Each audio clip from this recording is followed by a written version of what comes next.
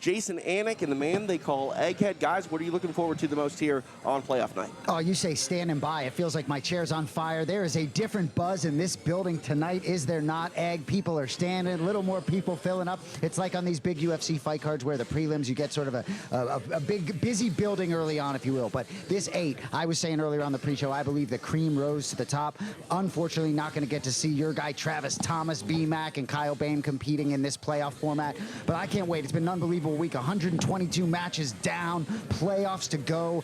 B-Mac, you've hit it out of the park. I know we talk about this over and over again, but I am a professional sports fan, whether it's football, baseball, basketball. You have created a regular season. It felt like a regular season. This feels like the postseason. I'm going to get out. Egg, what are you looking forward to tonight, my friend? I mean, can he do it? Mr. Number 1, Mr. Ryan Aiken, who had almost as many points as the second leading team by himself. Can he be the first person to shoot the moon, to get the team $20,000 and also get the winner of all of PGF 7 $20,000? Can he be the 40 grand man? I think there's a very good chance he can. I think there's a lot of people really afraid that he can. And I think that's one of the reasons we don't have some of the people right now on our roster, because they don't want that smoke, as you said earlier. But also, hey, Marcin Marchulovic, he said all week long, you're going to know his name. And everyone on this roster knows his name. And, you know, God love Caleb Crump. And I think a lot of them are like Caleb Crump. Maybe doing a little bit of run away from that man. He's a big man. Yeah, it's going to be really interesting to see what the bottom half of the bracket, the lower seeds, if they're able to make some noise here, because I do believe the bracket is a little bit top heavy. We can't wait to get this thing started. TJ. Guys, thank you so much. It's been a phenomenal week, and it all shapes up tonight with this one-night tournament format, 8 men, $20,000 hanging in the balance. But the action doesn't stop there. We've got ladies looking to steal the show as well. We've got a 145-pound matchup, and Kaya Jackson also returns tonight looking to defend her 125-pound title against a UFC star in Vanessa Damapas. Yeah, listen, Vanessa, she's excited to be here. You saw her when she ran up earlier. She jumped, of course, like Vanessa would do. She jumps all over us. I'm so happy to be here. But is she going to be happy to get her hands on Nakaya Jackson? Nakaya, 3-time ladies PGF champion, 125-pound reigning champion. She defends that belt tonight. She's also the 135-pound reigning champion. But she's got her hands full. This is no question about it. Her toughest test to date in the PGF format. We also got Zaira Cousins Villaseñor taking on Reina Willink in a 145-pound ladies matchup. You'll see that one tonight. TJ, we're free on YouTube right now, but we're about to cut it. You gotta go to UFC Fight Pass to watch. Go subscribe. Make sure you catch it. UFC Fight Pass. We're about to hit that right now. And if you're a fan of grappling, there's no better time to sign up for Fight Pass than right now. You got the PGF tournament finale here tonight. You got Jiu-Jitsu Overdose in December, as well as the Fight Pass Invitational. There's just a ton of grappling, top shelf grappling on Fight Pass. Yeah, UFC Fight Pass really looking to take over the jiu-jitsu game. And I got to be honest with you, I'm glad to be playing ball with them.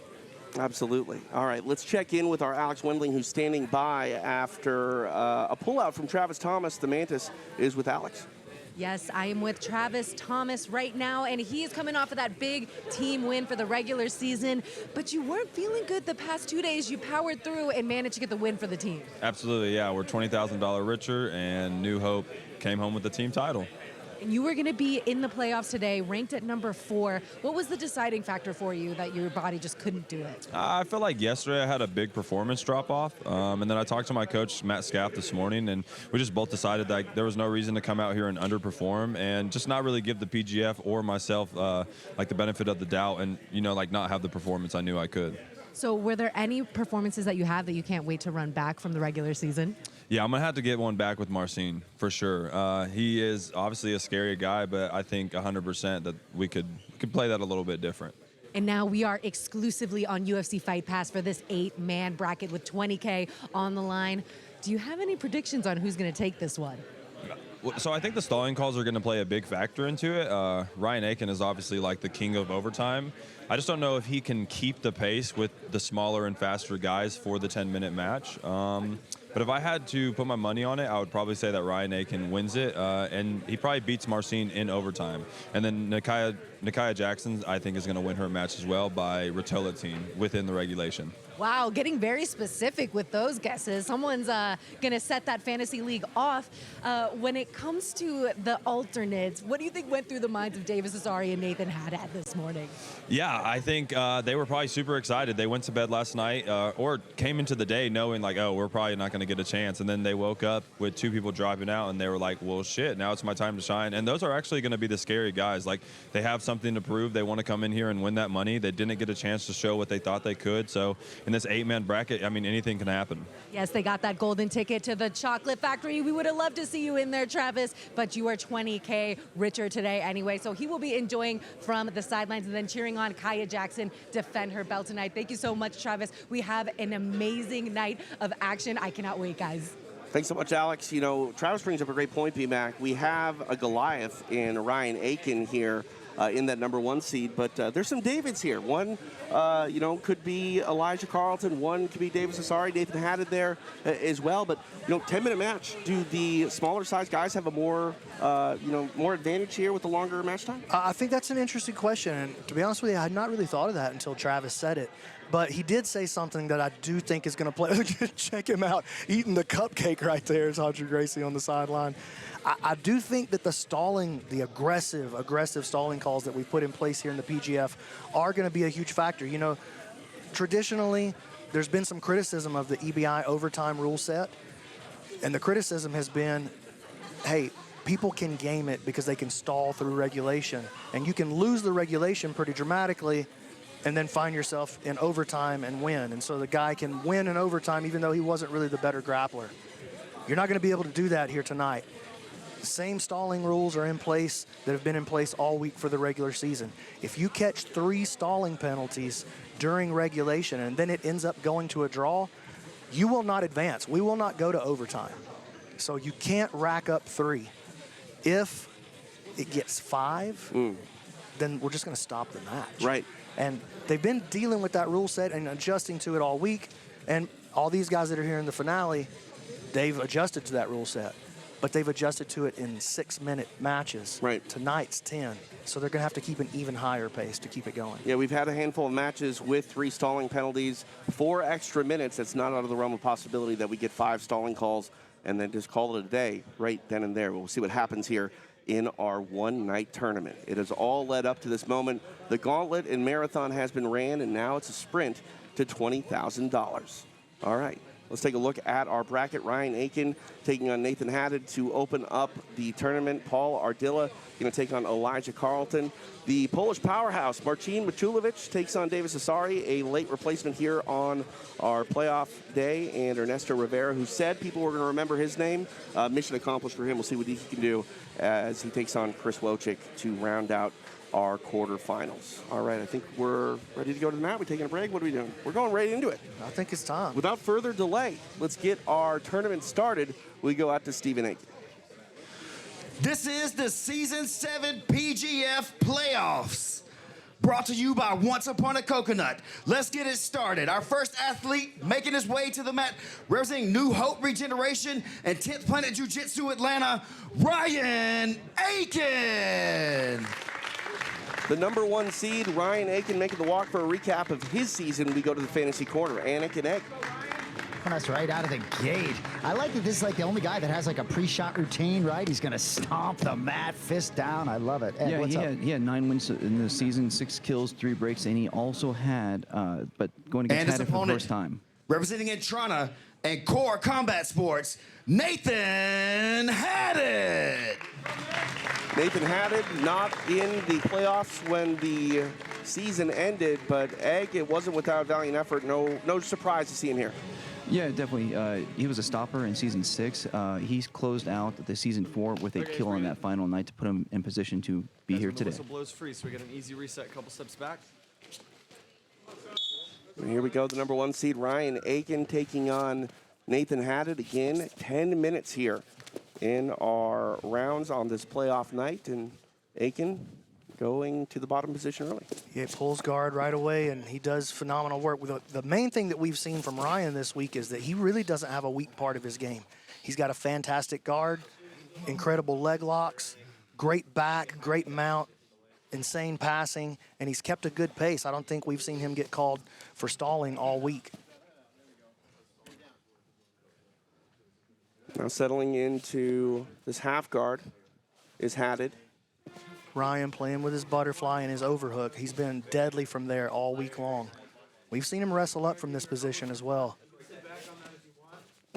Nathan trying to back step out.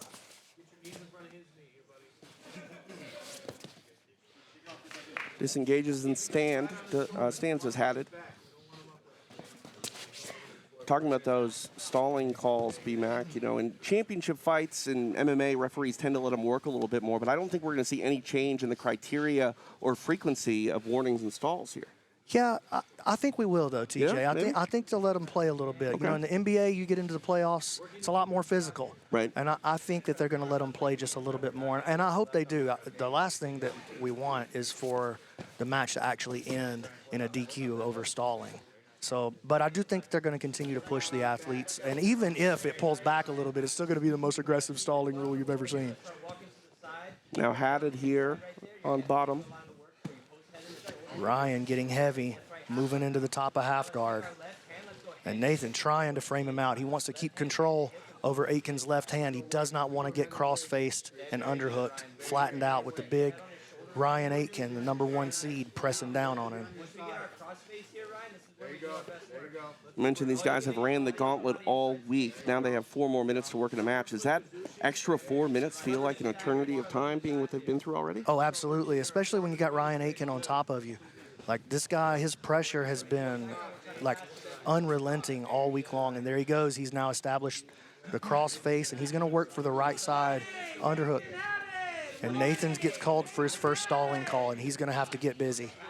2.5 minutes it took. He gets that warning at the 2.5 minute mark in the regulation. These guys talking a little bit.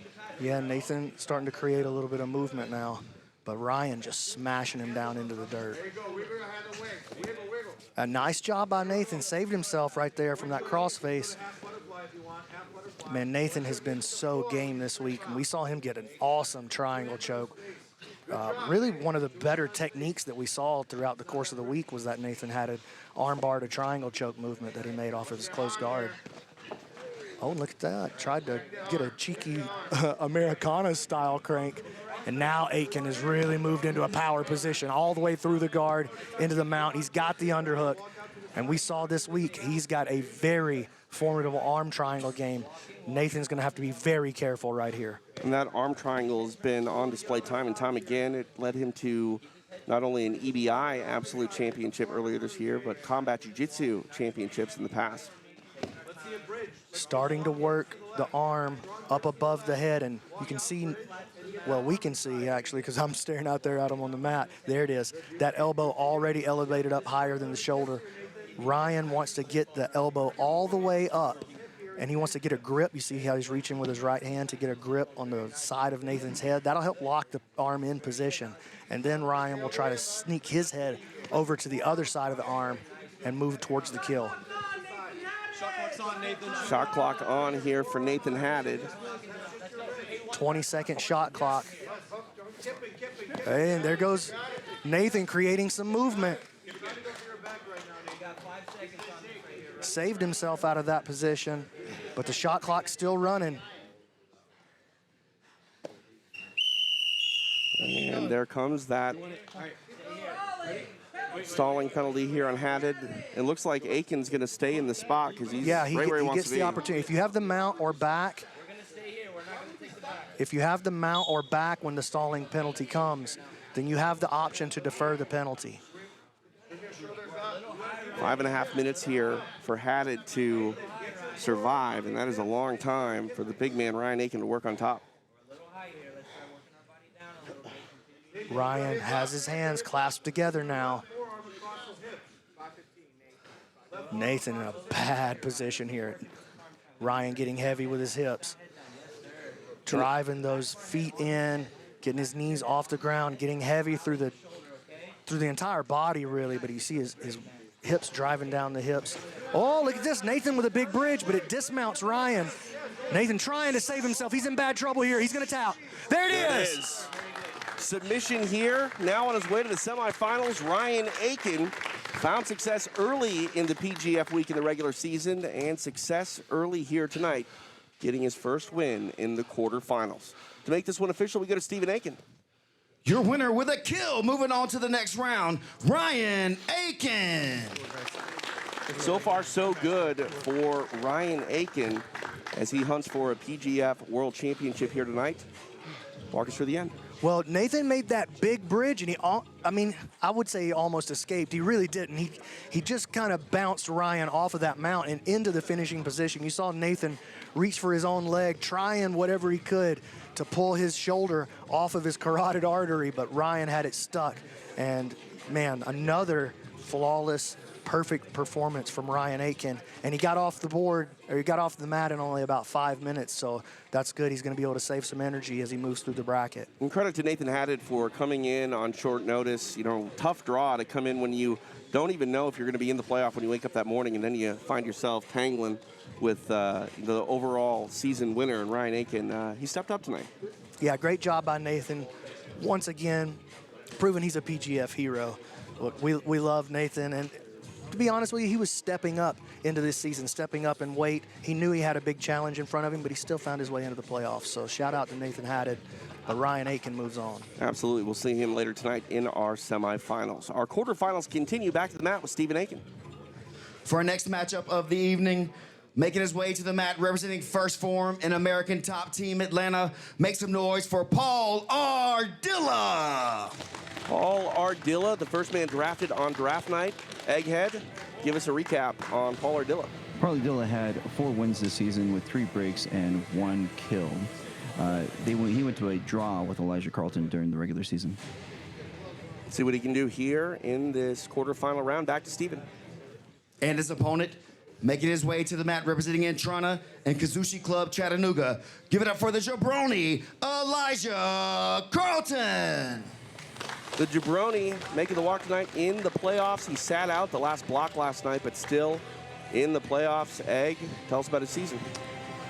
Somewhat of a more subdued season for Elijah Carlton. He did get 2 kills that established his way into the playoffs this season.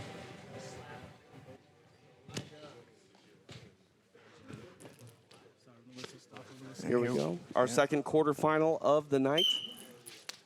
We have heard time and time again, you do not bet against Elijah Carlton in the PGF. B-Mac, you think he's the underdog here to Paul Ardilla? Yeah, I do. I do think he's the underdog. I mean, Paul has so much experience. He's a little bigger, first of all. He's got so much experience working through a high-level bracket, and he's done it successfully so many times. The problem is that was the case last season when Elijah had to face Hanato Canuto in the bracket. And, you know, Hanato has gone on to basically jiu-jitsu stardom through his performances at the Fight Pass Invitational in this past year. And Elijah put him out in a minute with an inside heel hook. I do not think we'll see, now we might see Elijah put him out with a heel hook, but we won't see it in the first minute. I don't think there's any way. Carlton, I mentioned, did sit out that last block yesterday.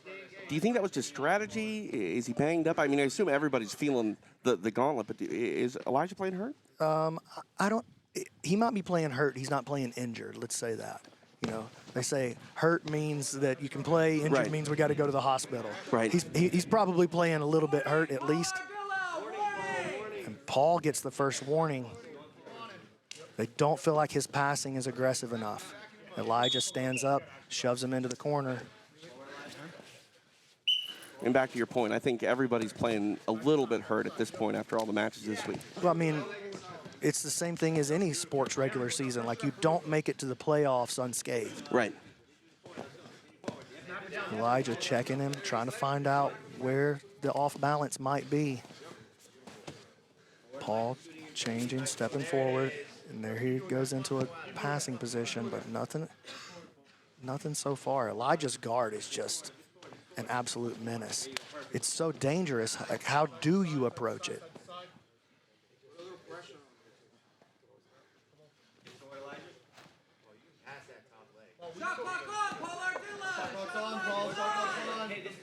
Shot clock comes on here, just past the 2-minute mark into the match. Oh, this is nice work now. And the shot clock. Oh, it comes into play. I think that's a bad call from the referee right there. Yeah. That should have reset the shot clock for sure. And we'll see if that plays a factor in the match.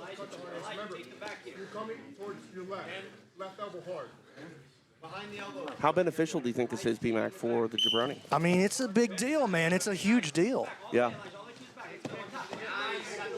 Oh, but it goodness. makes no difference. Paul Ardilla closes it out, and he did it from the stalling position, so Paul probably feeling, oh, let's see if Elijah's hurt.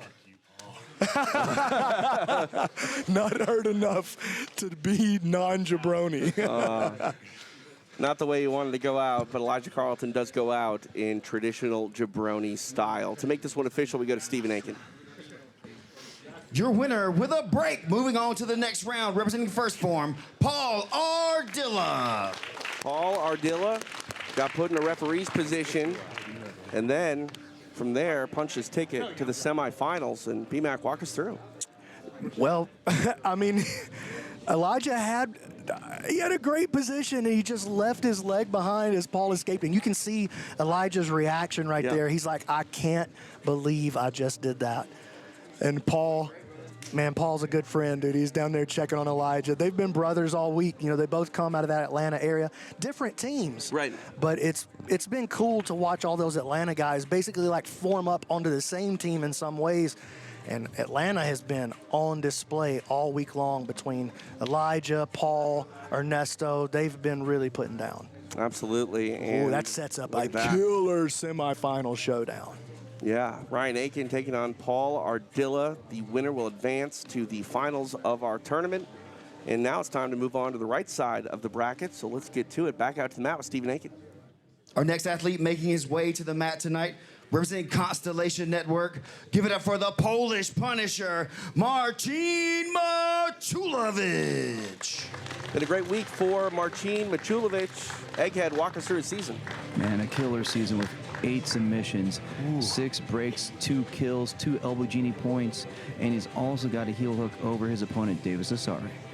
All right, we'll see what he can do here as the number 2 seed. Back to Stephen. And his opponent, representing Entrana in New Wave Jiu-Jitsu, Davis Asari. Davis Asari, no stranger to finding success, and limited success here. Egg, he kind of backed his way into the playoffs, but a playoff berth is still a playoff berth. He still got a kill to make his The whistle win. blows, we freeze, so we got an easy reset. I mean, Davis is an absolute warrior. I mean, I think everybody in the jiu-jitsu world saw that heel hook that he took from Ryan Aiken. And we all heard it, too. Yeah. It was really one of the nastiest. Old Marcin already moving on a leg lock. Look at this, though. Nice passing here by Davis. He navigated that well.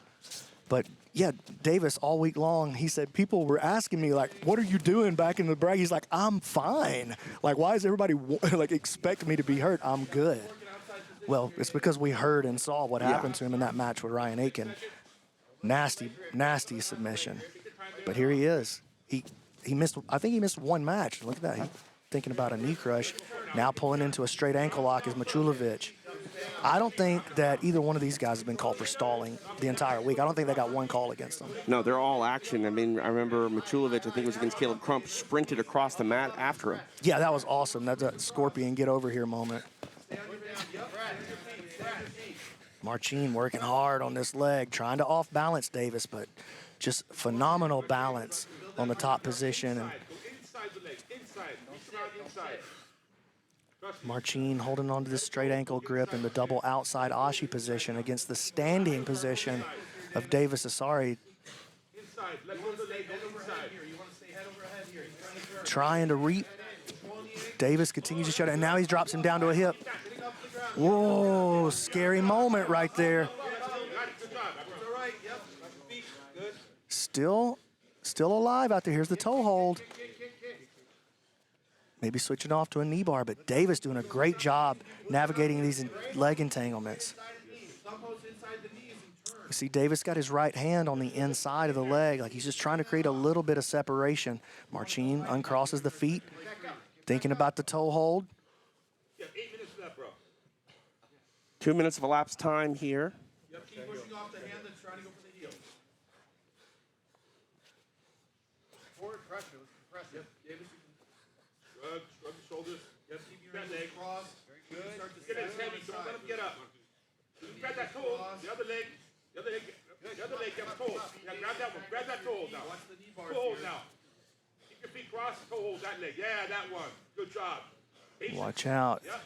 Marcin receiving the instructions from Dean Lister. Who would you rather be getting leg lock instruction from on the sideline than Dean Lister, TJ? Absolutely, and Lister was his coach all week in the regular season, and it's clear it doesn't end here in our playoff. Oh my, here goes Davis looking for the heel hook. What a huge upset this could be. Marcin rolling. Davis moving into the straight ankle lock now. You're gonna do it, you gotta send out. Watch the shootout, Davis. If you're gonna do it, you gotta send it. Cross, good job. Foot to the floor, 2-on-1s on the wrist. Davis grabbing his own foot in defense. It's like an omoplata from the 50-50 almost. That was so weird, I didn't even know what was happening.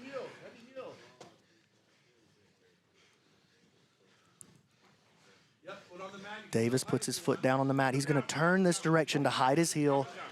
But you see how Marcin was holding on to the foot, and that stopped Davis from doing the technical stand-up and trying to unlace the 50-50. Leg comes across to the other side. Now they sit in double outside Ashi. So back to that same position again. And this is just a leg lock shootout. Davis back to his feet, has weight down on his, ooh, nice job. Got to watch out for this Aoki, there it is. Wow. Nicely done. Marcin on his way to the semis. He dispatches Davis Asari, getting it done in regulation. And the impressive week continues for the Polish powerhouse. Stephen Aiken to make it official. Moving on to the next round with a break. Representing Constellation Network, Marcin Machulovic. Marcin getting it done over Davis Asari, and he's lived up to that promise of really breaking out here this week, and now he breaks his way into the semis. 2 fights, 2 submissions so far, and that was more of a straight ankle lock. The heel's still on the outside, and I mean, I would not want Marcin on my legs in any way, much less driving down on the one that I probably injured earlier in the week. Yeah. And Davis, of course, toughing it out, acting like he's not injured. Right. But that foot, there's no question about it, that foot's compromised, and Marcin takes advantage. We'll see what happens for Marcin later tonight as he is semifinals bound here. He will take on the winner of Ernesto Rivera and Chris Wojcik. One more match here to get our quarterfinals in the books. We'll go back out to Stephen Aiken. Our next athlete making his way to the mat for the final match of the first round. Representing New Hope Regeneration and American Top Team Atlanta. Give it up for Ernesto Rivera. Ernesto Rivera started out the week saying that he believed his jiu-jitsu was the best pound-for-pound. Egghead, recap his Season 7 regular season. Well, he had 2 kills, 1 kill, 2 submissions, 1 kill, and 1 break, but he did lose to Chris Wojcik, his opponent. We now await the arrival of Chris Wojcik. And his opponent making his way to the mat, representing Constellation Network and B Team Jiu-Jitsu. Make some noise for Chris Wojcik. Wojcik has had quite the week, Egg. Why don't you recap it? 5 submissions, 4 breaks, 1 kill, 1 elbow genie point, and as I said, got the Woj lock on Rivera during the regular season. This is our final quarterfinal of our PGF Season 7 playoffs. BMAC, how much does that previous meeting earlier in the week play a factor in running it back here? I mean, I actually don't think it does play a factor. If anything, it maybe gives Wojcik a little bit of extra confidence, but I don't think he's a guy who needs any extra confidence. And honestly, probably it lights an extra bit of fire under Ernesto Rivera, and we can see by the way he's approaching the passing already, high energy out of Ernesto right out the gate. And these guys, you know, not as big as some of the other guys who made it into the finals, but they're pretty close in weight to each other, so feels like a great matchup. Ernesto is really, you know, Chris was pretty well known, not pretty well, he was very well known on the jiu-jitsu scene coming into this week. In fact, a lot of people had him at least in their top 3, top 4. Ernesto starting to create a pass, Wojcik basically showing an unpassable guard, but I was saying Ernesto in the Southeast, we all knew Ernesto. But maybe on the national scene, not a guy who's raised a lot of eyebrows. He made a big statement this week with how he performed in this 205-pound bracket, when his natural weight class is probably closer to like 180. Rivera here in bottom position. Playing with the 2-on-1. Chris has shown a great body lock pass this week. Oh my, sitting back. This is Chris's MO. Pressure passing, and when you push away with your legs, he jumps on and finds his straight ankle or his Aoki lock or his Woj lock. I mean, he's got so many variations that are unusual. It's a really hard game to deal with. Ernesto playing with fire a little bit, I think, by engaging in the leg lock game with him. And Ernesto back to his feet, and Chris tries to grab a 2-on-1 and sit immediately, and they'll take it back to the center of the mat.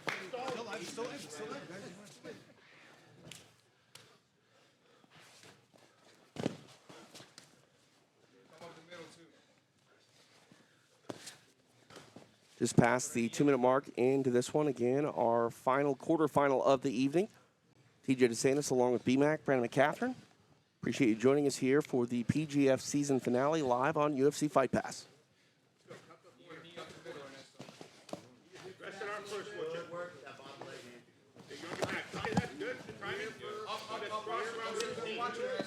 Wojcik getting a hold of that entanglement here. Yeah, Ernesto got to be really careful he doesn't get dragged in. Woj still holding on to the ankle, and Ernesto goes into his own ankle attack, and here's Woj jumping on a straight now.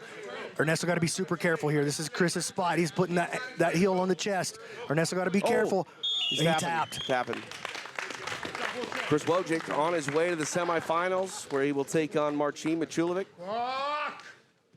Bit of frustration there by Ernesto Rivera, but a job well done for Rivera, who definitely put himself on the map this week and also banked that $20,000 part of New Hope Regeneration. All right, to make this one official, we go to Stephen Aiken. Your winner with a break representing Constellation Network, Chris Wojcik.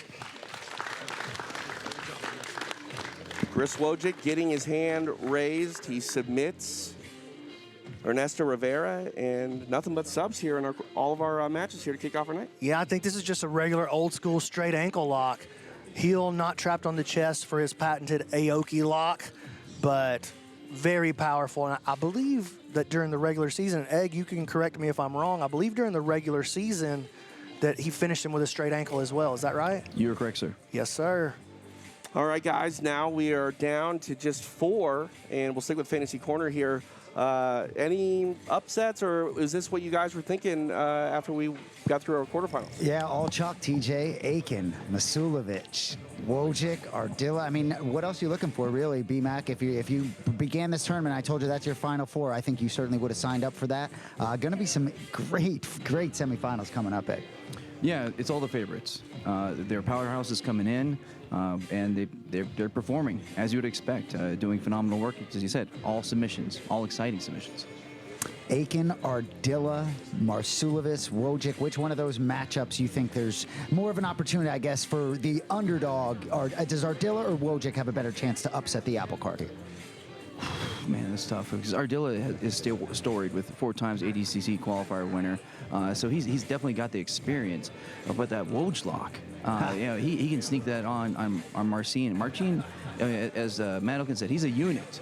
But Wojcik just pummels that leg in so quickly. Honestly, either one of these could go either way. Matchup should be fascinating. Back to you, TJ. All right, let's talk about the Polish powerhouse a little bit. He's been a punisher all week, and right now he's standing by with our Alex Winley. Yes, standing by with the Polish Punisher, who just found out who his next opponent is at that semifinals, Chris Wojcik. What are your thoughts on that matchup? Yeah, very tough opponent, although he's a bit smaller. I know he's technical as fuck, so I'm really happy to meet him. I'm here to fight strong opponent, tough guys, get a hell of a matches, so I'm very happy being in the playoffs and fight Chris. And you've had an amazing regular season, coming in as the number 2 best score of the season. So now, is the playoffs the big thing that is on your focus? Because you didn't win the team event, but now we have the playoffs, the redemption. Yeah, definitely. It's going to be my redemption arc. I'm straight. I'm aiming for that gold. I want to take this belt all the way back to Poland, so I can't wait for it. Well, we can't wait to see it. You did say during draft day that after this week, people will remember your name, the Polish Punisher. So how confident are you about that? Yeah, I'm pretty confident already, but I ain't done yet, so you can wait for more. We can't wait to see it, Marcin. A lot of action coming up. These semifinals are going to be crazy.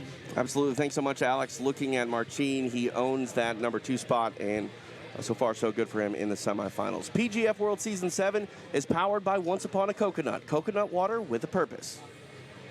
New Hope Regeneration. Hope lives here. Visit them at newhoperegeneration.com. Constellation Network, honest data for a connected future.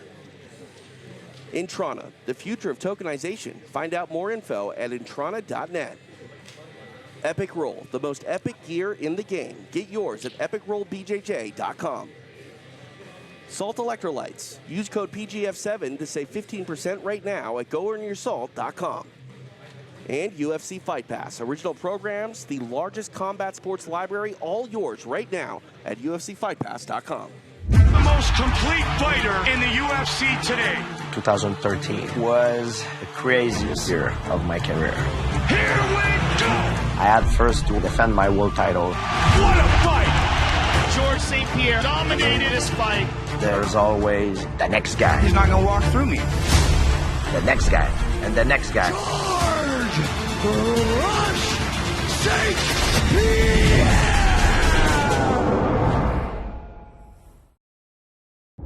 John Jones is the greatest of all time. He's beaten every human being he's ever competed against. He's the GOAT. You cannot deny the greatness. We're taking out champion after champion. Most championship wins in the history of this organization. Avoided no one, dominated everyone. The greatest of all time and the undisputed heavyweight champion of the world. That certainly lays the foundation for a bout against the consensus greatest heavyweight of all time, Stipe Miocic. The knockout power is phenomenal, but it's the heart that this man has. He really wants to go down as the best ever. Stipe Miocic, come get a taste. John Jones is back! The greatest mixed martial arts athlete we have ever seen. Stipe Miocic. His success in the octagon has been nothing short of extraordinary. I'll see you at the top. Iron Michael Chandler. He is an absolute animal. This guy has power for days. Charles Oliveira. The most decorated finisher in the history of the UFC. Such a destructive force. The world's most famous arena. Here we go.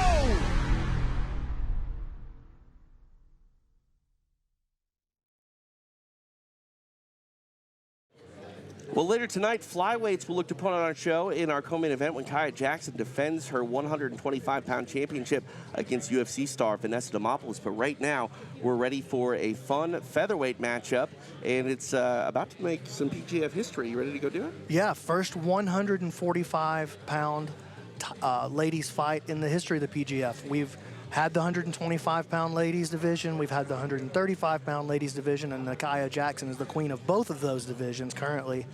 But I'm looking to expand a little bit. I think we need to start bringing more ladies onto the scene, and I want to give a big shout out to the team at Gaidama for helping to make this possible, for helping to put some of these ladies into the spotlight and helping to provide a great atmosphere for these ladies to come out here and put on a good show for us and show what women's jiu-jitsu really can be about. And so many people do their part to make the PGF go round, and Gaidama making the ladies have an opportunity here, as well as all of our other sponsors. But all of our women's action tonight powered by Gaidama, so thank you guys so much over there. All right, now it's time to make history for the first time ever. A 145-pound match set to take the mat. We go to Stephen Aiken. And now for our women's 145-pound super fight. Making her way to the mat, representing 10th Planet Jiu-Jitsu Las Vegas. Give it up for Zaira Villasenor. Zaira Villasenor making the walk here in a special match at PGF Season 7. You mentioned putting an effort into 145 for the first time here, BMAC. You know, 145 is a weight class that in mixed martial arts has had some, bumps in the road. Hard to establish a division there, but Do you foresee these same sort of issues trying to get talent and a talent pool here in grappling 145? Well, I mean, it's no secret that there's a smaller talent pool in ladies jiu-jitsu. It's not as many ladies train jiu-jitsu, just being honest with you. And so it's definitely been harder to put together matches and to establish something for these ladies. But I think that there's a lot of talent out there. And I think that we've got a couple of ladies right here that are ready to go. Well, actually, it doesn't look like they're exactly ready to go. So I don't know exactly what the delay is, but you know what? We can sit in here and talk about it for a little bit, TJ. No big deal to me. Yeah, it gives us more time to talk about what's happening later on as well. We've got Nakia Jackson defending her 125-pound belt. Do you ever foresee her moving up? She's already the champ at bantamweight at 135. Do you ever, foresee her at 145? No. I definitely don't. I mean, who knows what she's going to do? If right. she could. If we had a season, I think we might could see her do that. But as far as like one-off matches, I don't think that we'll see that. Nakia, I mean, she's naturally 125 pounds. Like, she has to kind of come up in weight to go to 135, which makes that pretty interesting because, like, when you see Vanessa Demopoulos, right, you see her as like, oh, she's tiny little Vanessa. Vanessa's pretty big. She had to cut quite a bit of weight to get down to this 125-pound weight class. I talked to her earlier this week, and she said that she actually got up to close to 150 pounds after her last fight in the UFC, which is at 115. So her quote was, "Your girl gets thick." Her words, not mine. Okay, all right, no comment, dude. No comment at all. But she believes that she might be the athlete with the strength advantage, and that would be saying something against someone like Nakia Jackson, who is absolutely phenomenal and very strong in all of the matches we've seen her. Yeah, everybody thinks Nakia is this giant athlete, but it's just because she's so physically powerful and strong. Hey, while we're waiting here, let's run over and let's talk to the guys at the fantasy corner, and let's see how they feel about the actual matchups coming up. Like, for me, Jason, Egg, when I think about this matchup between Machulovic and Wojcik, and when I think about the matchup between Aitken and Paul Ardilla, man, I think the guy with the most dangerous weapon right here out of all four of those, like the most dangerous single weapon that could snap on out of nowhere, I think it's got to be Wojcik. It's interesting you bring that up, right? And Egg was just telling me Marcin and Wojcik were teammates, which I think is an interesting component. When you listen to Marcin talk, by the way, nobody drops an F-bomb like Marcin does in his second language, by the way. I know this is PG-13, but man. But yeah, no, it's just fascinating matchups. And when I talk about sort of the top four, I mean, we really do probably have the top four in your power rankings. I don't mean to put you on the spot, Egg, but I mean, where are these guys in your power rankings? These guys are all, right? Aitken was one, Masulovic may be the big surprise, but the other guys were all in your top four to begin with. Yeah, definitely. I mean, Aitken and Ardilla, no matter who you talk to, they were number one and number two. Some people switched them up and had Ardilla number one, but the vast majority of us had Aitken up there. You know what? I mean, Wojcik does have that Woj lock that's just so deadly. But, if he does make it to the finale against Aitken, I mean, Aitken calls him his nemesis, and they've met so many times before. Before coming to the PGF, Wojcik had that last one by ref decision, but they came in here during the regular season, there wasn't a leg lock. There's a rear naked choke by Aitken to take out his nemesis. So you got to think the ball's still in Aitken's court. And I actually think it was a good opportunity for Marcin to get Asari there, sort of a sneaky, grappler there, regardless of weight class, sort of a nice little test, I think, for him as he gets ready to face Wojcik. I mean, you think about that. He goes up against a new wave product, one of the most deadly leg locking camps, and now he's going to go to against a B-teamer, another great leg locker. It should be great to see how he does it.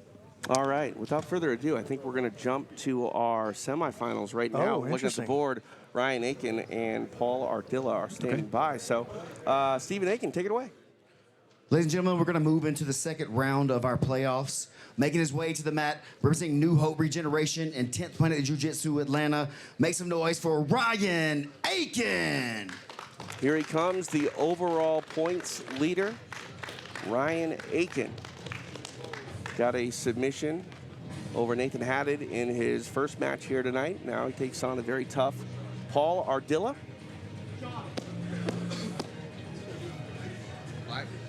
This is a killer matchup, dude. And his opponent making his way to the mat, representing First Form and American Top Team Atlanta. Give it up for Paul Ardilla. And here he comes, Paul Ardilla. And B-Mac, you've been talking about it all week. You've got a special place for the athletes that come out of the southeastern region of these United States, and two guys that call Atlanta home. You know, it's right next to where this whole PGF crazy idea started. And I got to think your heart is kind of full with two guys in the semis that belong here and come from that part of the country. Yeah, it's impossible, right, for both guys to win, but I wish in some ways that it was possible. But only one Atlanta man will be left after this, and he'll be in the finals. This is I actually have usually I feel a certain way. I feel like I can predict what's going to happen in the matches and at least who's going to win. Dude, I have no idea how this match is going to play out or who's going to come out on top. It's about as even of a matchup as I could call. Ardilla was able to secure the spot in the semis by getting past Elijah Carlton with the break. And they're talking back and forth already, whispering sweet nothings into the ear of Ryan Aitken as Paul Ardilla. Shout out to our social media team all week. They've been getting some good quotes. You know, mid-match, we had some drama last night with Sam Schwartzefeld and Bradley Schneider. There's a rivalry budding there. And the behind-the-scenes stuff, I can't wait for the documentary to come out recapping this entire season. Be Back. It's one of my favorite things from last season. And there's plenty of storylines and probably a bunch that we didn't even get to see being on the ground here and being so close to it. Yeah, I mean, I'm always surprised when the documentary comes out at the end of the season because, you know, we're up here behind the board.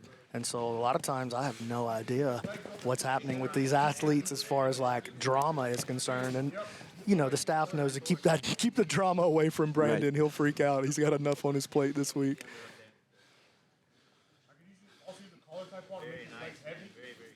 Just past 90 minutes down of elapsed time here. This is our first semifinal of the evening. And now the first official warning comes in on Paul Ardilla. The warning is 10 seconds long, so once the warning comes, if there hasn't been something and that'll probably reset it right there. He comes up and changes his tactic. And that's really all they're looking for. Like, if you're on a tactic that's not making progress, like, get up and change tactics. And they want you to, the common phrase, okay, it did not reset the shot clock. But the common phrase that they're looking for, or they're saying all the time, is not engage. Right. It's stay engaged. They want you to stay in the pocket. Oh, there we go. Nicely done. That will turn off that shot clock for Ardilla. And I like that, B-Mac. You're not asking a whole bunch from the athlete to get it turned off. You just want to see some sort of progression and change in the pace. Yeah, I guess it's like we're asking them to stay in the pocket, right. I guess. Yeah. You know, stay in the pocket, stay engaged.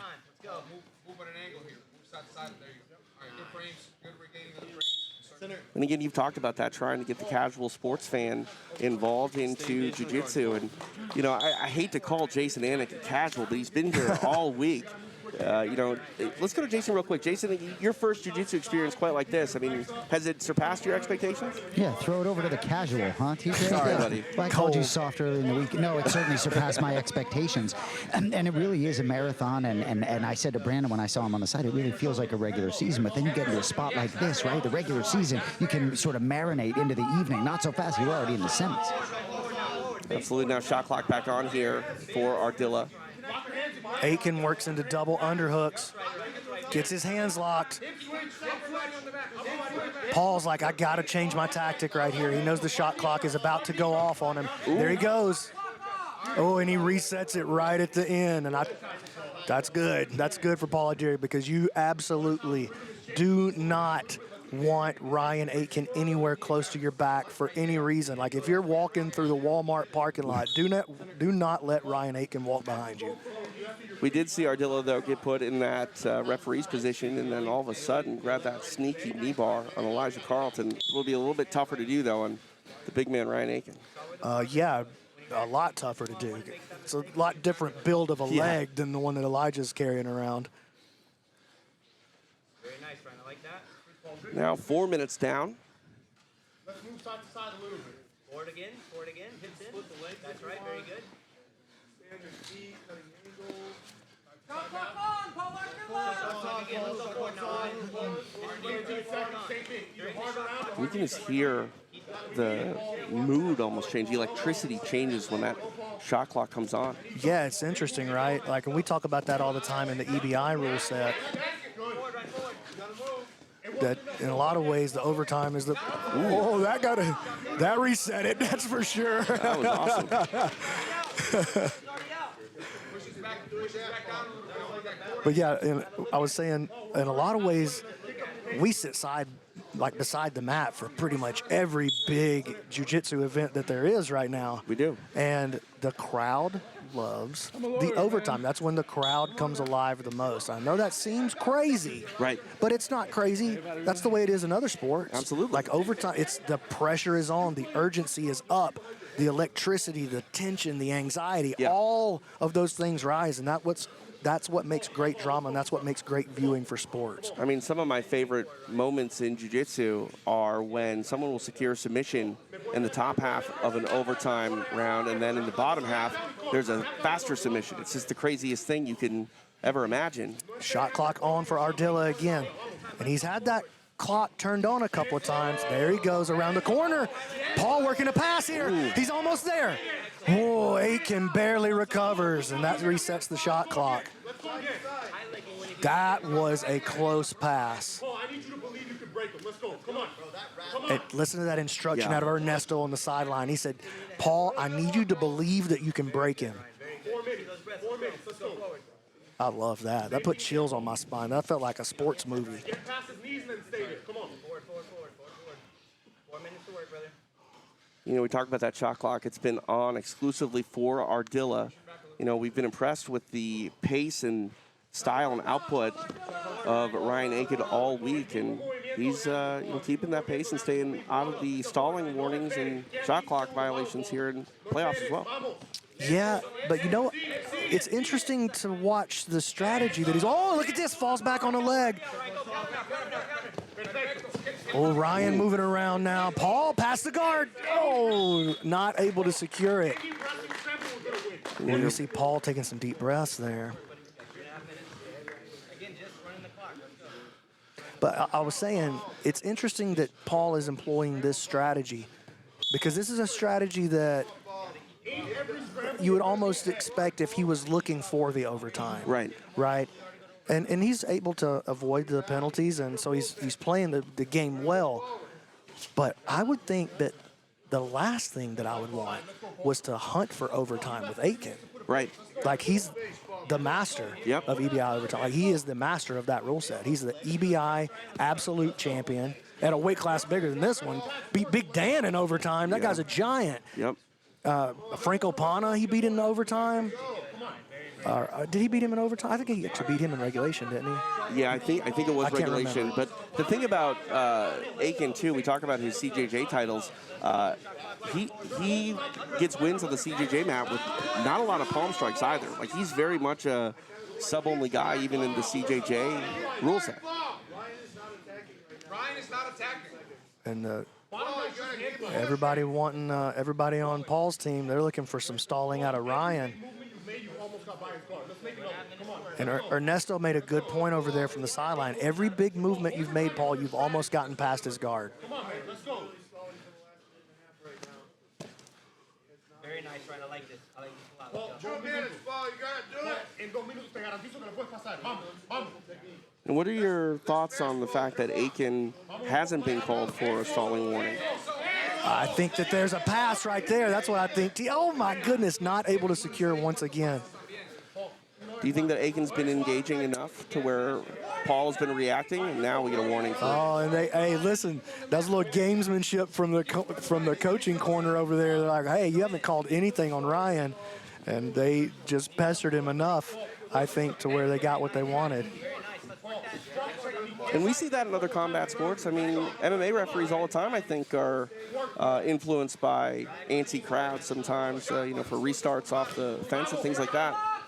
And now the shot clock is on for the first time for Ryan Aiken. And I think that's the right call, because, like, the lack of activity, like, that's both guys, they're creating a lack of activity. Go, Ryan. Keep us back on the mat. Keep us back on the mat. Beautiful. And Ryan is going to be the one who actually ends up with the penalty. So Paul found a way to avoid the actual penalty. Aitken did not. He didn't respond in a way that the referees felt like reset the shot clock. Minute 12 remains here in regulation. And now the Atlanta tension coming up between the corners.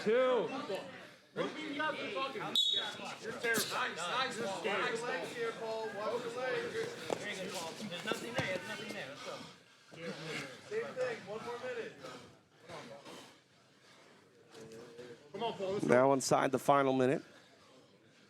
Tiene 55 segundos, vamos. 56 seconds to work here. Vamos, let's go, Paul. He has to beat you right here. Let's go. Snap the gas down hard, Paul. Create the angle here, Paul. More progress. Bottom guy's still not doing anything. Very good, right, Paul. Plan is to stall, bro. Very good. Has been since the beginning. Very good. I don't understand how they say they're not stalling, but they're playing overtime. That doesn't make any sense. Ryan digging the underhook.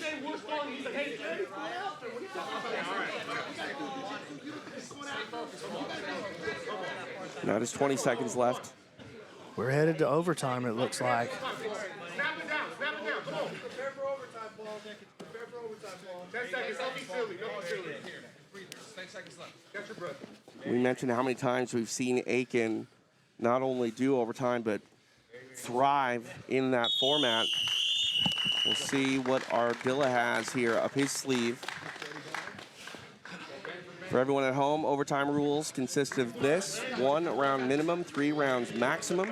Oh, and look at, we got the celebrity, the man who knows overtime, Eddie Bravo. So that's why I've got Eddie here this week. I was like, we can't afford to have any mistakes in overtime. We're gonna make Eddie Bravo the official overtime referee. So there can't be any errors. Each half of the overtime is 2 minutes, so a top half and a bottom half. Should a submission occur on the top half, the bottom half offensive grappler will have to get a submission quicker. If neither man gets a submission and we go to another overtime period, if there's no submission after 3 overtime periods, we go to longest control time, and that will determine our winner. Aitken on offense here on the top of the first. And he gets to his body triangle pretty quickly. Oh, he's gonna crank on Paul's face. Not a fun spot to be in. No, not at all, especially with that body triangle locked on, but he's probably in a survivable position. Yeah, he's gonna survive that. Okay, nice job by Paul surviving the initial attack of Ryan Aitken, but he's got to find a way to bust this body triangle. Ryan is so good in these positions.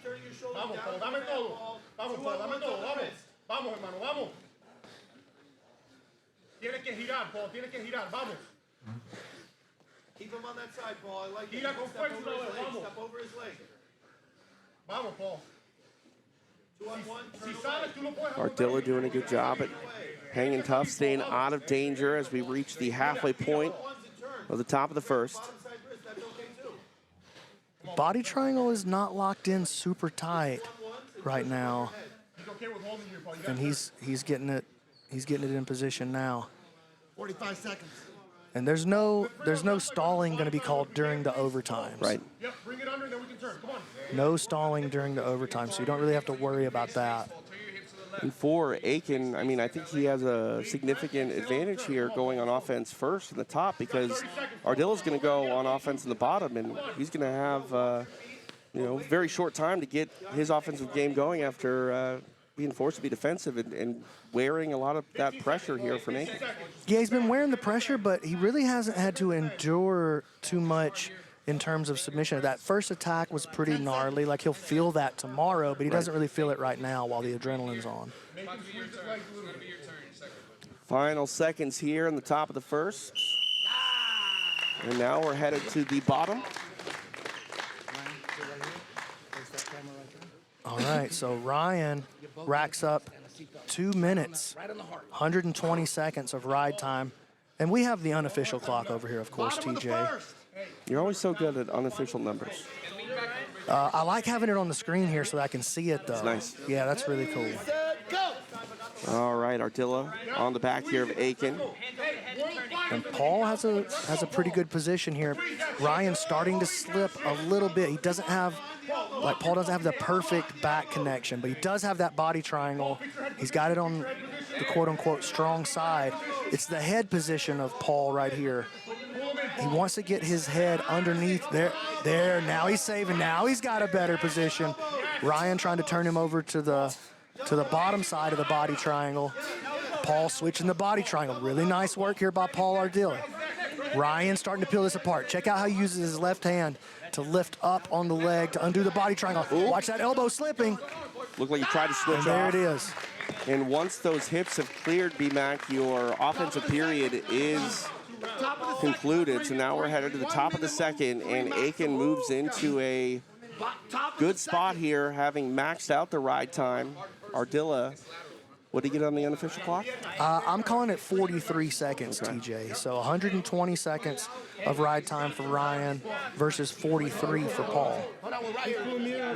We're right here. I'm holding you guys up. Now Aiken on the back of Ardilla, top of the second. If they're ready, if they say they're ready, I go. That's how I do it. Coming towards us, back to the back. Go! And we are underway. Ryan again getting to his body triangle. And that's a big difference in the way that Ryan plays the back versus what you see a lot of other guys do. A lot of other guys are not willing to hunt for that bottom side body triangle. But Ryan, he doesn't really care which direction you turn. He's gonna lock the body triangle.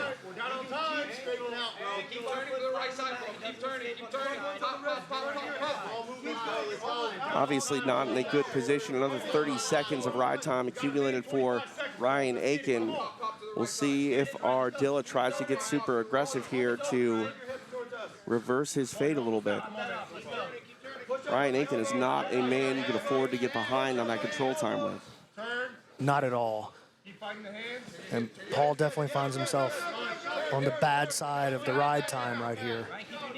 And at the same time, Ryan Aiken is a guy that you can't get too aggressive with in trying to get free of this back ride because you can wrap up your neck like fast too. Where you got left leg towards me. Ryan. Leg curling left leg. So back heel with the left leg, right leg goes forward. Consider our legs return. Come on. Right the hands. Push up on the elbows, Paul. He doesn't escape on this side. Very nice. Ryan's got a pretty good grip cooking right here. Good head position. Oh, interesting. He didn't feel that he had that. 30 seconds. 30 seconds left on this one, There Ryan. it is. Other way. Go the other way, Paul. He doesn't get on this side, Ryan. Very good. Left hip, bro. That is 25 seconds away from Aiken maxing out the ride time once again here in the top of the second. Really puts Paul in a tough position. 15 seconds. Yep. Put your right elbow back. That's what you want. Very nice, Ryan. Very good. Yes. Keep turning. Man, there's been a lot of tension flaring between these two corners. You know, I was talking about how the Atlanta guys have all kind of like come together this week. Like they're not together during this one match. There's a lot of tension coming off of those guys, man. You gotta strangle, man. You gotta strangle him, Paul. So now here on the back of Aiken is Ardilla, bottom of the second. Shoulder and head, Ryan. Hey, head forward, Ryan. Chin over shoulder. Go! Back underway here. Ooh, Ryan makes a quick move to create some separation between the chest and back. Paul's head down on the wrong side of this overtime, of this back position. He definitely wants to try to drag Ryan back in. He's going to need that double under. There he goes. Nice save by Paul Ardilla. Very nice work. Really nice work there.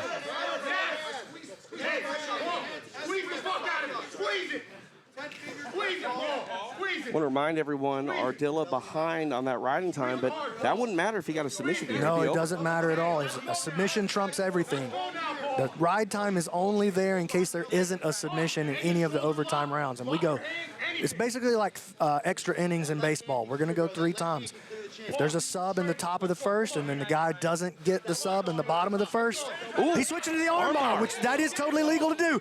He's got Ryan behind there, barely hanging on to this grip. Ton of time here for Ardilla to work. Paul has a very good armbar. We've seen it a couple of times. He's stretching it out. Isolated. He's got it. Oh, and Ryan escapes at the last second. What a play. Goodness. Paul Ardilla made a great move to the arm lock. That was incredible work. Snuck that in on Ryan. But Ryan at the last second escapes the totally locked arm lock. That was beautiful by both guys. Woo! And now Aiken tasked with going on offense here in the top of the third, but it'll be interesting here. Paul making Eddie Bravo drag him around. Oh, huge drama here in overtime. Now headed to the third and final period of OT. Holy cow. I thought we were going to see something absolutely mind-blowing there, and we almost did, but Aiken, his defensive prowess, able to get free, now back on offense, and once again on the back here of Paul Ardilla. That was so crazy. That was high. I mean, I was freaking out, man. That was nuts. Especially after Paul, I mean, he got crushed in a body triangle for 4 minutes so far here in overtime. And, I mean, that was so close. That arm was fully extended. It's a game of inches and a game of seconds, and the tide can turn just like that, and it almost did there in the bottom of the second.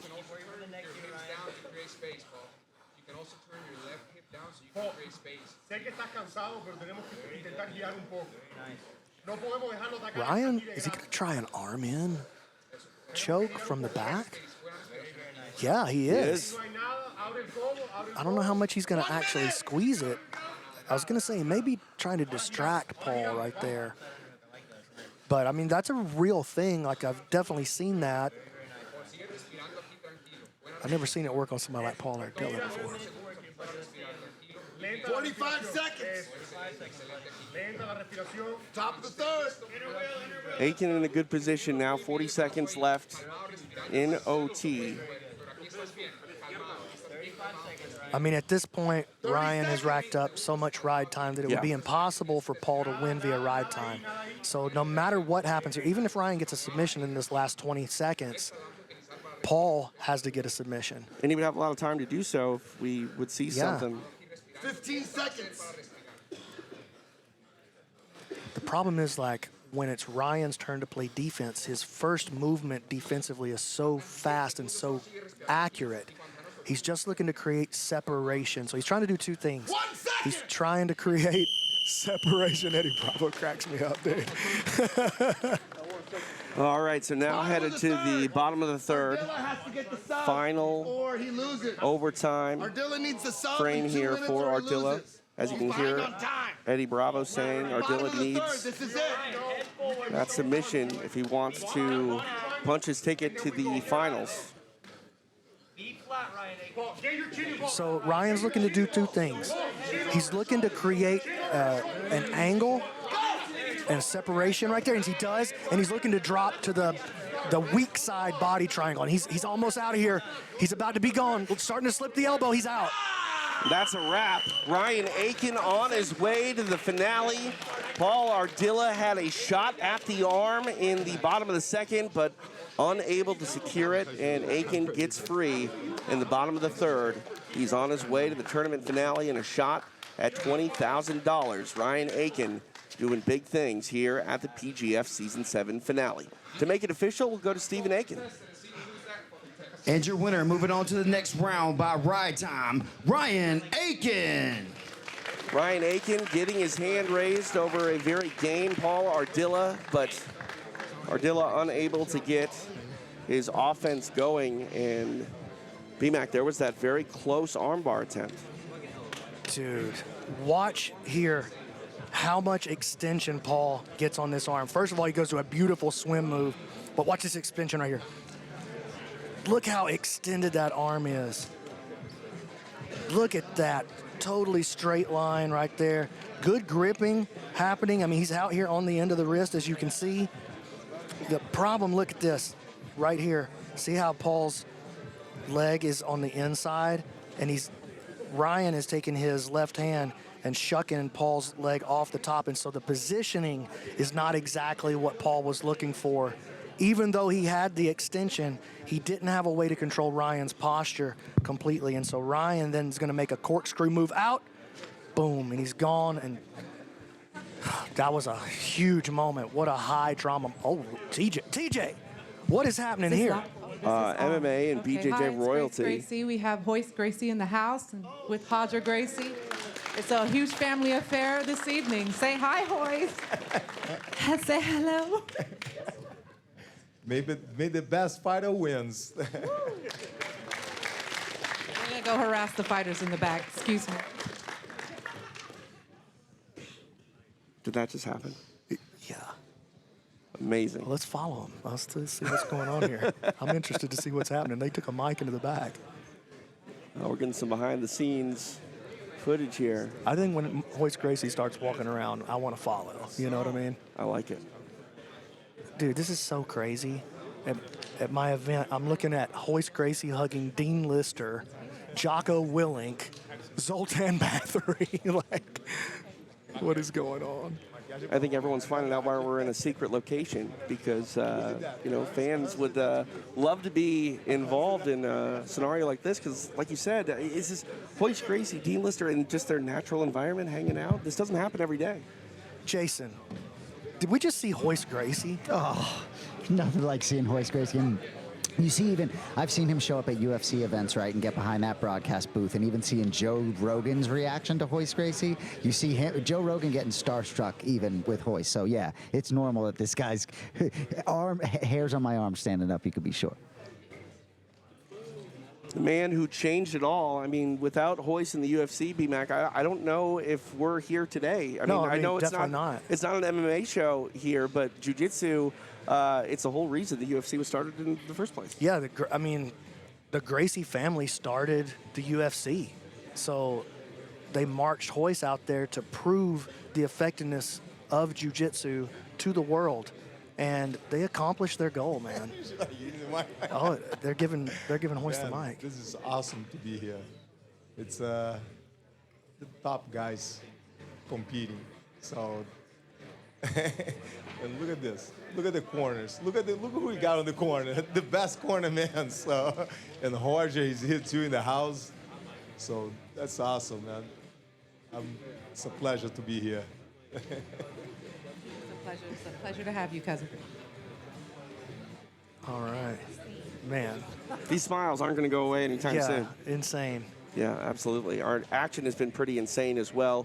Let's check in with the fantasy corner. Guys, no shock that Ryan Aiken finds himself in the finale hunting for 20K. No, and as soon as that overtime began, you can be sure the smartest man in the room to my left was alluding to the fact that that format certainly favors the #1 seed here in this tournament.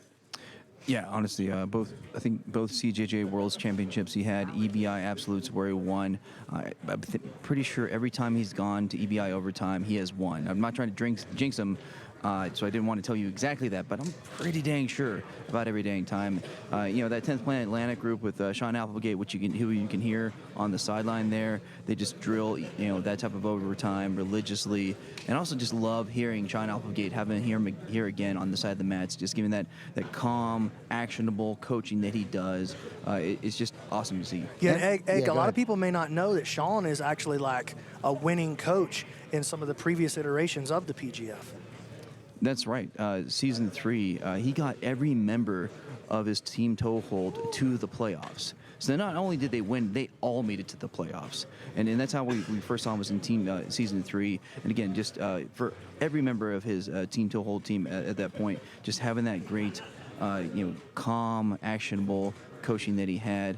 And because of that, he understands the PGF. They're part of the PGF. Elijah Carlton, one of his black belts, obviously the king of the PGF. Now Ryan Aiken trying to become the same. Team, 10th Planet Atlanta, very close ties to the PGF. Liked hearing Ernesto Rivera, too, trying to corner his buddy Ardilla. Ardilla got close on that arm. You liked what you saw out of both offense and defense in that spot. I mean, you could see it. There were people in the audience when BMAC was doing the telestrator. You could see their mouths agape, like, oh my God. That looked scary. That was a lot of extension. I thought he was going to tap, but he was just basing off of him. Just amazing. TJ? Thanks, guys. All right, Alex Wendling is standing by, so let's go to Alex right now. About to talk to Paul Ardilla. And wow, what a performance you had in the bottom of the second when you decided to switch off into that armbar. What was the mentality? Man, I was just trying to finish the match. I was tired. I think this is my first tournament with an EBI rule set, so I wasn't really used to it. Actually, my boy Abe yesterday was explaining like how it worked and giving me some tips, but you know, like if you try to do it last minute, you're not really gonna pick up on much. So when I was trying to attack, I mean, it was either rear naked choke or armbar, and I had to try something, so I just threw that leg, and yeah, and then I guess I caught the arm, and I was trying to rip after that, but I wish I could tell you like, oh, you know, strategy A, strategy B. No, I was just trying to send whatever came, so. It was a crazy, crazy semifinal. So much entertainment. In your corner was Ernesto and your brother Sergio. I think an awesome moment from Ernesto. He was like, I need you to believe that you can choke him. But how tough was it to get in there and choke a guy like Ryan Aiken? He is big. I mean, I gotta be honest with you, it wasn't an issue of belief. It was an issue of reality, you know what I mean? If I believed all day I could choke him, man, but you know, his neck wasn't there, so yeah, no, I loved my brother and Ernesto being in my corner, and you know, I'm not much of a shit talker, but they do it enough for probably everyone in this room put together, so it's always funny, and hearing them talk shit to the other corner always like gets me more relaxed, believe it or not, even though I gotta tell them mid-match to chill out a little bit, you know what I mean? Yeah. And it's been so awesome having you here. I know it was such an honor for everyone at the PGF for you to be part of this season. What was the experience like for you? I loved it. You know, really, this was my first 5-day tournament, one of a kind. Really, I mean, I've never had so much fun competing, being sore, dreading coming to the next day, and you know, it's like kind of like a paradox. You know what I mean? Like, I'm dreading coming in, but at the same time, once I'm already here, I'm looking forward to it. You know, who's up, and I have a team now, and I'm cheering for everyone. Everyone's cheering for me, so I know the fans had a lot of fun too. So, I mean, I hate to say this because it's kind of cliche, but this is the future. I got to be honest with you. You know, it's fun, it's entertaining. The fans are involved. You know, mid-match, I can hear the ooh ah, you know, and that gets me going. So, you know, I'm not 23 anymore, and I'm a little bit, I mean, I still, you know, aim to try to win as much, but I'm more now focused on doing things that I think would help the sport. So, you know, for as long as my body holds up, if I get another chance to come by and come back, I'll definitely do it. I love this tournament, yeah.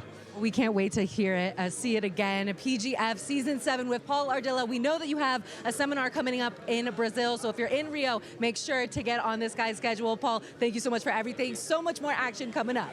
Thanks, Alex. Paul Ardilla, a factor all week, and he echoes the sentiments of a lot of athletes here, BMAC. They love and hate this thing all at the same time. And it makes sense. It's to me, there's just no question about it. I think this is the toughest event, not just in jiu-jitsu. It's obviously the toughest event in jiu-jitsu. I think it's the toughest event in combat sports. Nobody else asks you to put down for an entire week. Right. And you have to come in and play the game very strategically to even make it to the playoff. Yeah, I mean, think about it. All week long, all these guys are getting 3 matches a night. That's like an 8-man tournament, win, lose, or draw that they have to go through every single night in a regular season. Yeah, and man, hearing Paul say that he feels like this is the future of the sport, like, it just made my little Grinch heart grow a whole size, man. Grinch heart? I got a pretty Grinchy heart sometimes. That's true. Especially if you're sitting beside me, Teach. But it's full right now. It's full right now. Thanks, Paul. All right, time to get to our final semifinal of the night. Ryan Aiken already in the finale. Who's going to take him on? Is it Chris Wojcik? Is it the Polish Punisher, Marcin Machulovic? We will find out. Stephen Aiken, take it away. We're ready for our next match of the evening. Making his way to the mat, representing Constellation Network and B-Team Jiu-Jitsu. Make some noise for Chris Wojcik. Here comes Chris Wojcik. See what he can do here. He takes on a very tough Marcin Machulovic. Again, a spot in the tournament finale. Hangs in the balance. Back to Stephen. And his opponent, making his way to the mat, representing Constellation Network, the Polish Punisher, Marcin Machulovic. So it's a Constellation Network versus Constellation network rivalry here, as both of these guys were in the trenches alongside one another all week, and now they will tangle here in the PGF Season 7 semifinal. Yeah, a matchup we did not get to see during the regular season because they were teammates, but the way the PGF works, it's the top 8 into the bracket no matter which team that you are on. And so now they've been striving together all week, and now they'll strive against one another. Have you heard about any of these athletes, that feel like they're going to be in the playoffs starting to drill to overtime or anything like that as the week continues on here, and it looks like they're going to be more and more a factor in the playoffs? No, I haven't actually. But again, I haven't been sitting back there with these athletes either, I'll go by and I'll check on them and I'll make sure I tell them that I love them and that I'm proud of them, but I let the coaches do their job and try to stay out of the way. We saw a nice gesture from the New Hope team yesterday. They all took some of their money, the regular season players, and gave some money to their alternates, and that was really indicative of how important the team dynamic was. And I wonder how much you're guarded rolling with these guys at practice, because we might see a situation like we're seeing now with Wojcik taking on. This is quite a bit of pressure on Wojcik's foot here, but he smiles at Marcin. He's like not worried at all, and that makes sense, man. Chris, probably the most accomplished leg locker that we have here in this bracket, especially left in the bracket. You could say Ryan Aitken possibly, but Chris, I think, has proved his value. Ryan's leg lock game, although it's very formidable, and we've seen that this week, it's mostly based around the outside heel hook, and then he uses the inside heel hook as well. Chris's leg lock game, totally different. He'll throw his straight ankle lock, his Aoki lock, his Woj lock. He'll throw them from all kinds of different positions, and sometimes he'll get into it and he'll lock the ankle up before there's even a position, and then he'll dig the knee line from there. Marcin putting the pressure down on Chris. Chris resets to the center. Marcin, got to be careful, man. You do not want to open up any sort of space for Chris Wojcik to do his thing. And here he goes looking for a false reap. He's got his left arm reaching in behind the right leg. Marcin recognizing that, pulling away. Ooh, he tried to snatch it up. We've seen Marcin very aggressive all week in the regular season. Do you think he's playing a more conservative game here against Wojcik? No, I think he's just... Wojcik's guard has proven to be basically unpassable all week.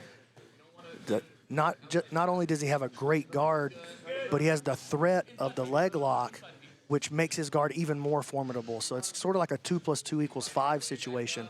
His guard makes his leg locks better, and his leg locks make his guard better. And when you combine the two, it makes him, one of the scariest, most dangerous guys here.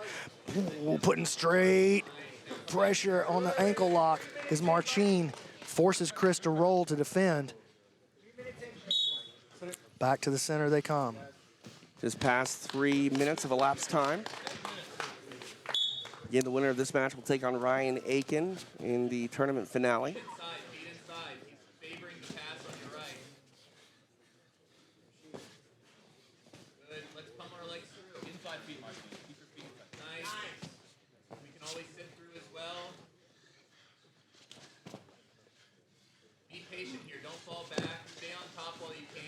Marcin trying to drag Chris's leg in. Chris is just, he's so savvy of a leg locker himself that to put him into it, he just recognizes whatever offensive attack you're throwing at him, he sniffs it out way before you even get there. False reap attempt again. Wachulovic may be thinking about an Estima lock to counter. He forced Chris to roll out of the position and abandon that false reap attack. 4 down, 6 to go.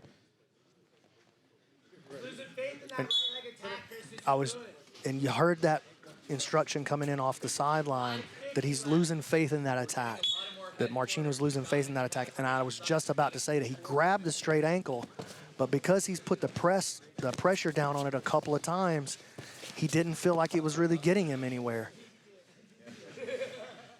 Trying to drag Chris back in.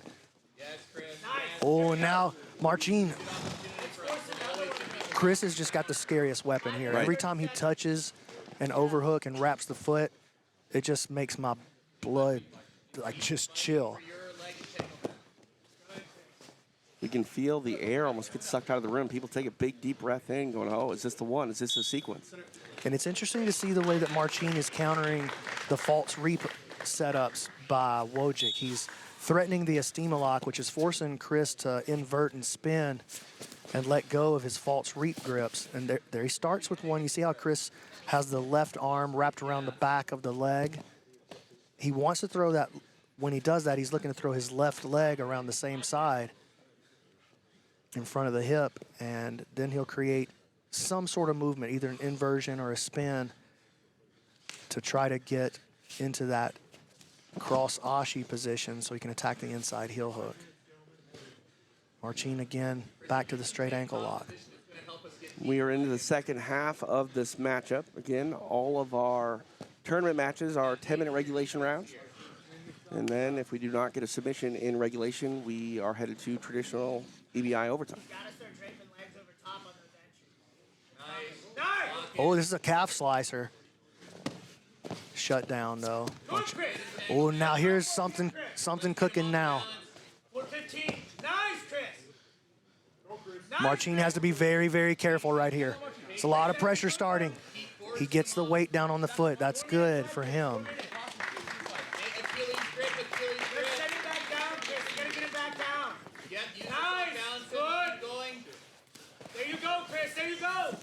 A lot of pressure. Marcin, oh, a headbutt on the way up.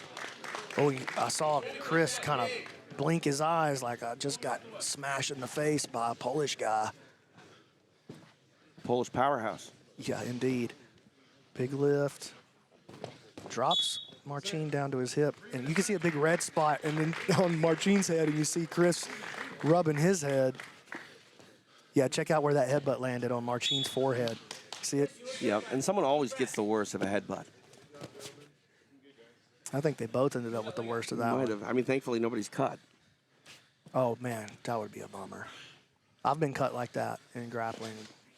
Had to go to the hospital and get stitches once when I was a purple belt. Not that anybody cares about that, but yeah, just to back you up. You can get cut from a headbutt in grappling.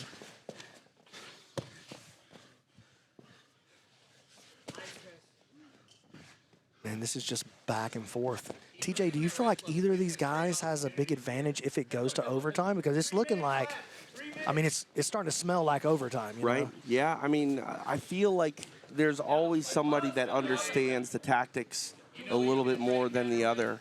I don't know what Marcin has done in that EBI overtime rule, if it's something that he drills. But that's the thing more often than not, B-Mac. When we see these high-level guys get to OT, it's not even always down to technique. It's just understanding the tactics and knowing when to get aggressive and when not to. Do you think the size of Machulovic is going to play a factor in the overtimes? It could. Could. I mean, we'll see. He definitely could have control, but I mean, we haven't really seen him on the back too much this week either. He's been playing a lot of legs. Yeah, and he played his front headlock game. He played the leg lock game. But yeah, you're right. It hasn't been. Oh, there's a nice reap. Man, Chris is just so slippery on the legs.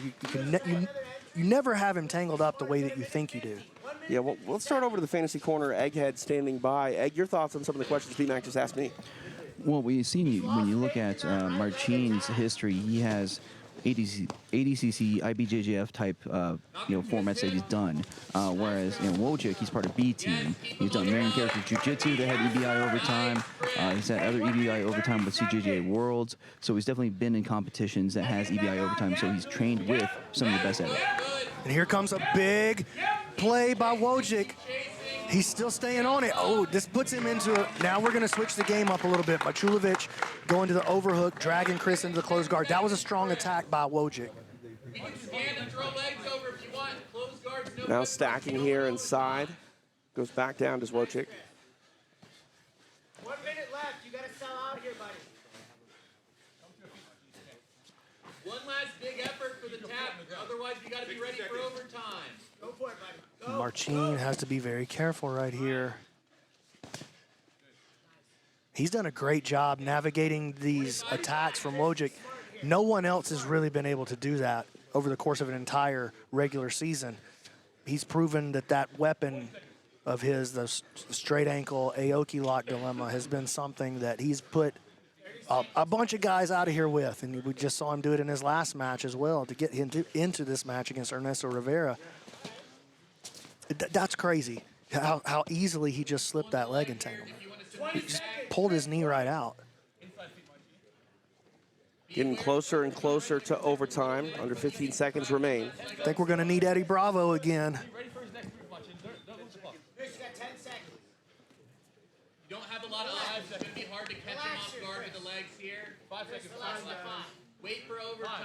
And here we go, on our way to overtime.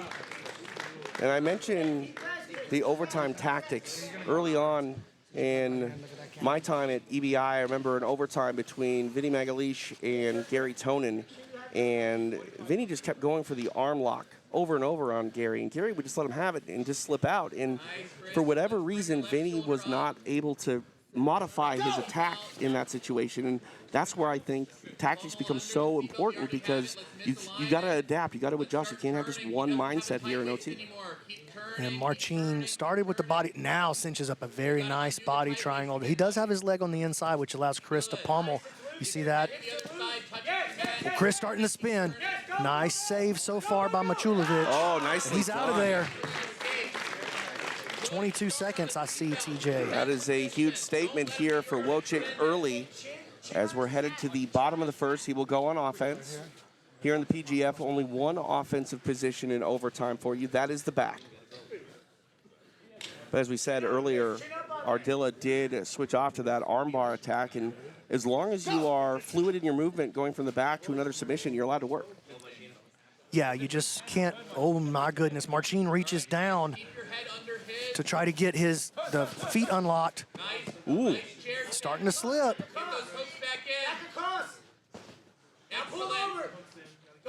This would be a huge statement for Machulovic, but he's on the move. He's just not able to create his escape yet. There he is. There it is. Wow. 28 seconds. So 28 seconds escape time for Marcin. 22 seconds escape time for Chris. Only 6 seconds separates the two men as we roll into round two. Marcin back on offense, top of the second, overtime. Go! Turn. You got an easy escape here. Turn, head to the mat. Go! Keep turning. Nice save by Marcin. Oh, big mistake. He tried to unlock that body triangle and save it just a little too early. Nicely done. Another fast escape here for Wojcik. 15 seconds. Bottom of the second. That was a big tactical error right there by Marcin. And it was something that he probably could have gotten away with during a regulation that didn't play out in the overtime. He tried to switch his body triangle just a little too early. Flare your bottom side arm. Open your elbow so he can't put his back on the mat. And if you're Wojcik here, BMAC, do you just kind of hold on and try to rack up that ride time a little bit more? I would try to hold on to it a little bit before I made my play. Chris getting close. He's going to try it. He's not going to get that. Marcin's going to lift that chin or lift the elbow. But just like that, here he goes. He's creating an escape now. Still alive here, though. No Chris is going to have to change off to the arm lock. Again, more. Close again. More time, though, added up. Now we're headed into the top of the third. BMAC, where are we on the clock? Top of the third. So we're sitting at 61 seconds of ride time versus 37 seconds of ride time. So if you are Marcin, you need to really slow this thing down. Yeah, but Chris is doing a great job. Just like with the leg locks, he's slippery. Oh my, that's it. He's out of there.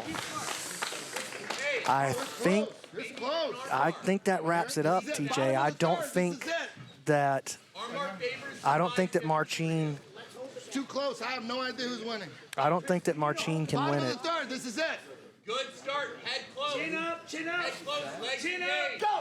I think we're going to see the end of the Cinderella story. The clock has struck midnight on the Polish powerhouse, Marcin Machulovic. Stay with him. And just like that. I say that, yeah, I mean, still, even though that was a really quick escape.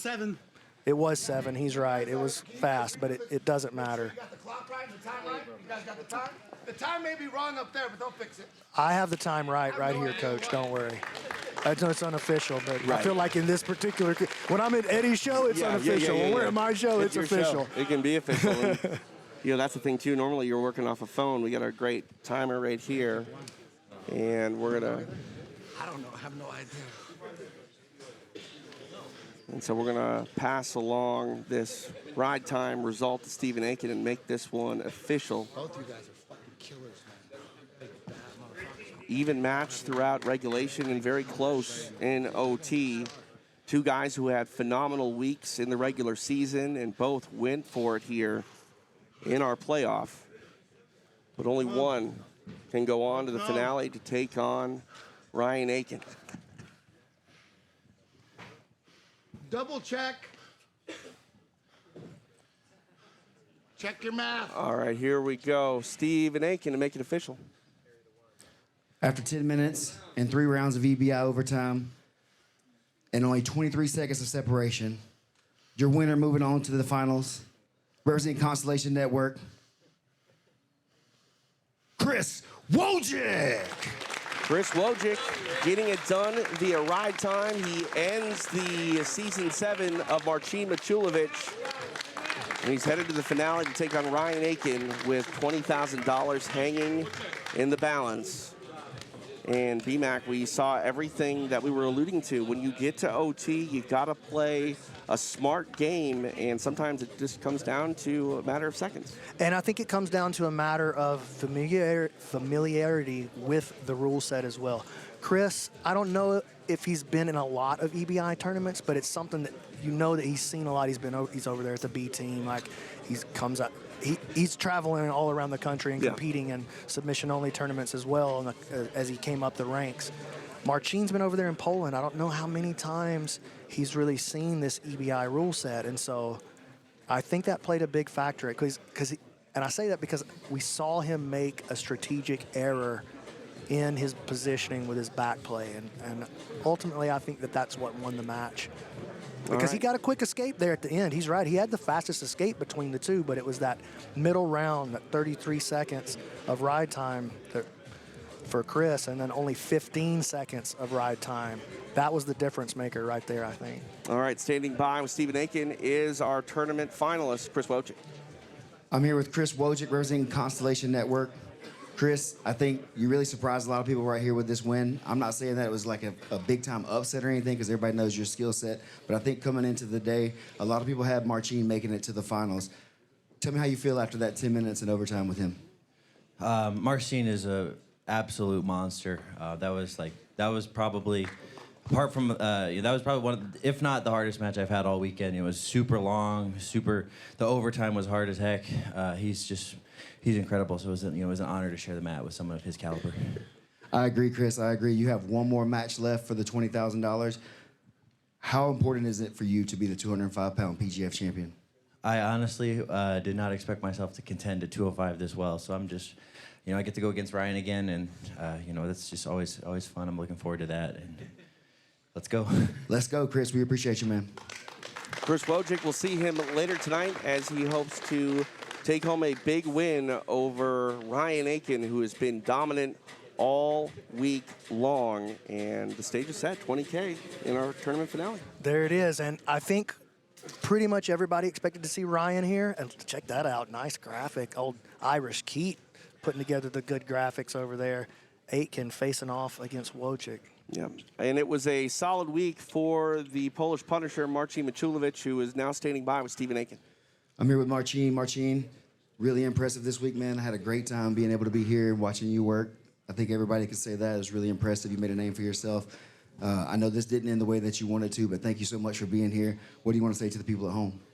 Yeah, thank you so much. I had time of my life here. Thank you for all my opponents. It was very tough. Thanks again to BMAC, Zoltan, for having me here. You boss for taking Team Constellation. Yeah, Chris was a hell of a difficult puzzle to solve during the regulation. I was lying to you. I actually sucked over time.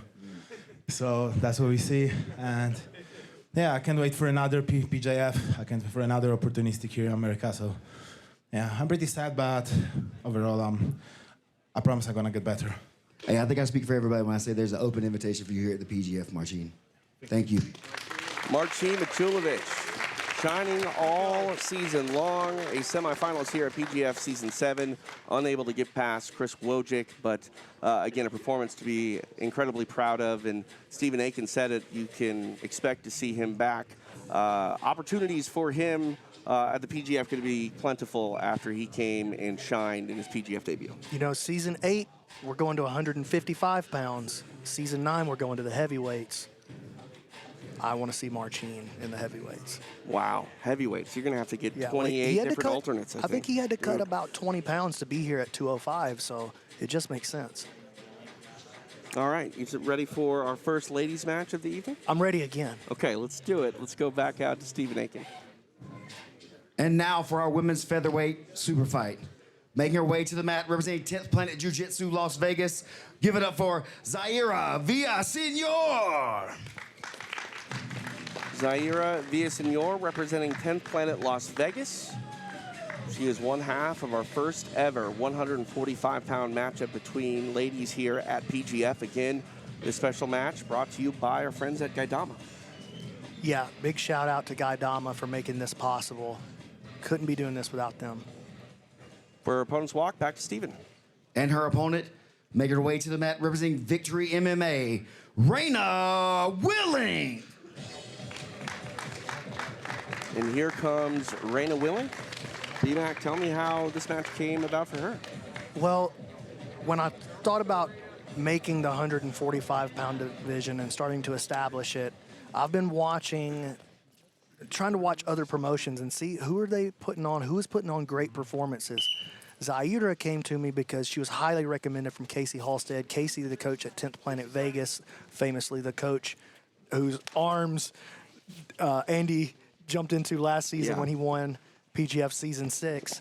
And then here's a big takedown right away. But Raina, I saw her competing on Subversive, which is another strong promotion out there on the West Coast. And she's phenomenal. I mean, she's a winner. She's got an excellent arm bar. But she finds herself in trouble right away. Villasenor puts her down, mounts her, and Raina recovers back to a half butterfly position, is trying to get into a leg lock early. Now into her X guard. Nice guard work here by Raina. An outside heel hook coming. She's putting a little bit of pressure on. It's not a perfect leg lock just yet. She needs to get her down to a hip. Villasenor.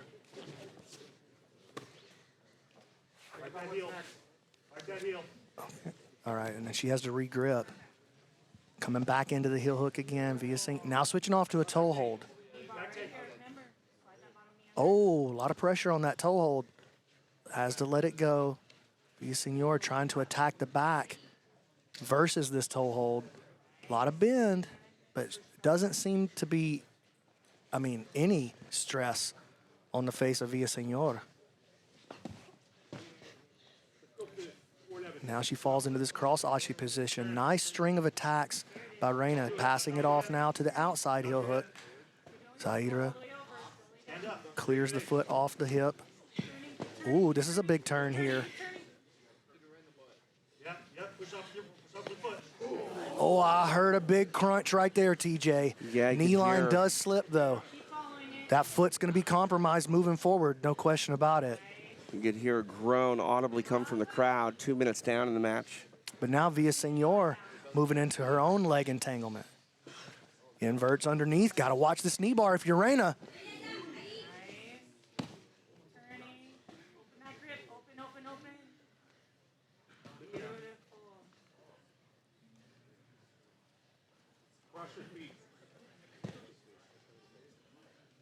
Raina holding on to the... check the grip that she's got there, TJ. I love that. Now passing across to the outside. Zaira doing a great job, though, navigating this. And Oh, there's another crunch. I thought she reached back to tap there for just a second. There's a lot of bend in this. Reina. Oh, she got that one. Oh, that hurt her. I mean, we probably heard a crunch on the, I mean, probably on 3 different occasions right there. That last one was pretty gnarly. Wow. Huge statement there. Leg lock submission. Stephen Aiken will make it official. Your winner with a break, representing Victory MMA, Reina Willing.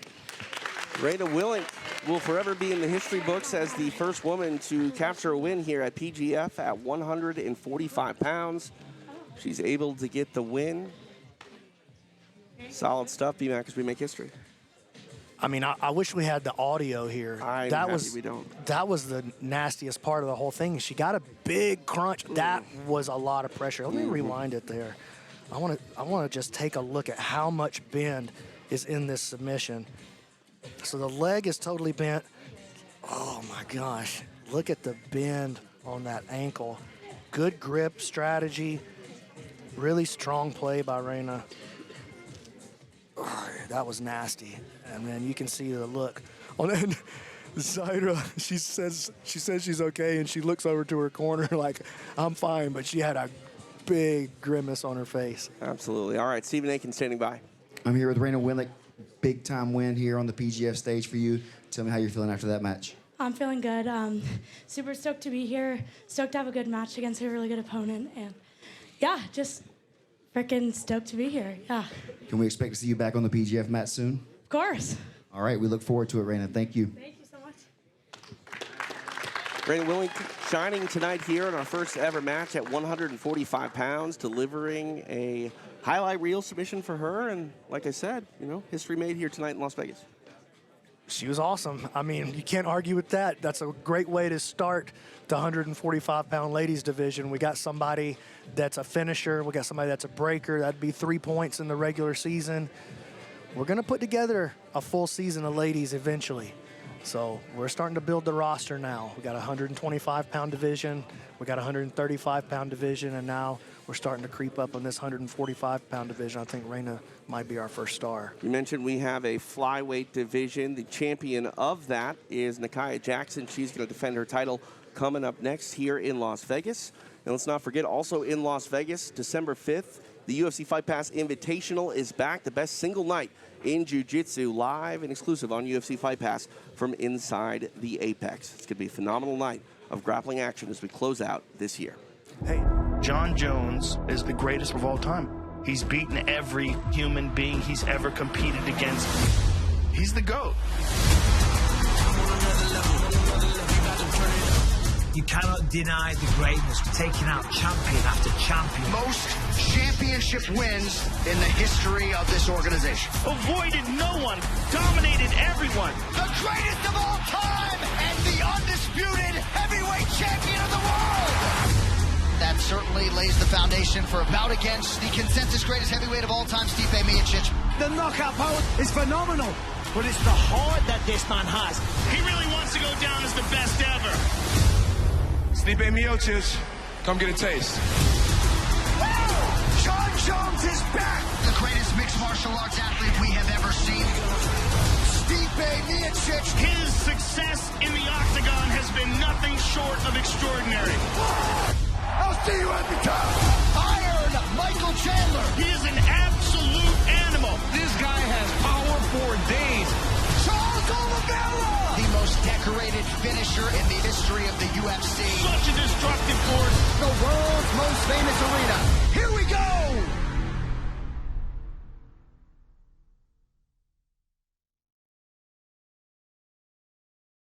This December, Inch by Inch presents Jiu-Jitsu Overdose, live from Planet Hollywood in Cancun, Mexico. This extravaganza will include all 4 Inch by Inch shows: EBI, Combat Jiu-Jitsu Worlds, Medusa, and Combat Jiu-Jitsu Mexico.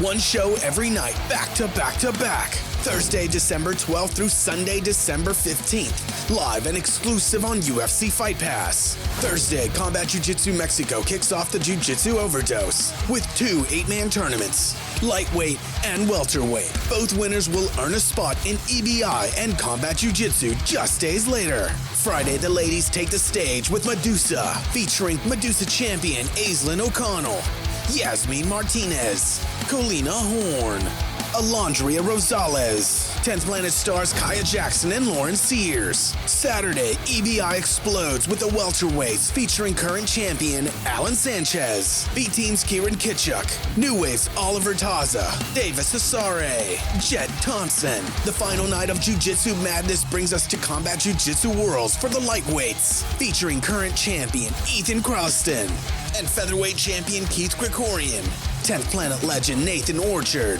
Matt Mash, and rubber guard assassin Ben Eddy. If you want to witness this live from this premier resort, go to jujitsuoverdose.com and reserve your spot today. That's jujitsuoverdose.com. The world is ready for a change. It needs people like you, people with drive, people with ambition. No matter how hard the road, no matter how long the journey, no matter what storms come our way, we cannot quit. It's going to be hard. It's going to take much longer than you wanted to. But if you don't quit, if you persevere, if you push through, it will be worth it. The world needs you. The world needs your story.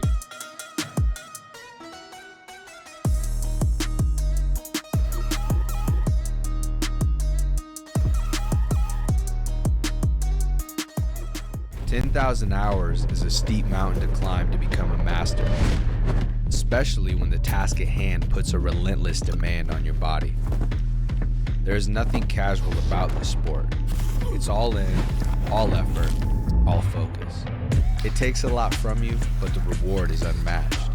Mastery of oneself, an acute understanding of your weaknesses with an explosive sense of your strengths.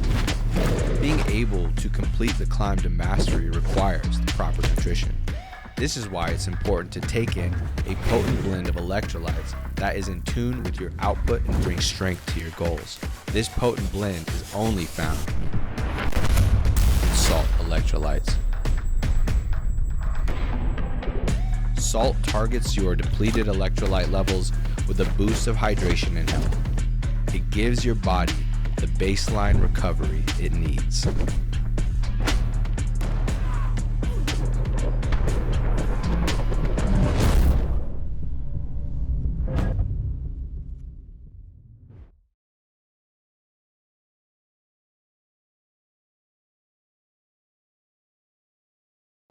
We're back here in Las Vegas. It is the site of PGF Season 7.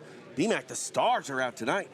Check it out. Rashad Evans, Roger Gracie, Hoist Gracie, Karen Bryant, Heather Gracie. I mean, this is insane to me. It's just insane. Yeah, and UFC Fight Pass, we were just talking about the Fight Pass Invitational. That is headed your way in December. The week after that, we've got Jiu-Jitsu Overdose. We just saw a promo for that, BMAC. The kid, Jet Thompson, making his run at EBI.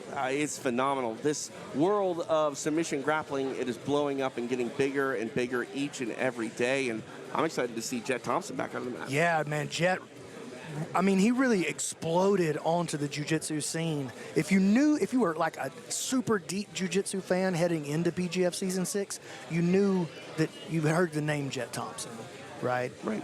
But after PGF Season 6, this kid's now a jiu-jitsu star. I think he's still 17 years old. Yeah. Makes it all the way to the PGF Season 6 final, where he loses in a very dramatic overtime to our champion, Andy Varela.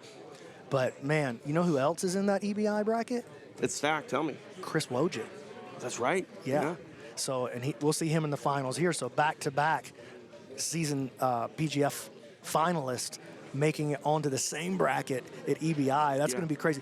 At Planet Hollywood, You know, I was just thinking. Cancun for a week? You're great in Cancun, TJ. I'm awesome. I just eat spaghetti the whole week. I don't know why. But, you know, I was just thinking, Jet Thompson's 17 years old. I don't even know if he can stay at Planet Hollywood.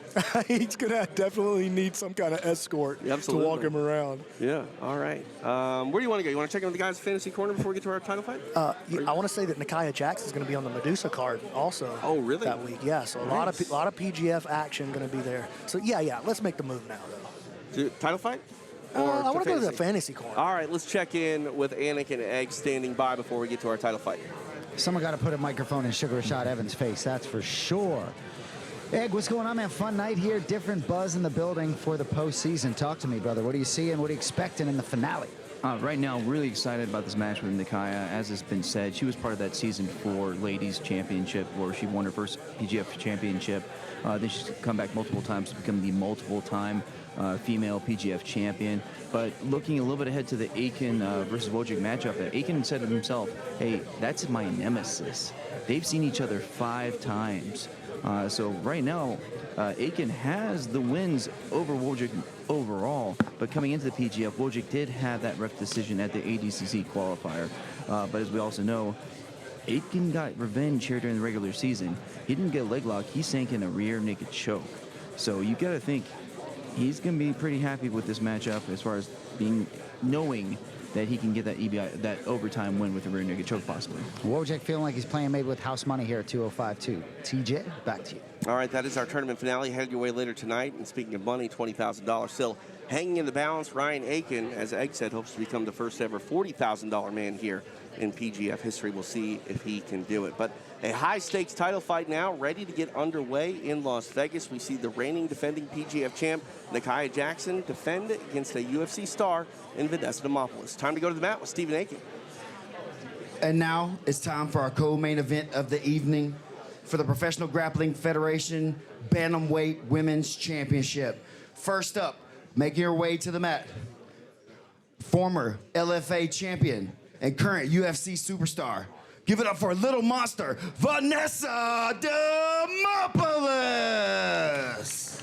Vanessa Demopoulos, one of the most exciting jiu-jitsu practitioners on and off the mat. She's loving being here. She loves the PGF, and she just loves jiu-jitsu. I mean, I feel like Vanessa loves everything. She's got to be the bubbliest human being on the planet. But do not mistake her kind demeanor for weakness. She is a ferocious black belt, and she is here to win this match. She has no regard for the safety of Nakia Jackson tonight. All right, we'll see what she can do as she challenges the champ. We now wait for the arrival of Nakia Jackson. And her opponent, making her way to the mat, is the reigning, defending women's bantamweight champion of the Professional Grappling Federation. Everybody give it up for Hokage, Nakia Jackson!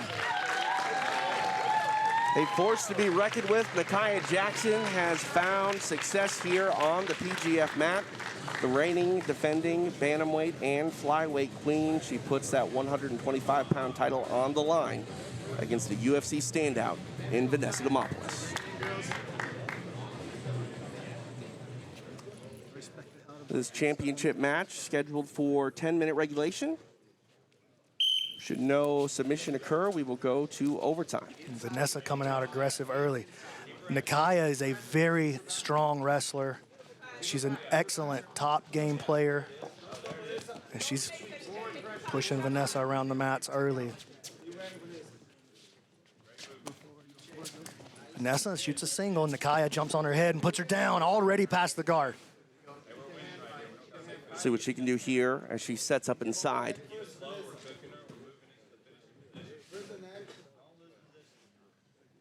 Nakia has the head wrapped, but no grips connected. Vanessa with the underhook over on the other side. Warning, Vanessa! Warning! She makes a big move over. Here's the high elbow guillotine. Oh my! Quick finish. Quick finish for Nakia Jackson, and she retains her title. And we just saw why Nakia Jackson is the queen at 125. You cannot let her grab a hold of your neck. She will take it home, and she does so right here against Vanessa Demopoulos. She is still your flyweight queen. All right, to make it official, We're going to go mat side. Stephen Aiken standing by to crown our winner. Ladies and gentlemen, your winner with a kill in just under a minute, Hokage Nakaya Jackson. A statement made here for Nakaya Jackson. Still the champ at 125 pounds. She enjoys that champ status here at PGF, and she makes a quick night here in Las Vegas. And she's going to leave with her belt still on her shoulder. Nakaya Jackson getting it done in a very big way. Taking a look here at the stoppage, and you can see high elbow guillotine able to get it done. She latched on, did not let go. DeMappa was forced to tap. Now, Jackson standing by with Stephen Aiken. I'm here with Nakaya Jackson, PGF champion. One of my favorite things every season is to get up here and talking with you. Another defense of your title. You just keep improving every time you're out. Well, you want to tell the folks at home? Well, I want to say thank you to my team. Thank you to Brandon. Who are we pointing at right here? Oh, okay. Yes, thank you to my team. Thank you to Brandon. Thank you to the people at home watching, especially my family. Shout out to my lady over there. Thank you guys. Every time I come out here, you know, I feel like I'm at home. I know this is much bigger than a home team thing, even though that's how it started. But this just feels like home to me, and I appreciate you guys being here. Hey, we appreciate you so much, Nakaya. We look forward to seeing you back defending your title next time you're out. Is there anything else you want to say? Yeah, thank you to in the past year, I made a couple of changes. You know, I didn't compete as much. You guys didn't see me as much, but we back, baby. Let's go. December. See you in December. We'll see you in December. Nakaya Jackson getting it done. Very short night of work for her, and she said she could turn around. You mentioned doing Medusa. Safe to say she's unscathed here coming out of this match. Only 50 seconds to wrap up the win. Yeah, and a great performance, man. And she goes to her patented high elbow guillotine.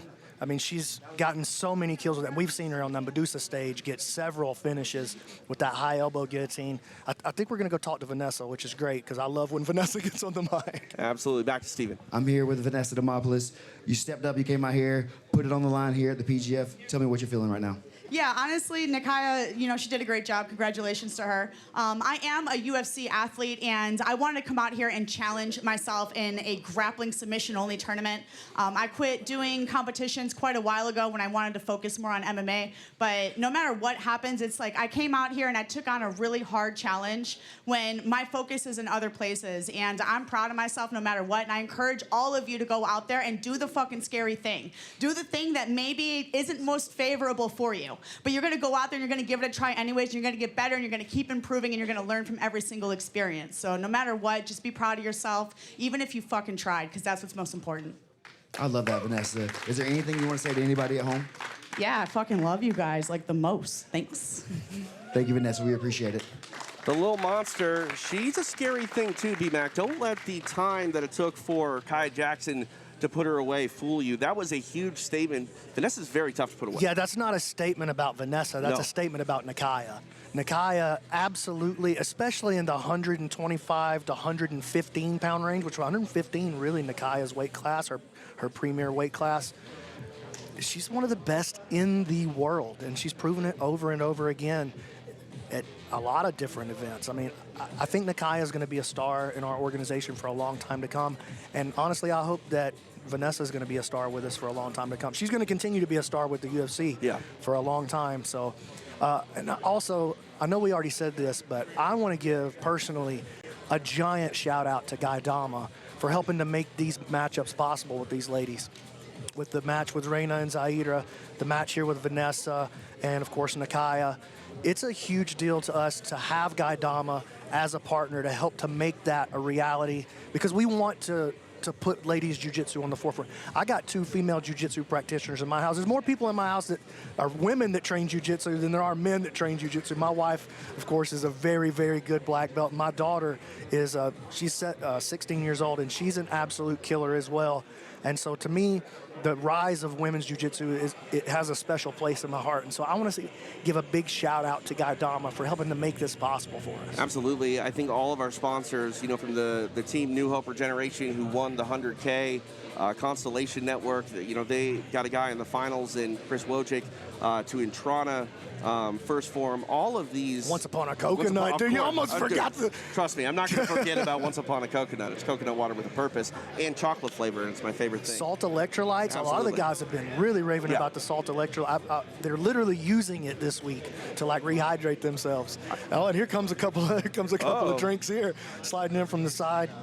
All right. Oh man, I got some extra stuff over here. We'll check those out in a second. I like that. But looking at this community, we didn't see it on the broadcast, but Kaya and Vanessa, they walked off the mat arm in arm. They're friends. They put it aside for a title fight. But talking to Vanessa earlier this week, she's in love with jiu-jitsu. She wants to help further the community and further this purpose. And I think, going back to our sponsors, people don't know this, B-Mac. We talk a lot about Season 6 and obviously Season 7, but Season 5 was just about a year ago. So you've done 3 PGF seasons in about 13 months, and you have plans to continue it going here in 2025, and it's incredibly hard to do this, especially when you step up with the prize money. I know there's $1 million paydays now in jiu-jitsu, which is mind-blowing, but still, let's not sleep on $100,000 for team, the $20,000 tournament here, which we're going to crown a winner here in a moment. This is a real investment, not only just in yourself and in your team here, but in the sport of Brazilian jiu-jitsu. And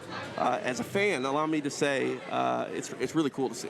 Well, I love having you be a part of it. You're an integral part of it, TJ. But you talked about the $1 million payday at CJI, and big shout out to those guys, to Craig and to Seth and Anthony, all of those guys that are doing phenomenal work over there. I'm a huge supporter of what they're doing, and I love CJI. They're giving away $1 million, but dude, like you said, we're going to do this multiple times every year. We'll give away around $600,000 a year. That's crazy to think that that's where jiu-jitsu is at this point.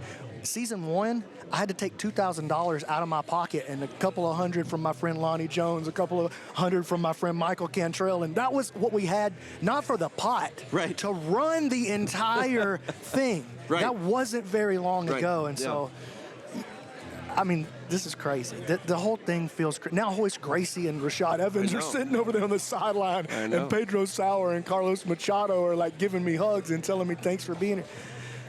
I don't know, man. Well, and this is I don't know what's going on. You're talking about, $600,000 potentially given away, upcoming here.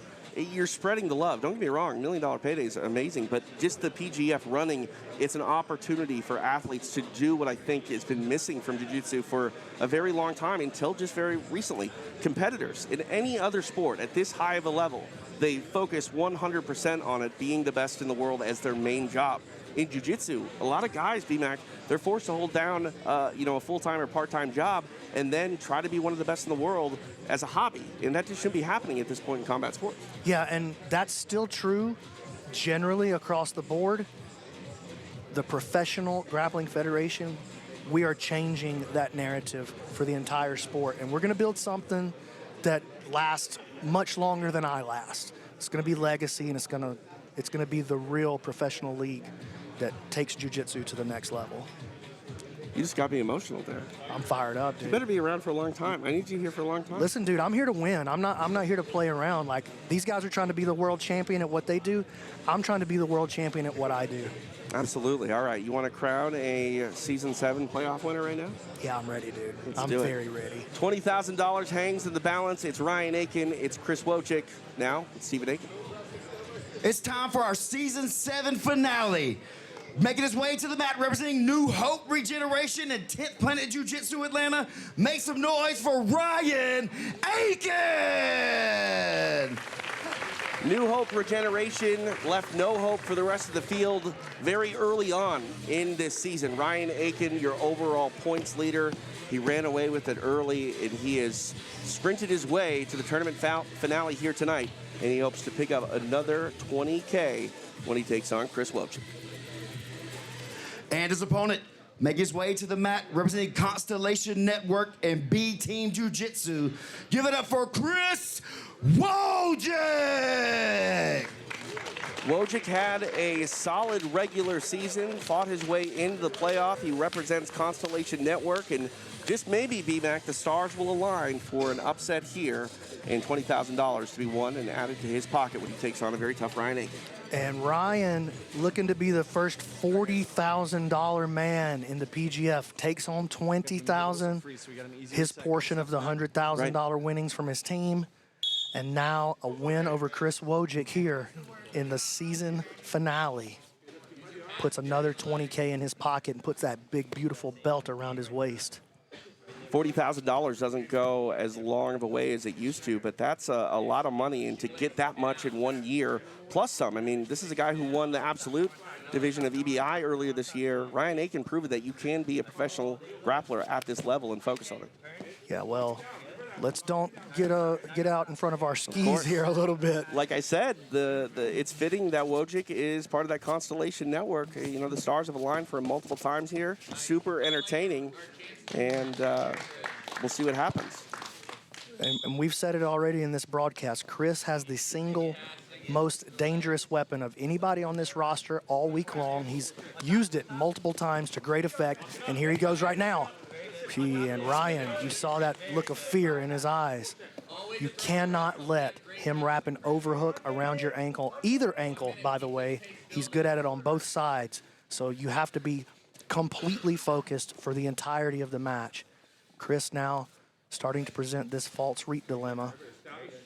Ryan underhooking both legs, knee up the middle, trying to defend this false reap.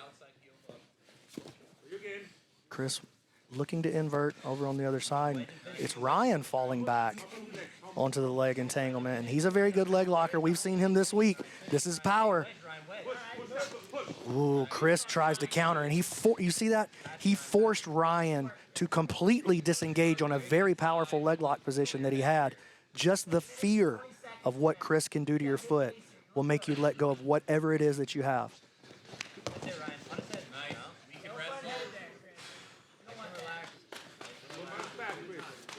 We should throw a bunch of praise for both of these guys. They were active throughout the week on the mat 12 times coming into this playoff bracket. Ryan Aiken, he could have afforded to sit out on the final day and probably still finish in that top spot. But he definitely could have. I mean, he was way out in front of the pack. He's been a star all week. We really haven't even seen him make a technical error, or at least not a glaring technical error. I'm sure him and his coach, Sean Applegate, will go back and dissect, because that's what they do. They're excellent at what they do. But as far as like glaring technical errors, he's been basically perfect the entire week. Chris doing a nice job there in one of Ryan's best positions. Ryan loves that overhook butterfly game. And Chris just showing tremendous balance and base, shutting down Ryan's offensive capabilities. Warning, Chris, move forward. Wojcik getting hit with a warning. And I like that, for the most part, the referees have been letting them play a little bit more here in the finale.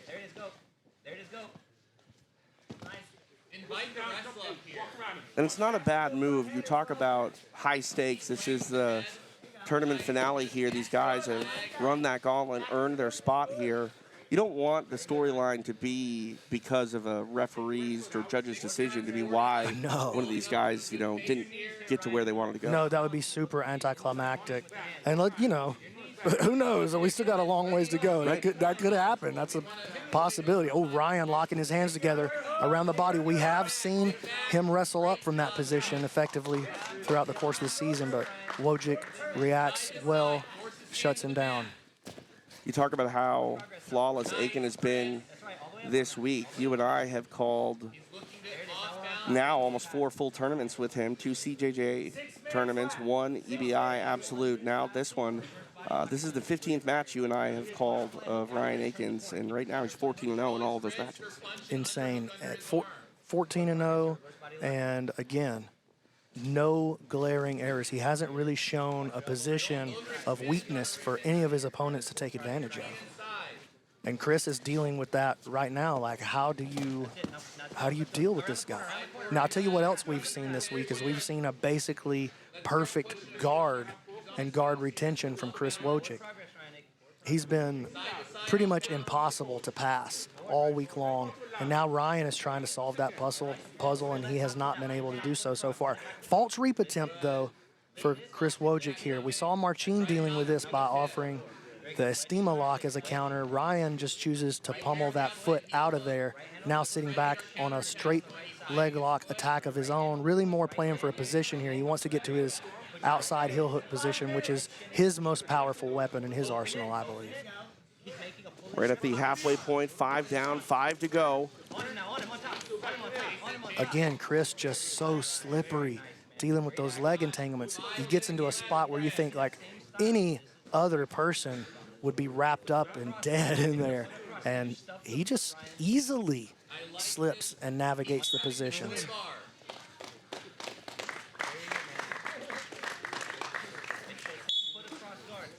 Restart here in the center.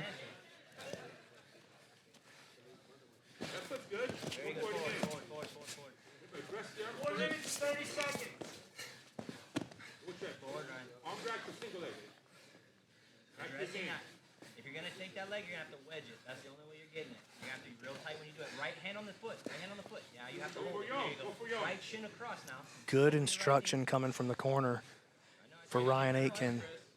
Sean Applegate showing why he has consistently had his athletes up near the top in this PGF rule set.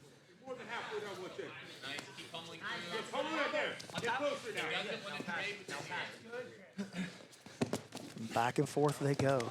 Each guy looking like his guard could never be passed. We got under 4 minutes left. Keep building our tempo up. We got good attacks working. Great. Be on the inside. We can start to put him on a side look for a reverse body lock here. Grab it.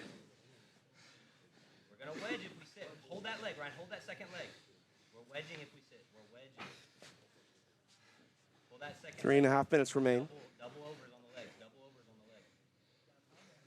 Very good. You have to Trying to force a bend in your leg. Watch it. The outside heel hook.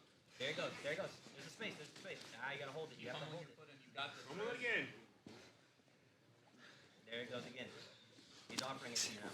Yep, there it is. On top pass. Ryan goes to pommel his foot over the top. And again, Wojcik very effortlessly defends the position. Chris, you see him, he wants to reach his right hand under the leg of Aitken and invert into his K-guard, but Ryan doing a good job of keeping his left hip, left leg away from Chris so that he can't really do it. Chris has his left arm behind the knee, using it as a, sort of a faux calf slicer position. We saw, if you watch CJI, you saw Hulk Barbosa hit that on Joseph Chin, and he's going to try it right here. Double overs if you can. Nice. Great. Like that. 25 left. Bails on that idea.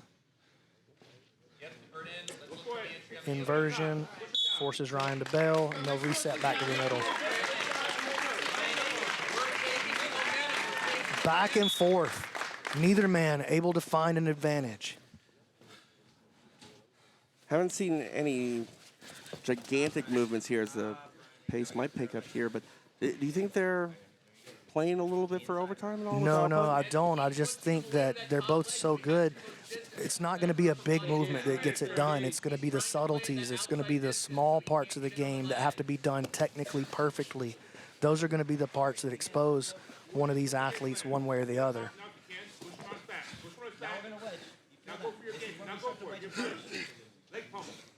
They continue to trade. Ryan.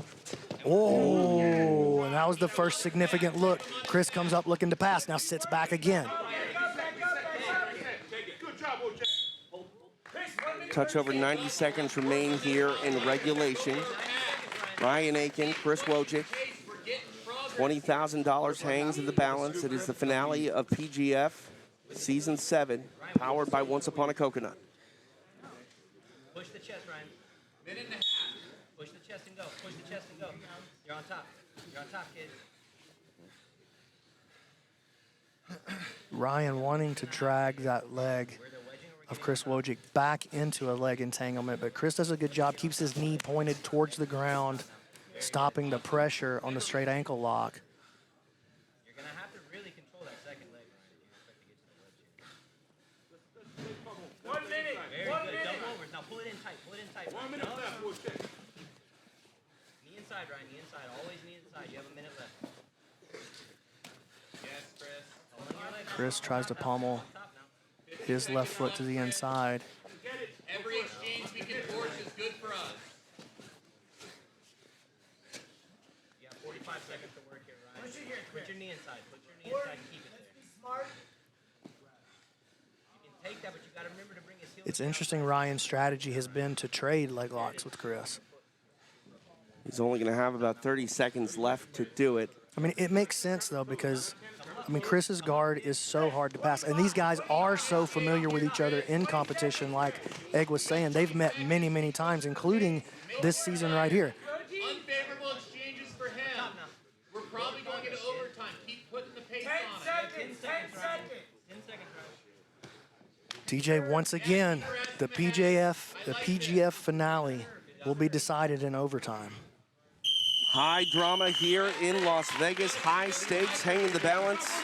We go 10 full. The overall season leader, Ryan Aiken, Chris Wojcik.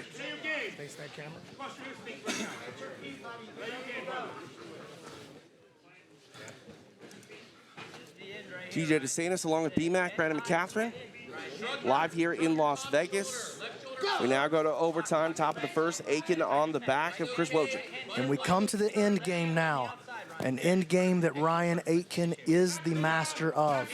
And he has already finished Chris from this position during the regular season, though it wasn't a regulation. And it looked a lot like this. Not under the chin, but this is a lot of pressure. Wojcik starting to create a little bit of an angle. And look at the face of Ryan Aiken as he grinds down, pushing pressure into the jawline of Chris Wojcik. Body triangle is on. Very good, Ryan. This is it. Finish. It's getting tighter and tighter. He's turning him back the other direction. He survives it. Oh, wow. Now trying to readjust the grip is Aiken.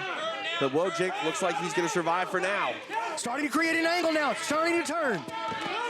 Great save by Ryan Aiken, but here goes Chris back the other direction. Continues to turn. Wojcik doing everything he can to make space and get out of this position. Halfway point here of overtime, and get another good look at this grip here. Weight in your leg, Ryan. Weight in your leg. Weight in your leg. Chris trying to pull that reinforcing hand out, and he does. Creating a bit of a turn, but Ryan's control is just so good that every time Chris starts to create some separation and some disconnection, Ryan drags him right back in. Put your head through a space. Hey, put your head through a space. Put it to the ground. There we go. There we go. Put your head in the right spot, Ryan. Now start pumping your legs to clear that. Final 30 seconds of the top of the first overtime. Here he goes. Just cannot shake Ryan Aiken off of this back position. Ryan's control absolutely flawless. Ooh, trying to make that. I say finish. that. Wow. But it was a minute 50 BMAC of control time here for Ryan Aiken, so not the entire half of the round, but a ton of time racked up for your regular season points leader. Ryan, shoulder and head. Let him lock a real seatbelt. His elbows Now all the Wojcik way up. on the back here of Aiken to start the bottom of the first. Why is he allowed to shrug forward like that? Let him lock his seatbelt. Turn, Ryan, turn. You're already out. You're already out. Turn. I asked him if he had his grip. He said yes. Oh, wow.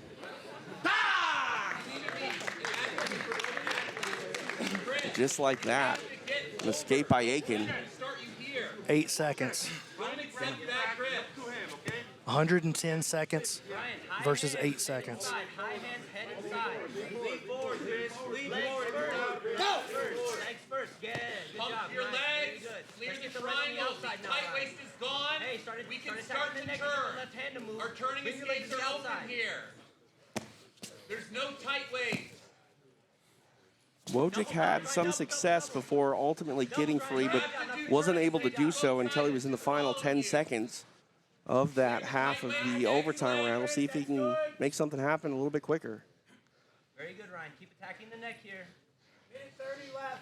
Very good. Oh, he's in a pretty good position there. Man. I thought he might be able to start digging there. That was the first time that we've actually seen him under the chin. All right. Pump. Yeah, 4 sets. Ooh.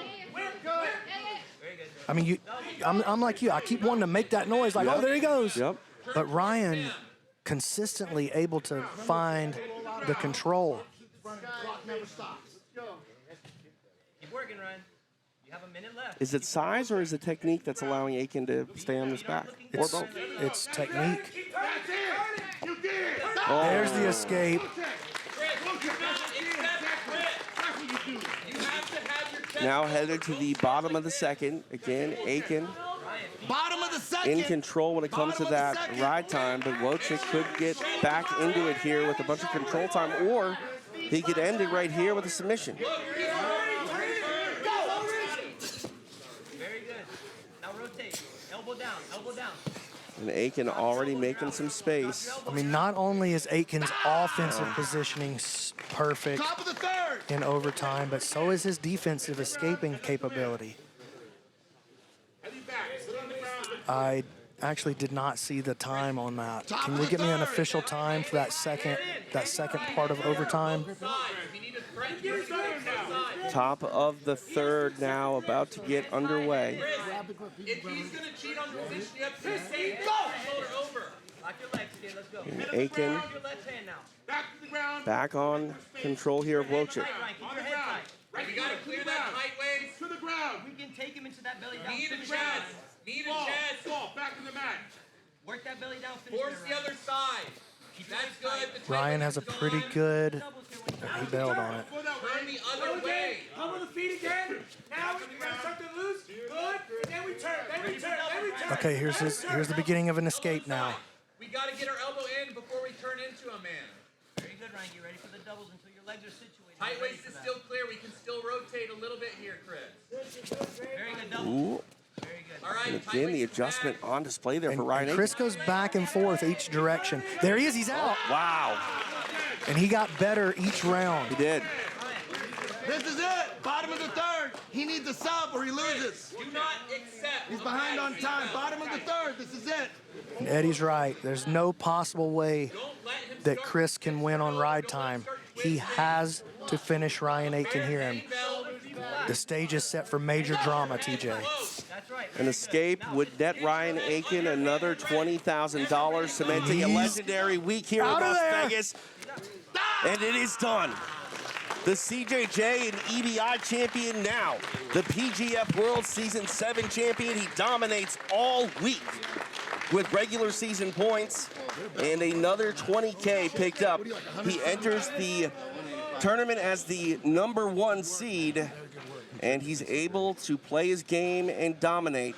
Now leaving Las Vegas with $40,000 and some hardware here at PGF World. To make it official, we'll go to Stephen Aiken.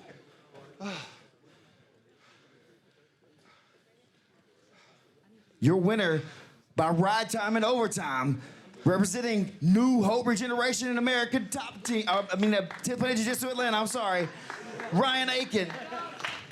Let's go. The Atlanta kid does it big here in Las Vegas.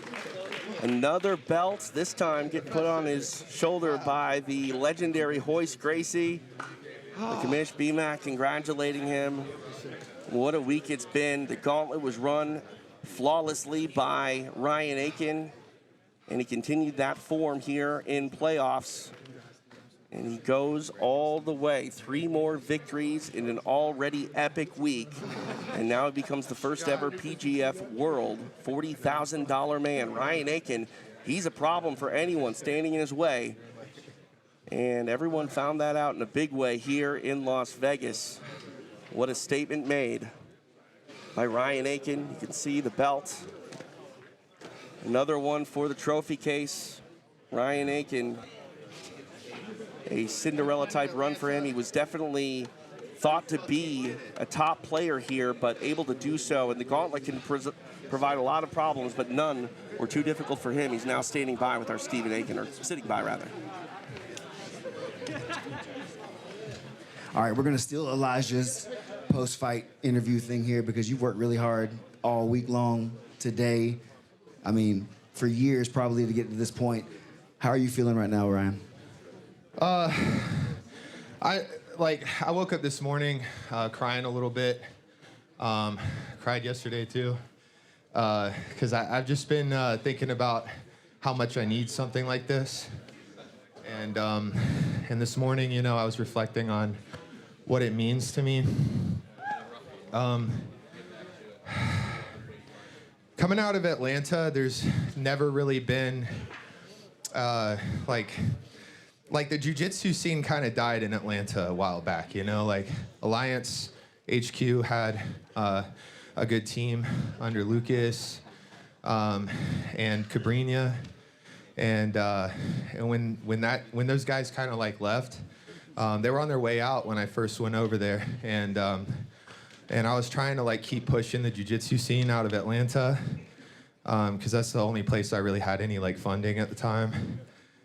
Always only really had funding out of Atlanta, and I felt this dark cloud over me as I was getting older, and spending like 6 years trying to push the IBJJF scene and shit. And then 1 year Sean moves up there, and I'm dealing with this like dark cloud for a long time, and I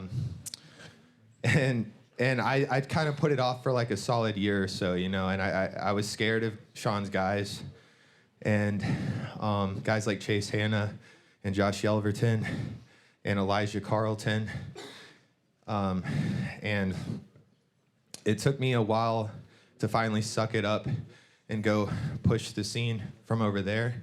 And COVID was the real kick in the ass for that. And, you know, if I hadn't done that, then I would have probably just been like all these other guys in Atlanta that end up getting real like jobs and stuff. But thanks to Sean Applegate and all the young guys at 10th Planet Atlanta, you guys have made jiu-jitsu my career. So thank you very much. If there's any lesson that I feel like I've learned on this journey to an awesome title like this, it's that it's not about the hand that you're dealt, it's about how you play it. So thank you very much, guys. I hope this can be a beacon of light for all you guys when we put this up in our trophy case, because the scene is going to be very alive in Atlanta. Thank you very much. Hey, thank you so much, Ryan. We love you here at the PGF, and we're proud to have you as our champion. Back to you, TJ. An emotional Ryan Aiken getting the ultimate prize. He cashed in on the team prize yesterday and now closes out his week in Las Vegas in a big way. The first ever $40,000 man here at PGF. And BMAC, that's what it's all about. An emotional Ryan Aiken. He deserves to be a professional athlete here in this space, and to hang with some of these guys at this level, you got to focus on it as a full-time job. And, you know, much relief to his journey here, cashing in a big way here in Las Vegas. I'm so proud of Ryan, and it makes me feel so good to be able to put something together so that these guys can pursue their dreams. Like, it's a sports movie dream, dude. It's crazy. I want to hear from Chris right here. Man. Absolutely. He didn't have a bad run himself. Chris Wojcik standing by with Stephen Aiken. I'm here with Chris Wojcik, runner-up for this season. You said earlier that you really didn't even expect yourself to maybe be this far up with the weight class difference and things like that. You're here, second place. Not bad, I would say. I think you made a lot of fans here at the PGF. How are you feeling right now? First of all, I just want to give a shout out to Ryan. You know, we've competed so many times now, and like having a guy like this at the top of the division, he pushes me so much every day to get better. So big shout out to Ryan, and congratulations on the title. You know, this was a super grueling tournament, and yeah, I come in a little bit small. I don't think EBI rules is my best rule set, and so I think that I think I did well, all things considered, and I'm happy with this performance. And we'll go back to the drawing board, get healthy, get back to training, and yeah, that's it. Well, I've heard from a lot of people here. Oh. Also, just shout out to all the sponsors. Shout out to my sponsors back home, everybody, my girlfriend, my family, B-Team, Jeff Serafin, everybody. I'm really grateful. So, as I was saying, there's a lot of people here on the side that are really interested in a lot of the things you were doing this week. Is there some way that they could maybe contact you and find out some more of that information? Yeah, so you can hit me up on Instagram, or you can go to bjjfanatics.com. If you want to learn guard retention, you can pick up my DVD, Don't Stand Up. It's the anti-wrestling DVD. Or my leg lock DVD, Woj Lock the World, is coming out this month, so stay tuned for that. I think I'm going to have to get that, Chris. Thank you. Chris Now Wojcik. back to you. Thank you, Stephen. Chris Wojcik. closing out his week, just one win short of that $20,000 prize. But again, BMAC, we see it time and time again. You don't have to win either of the PGF world titles here, whether it be in the regular season or the playoff, to change the way people feel about you in Brazilian Jiu-Jitsu. And Wojcik, already a guy who is super established, but I feel like I know him even better now, seeing him run the gauntlet and, come up short, but still very game to a guy who's had a phenomenal year in Ryan Aiken. Well, that's the beauty of the league format. It gives you an opportunity to fall in love with an athlete and to go on that emotional roller coaster, to see their whole journey. You get to go and experience their highs, and you get to experience their lows with them as well. And when you go through that emotional journey with an athlete, that's real sports. And to me, that's truly what it is that makes the PGF so beautiful. Yeah, the PGF continues to grow year after year, and this season we had Jason Anik and Egg standing by in the fantasy corner. I need to apologize, Jason. I don't mean to call you a casual, just new to jiu-jitsu. And I'm curious, now that we're at the finish line, $40,000 handed out to Ryan Aiken, what was your thoughts on this one-of-a-kind jiu-jitsu experience? Really blown away as it went along. And Egg said to me at one point he wasn't sure how much in love I was or not, how much I was falling in love with it. You can be sure I fell in love with it. And BMAC, I don't know what else you could be looking for than hearing these guys get on the microphone and what they say about what you've created. You've created damn near a career for a guy like Ryan Aiken, or at least this sort of being able to take it to a level where he can be a professional athlete and do that for his job, for his career. Just incredible. I'm blown away by it. Can't wait to be back. Egg, talk to me. You know I love the PGF format. I was probably the first super fan of the PGF back home on the chat, and been so blessed to be here. Thank you, Brandon, for including me. And I love this format. Like you said, the storylines. I get to see, as a fan, I get to see all these people. Hey, they have a loss. They got 11 more matches and come back. And we see that time and time again. People go through trials and tribulations and prevail. So many times in this format, we saw things amazing. People come on off the reserves and get their shining moment. Ryan Aiken find a way to be the $40,000 man. Cam Hurd is just the stopper, just a resilient, amazing person that helped his team win. It's breathtaking. It's amazing. It's everything you love about sports plus jiu-jitsu. Unbelievable. Thank you all for being part of it. TJ, back to you, buddy. Thanks, guys. I can't speak for the boss, but I think both Jason and Egg, they carved out quite nice spots for them on this PGF team. I can't wait to have them back for season 8 and looking forward. But, we need to talk about other stars that are in the house. We talked about Royce Gracie here, Rashad Evans. Our coaches are legendary, but PGF can do its part in creating stars of its own. And another guy that has shined under these lights in this exact secret locale is the season 6 champion, Andy Varela. He's standing by with Alex Windler. Yes, I am standing by with the ninja himself, and it wasn't too long ago when you were on these very mats getting the win over Jet Thompson. So how has life been since then for you? I mean, it's been good. Just still competing, grinding, doing my thing. I mean, it never ends really. You compete and then you just keep competing, and it's just like, the ball rolls on, the ball moves on. Just keep going. But yeah, it's been good. I don't want to expose a secret on the broadcast right now, but he admitted it on the PGF documentary that we were doing. What did you spend that $20K on? I don't know.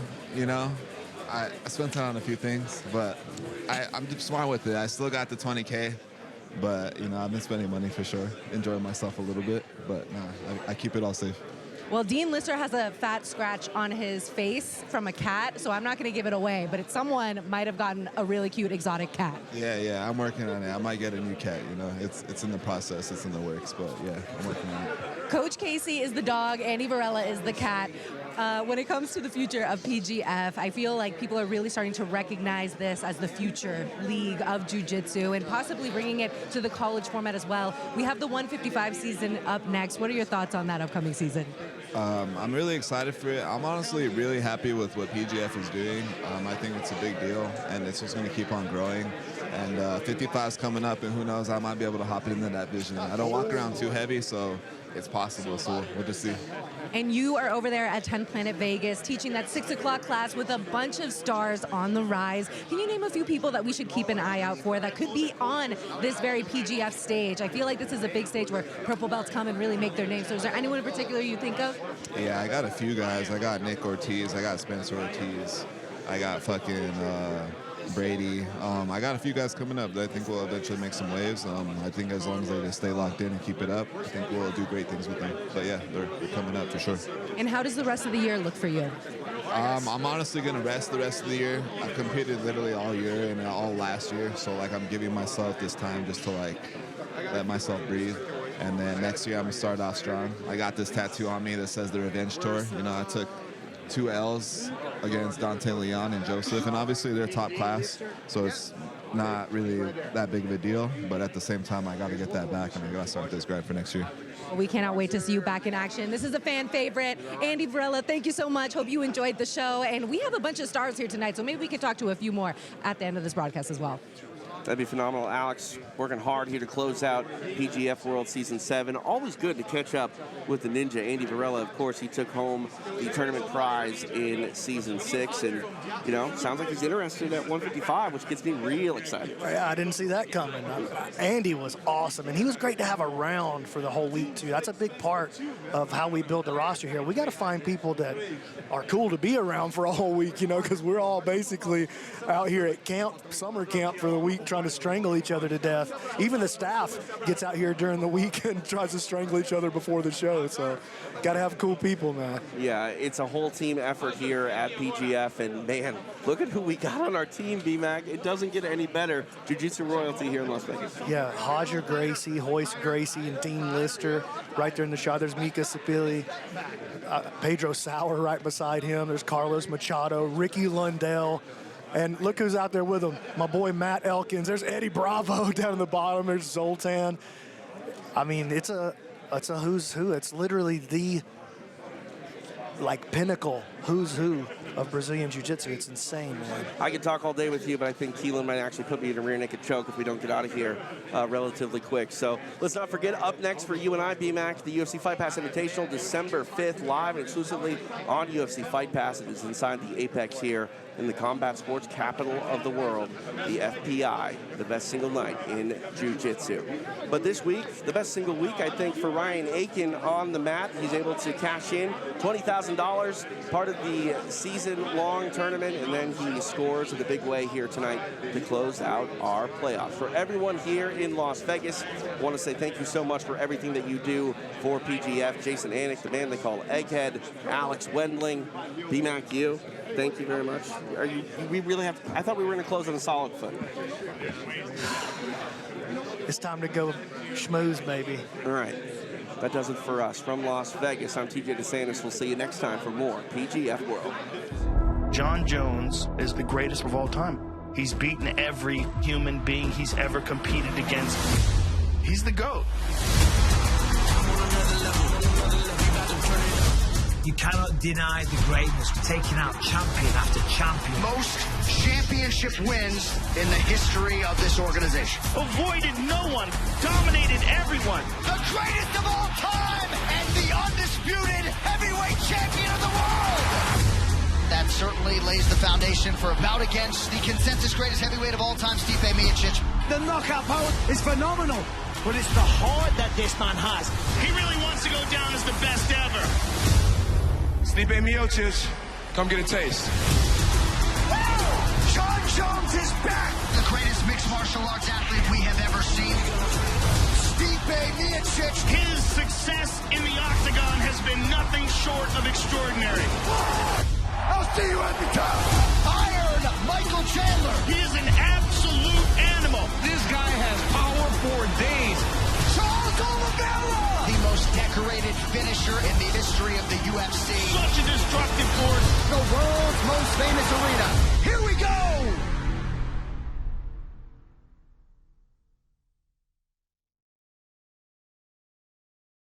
Ladies and gentlemen, it is your friendly neighborhood BJJ podcaster, Rafa Esparza, coming to you live as the post show for the PGF. The bullpens here. We got a lot of coverage, but the big news of the night, Ryan Aiken taking home the 20K. Had a dominant week, an incredible performance tonight. And here was vaguely aware that I was taking a photo of him. He looks just as surprised as I do that he got over 50 points in fantasy. But we will talk with Ryan. We'll be talking with Chris Wojcik. And when we come back, we're going to have our good friend, Paul Ardila.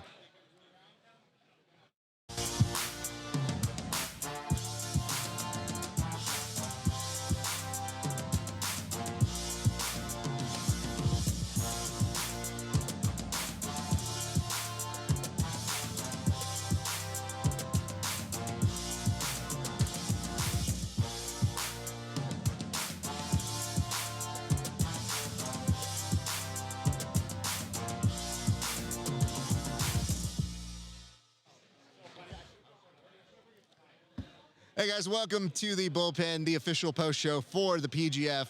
I am your cruise director, liaison, whatever you want to call me, bellhop. My name is Rafa Esparza. I host a show called The Grappling Hour. This is a project between myself and our good friends over at Inside BJJ. Right now, we don't want to waste any time. We want to get straight to our guest. This man was incredible throughout the week. He's always a world-class performer. And I have to say, near and dear to us here at the Grappling Hour especially, because he was wearing our hoodie all week, and I have to say, that made me root for you a lot more throughout the weekend. But please, ladies and gents, welcome, friend of the show, one Paul Ardilla. Oh, hold up. I see that camera is blinked off. So, Paul, they can't see your beautiful face. I think we're going to do a quick little adjustment here, but instead allow me to talk more great things about you. Paul was wearing a Grappling Hour hoodie, which not only made him perform better, I think, but made him look stylish. And who knew that we had not one, but two individuals who had that Grappling Hour hoodie and were able to make it to the playoffs today. I think it bodes well as a protection, but here he is. Ladies and gents, Paul Ardilla. So let's start with this. How intentional was bringing the Grappling Hour hoodie in your plans for this week? And bring the microphone, if you would, sir, closer to You got it. And I scoot in closer, Please, too. thank you. No, I always rock that hoodie, especially now that it's getting a little colder, including in Georgia. And I looked up the weather before I came here, and yeah, it was showing like 40s, 50s. So I was like, you know what, man? Let me go ahead and grab my Grappling Hour hoodie. And so it's warm, right? It's super warm, and no joke, it's probably my most comfortable hoodie. So take that, everybody. I love the fact that there'd be moments where I'm sitting here with Kevin, and I'd look at it and be like, Paul's wearing that hoodie. Look at that. Look at that class that man has. And he goes, are you just saying this because I don't have one? I was like, you don't support me. He supports me. So I appreciate that. And, you know, not for nothing, but you did an interview with Alex Wendling, and you were wearing it, and I just think, like, that's good screen time. So thank you for that, sir. Of course, man, anytime. All right, let's get to the bottom of this. Paul Ardilla or Ardilla? All right, so the full name in Spanish is Paul Ardilla. And then if you want to Americanize it, it's Paul Ardilla. Okay, it's confusing because I'm pretty sure I've referred to you as Paul Ardilla, and then no one has corrected me, including you. So I'm confused. Then I hear these people saying tortilla, quesadilla, all of these different names, and it's been very confusing. So Paul Ardilla, you're okay with the Americanized bastardization of your name? That's right, man. At this point, I mean, think about it. I've been here for 24 years in the U.S. I've heard it all, so I'm just kind of chill with it. And then if it's close enough, I'm like, you know what? That works fine. But yeah, it's Paul Ardilla. All right. You know, I'll check the tape to see if I've screwed it up more than that, but I've definitely said it on air, so I wanted to at least apologize for my insolence here. Paul, you had a great week, man, and you looked like such a great competitor. First of all, you were the first person picked in the whole draft proceedings. You told us a little bit that night, but now that you've had some time to reflect, how did it feel that night after you were picked? And then you actually saw your team and you realized, okay, I've got a team, but now you're trying your best to carry that team. Yeah, I mean, sorry about that. You're good, dude. You know, I ate somebody's little Nutri-Grain bar, but... You know what, Octavio, do you mind getting him that gelato water over there? I think it was Kevin, so I enjoyed it even more. But no, you know, getting picked first was really nice. You know, I kind of had a feeling that, you know, if you're the first one to go, people are going to be looking out for you more. And thank you. And maybe not want to get in with, you know, too many exchanges and kind of stall you out a little bit. I'm not going to call anyone out, but I did feel that a lot. It's okay. I had a feeling that was going to happen. But, yeah, and then, you know, my team got formed. I thought I had a really good team. Not a lot of subs, unfortunately, until the very last day. One of my other teammates finally, like, just got a bunch of subs on the fourth day, so... You know, the thing I heard about you was that you were so focused on trying to make your team work. Like, you were like, hey, man, I know I'm doing okay on my individual points, but that you were really doing your best to say like, man, I gotta get on the board for my team, not for me. And that's a weird thing because that split happens, especially when some teams go, yeah, we can't make it, so I just gotta look out for me. So was that in line with what you were actually thinking? Were you really like still trying to make shit happen specifically to your team throughout the week, even when you kind of got the feeling it might be bad? Yeah, I mean, after I think it was the third day, I started getting a bunch of subs, and I knew who my opponents were, so I knew I was going to get a bunch of subs, and I just looked at the team standings, and I just tried to keep a very positive attitude. I had a feeling that if all of us just kind of stepped our game up, we would be able to kind of just get back into contention of first place. And yeah, I was trying to encourage everyone to just do their best and get some subs. And a lot of times doing is better than just talking about it. So I thought I would go out there and try to get chokes and let it be known that I was trying to get, or kills, that I was trying to get a kill for my team to kind of rally the troops, especially after getting some injuries. I was just, and I love the team component of this competition. I don't know. I like being part of a team.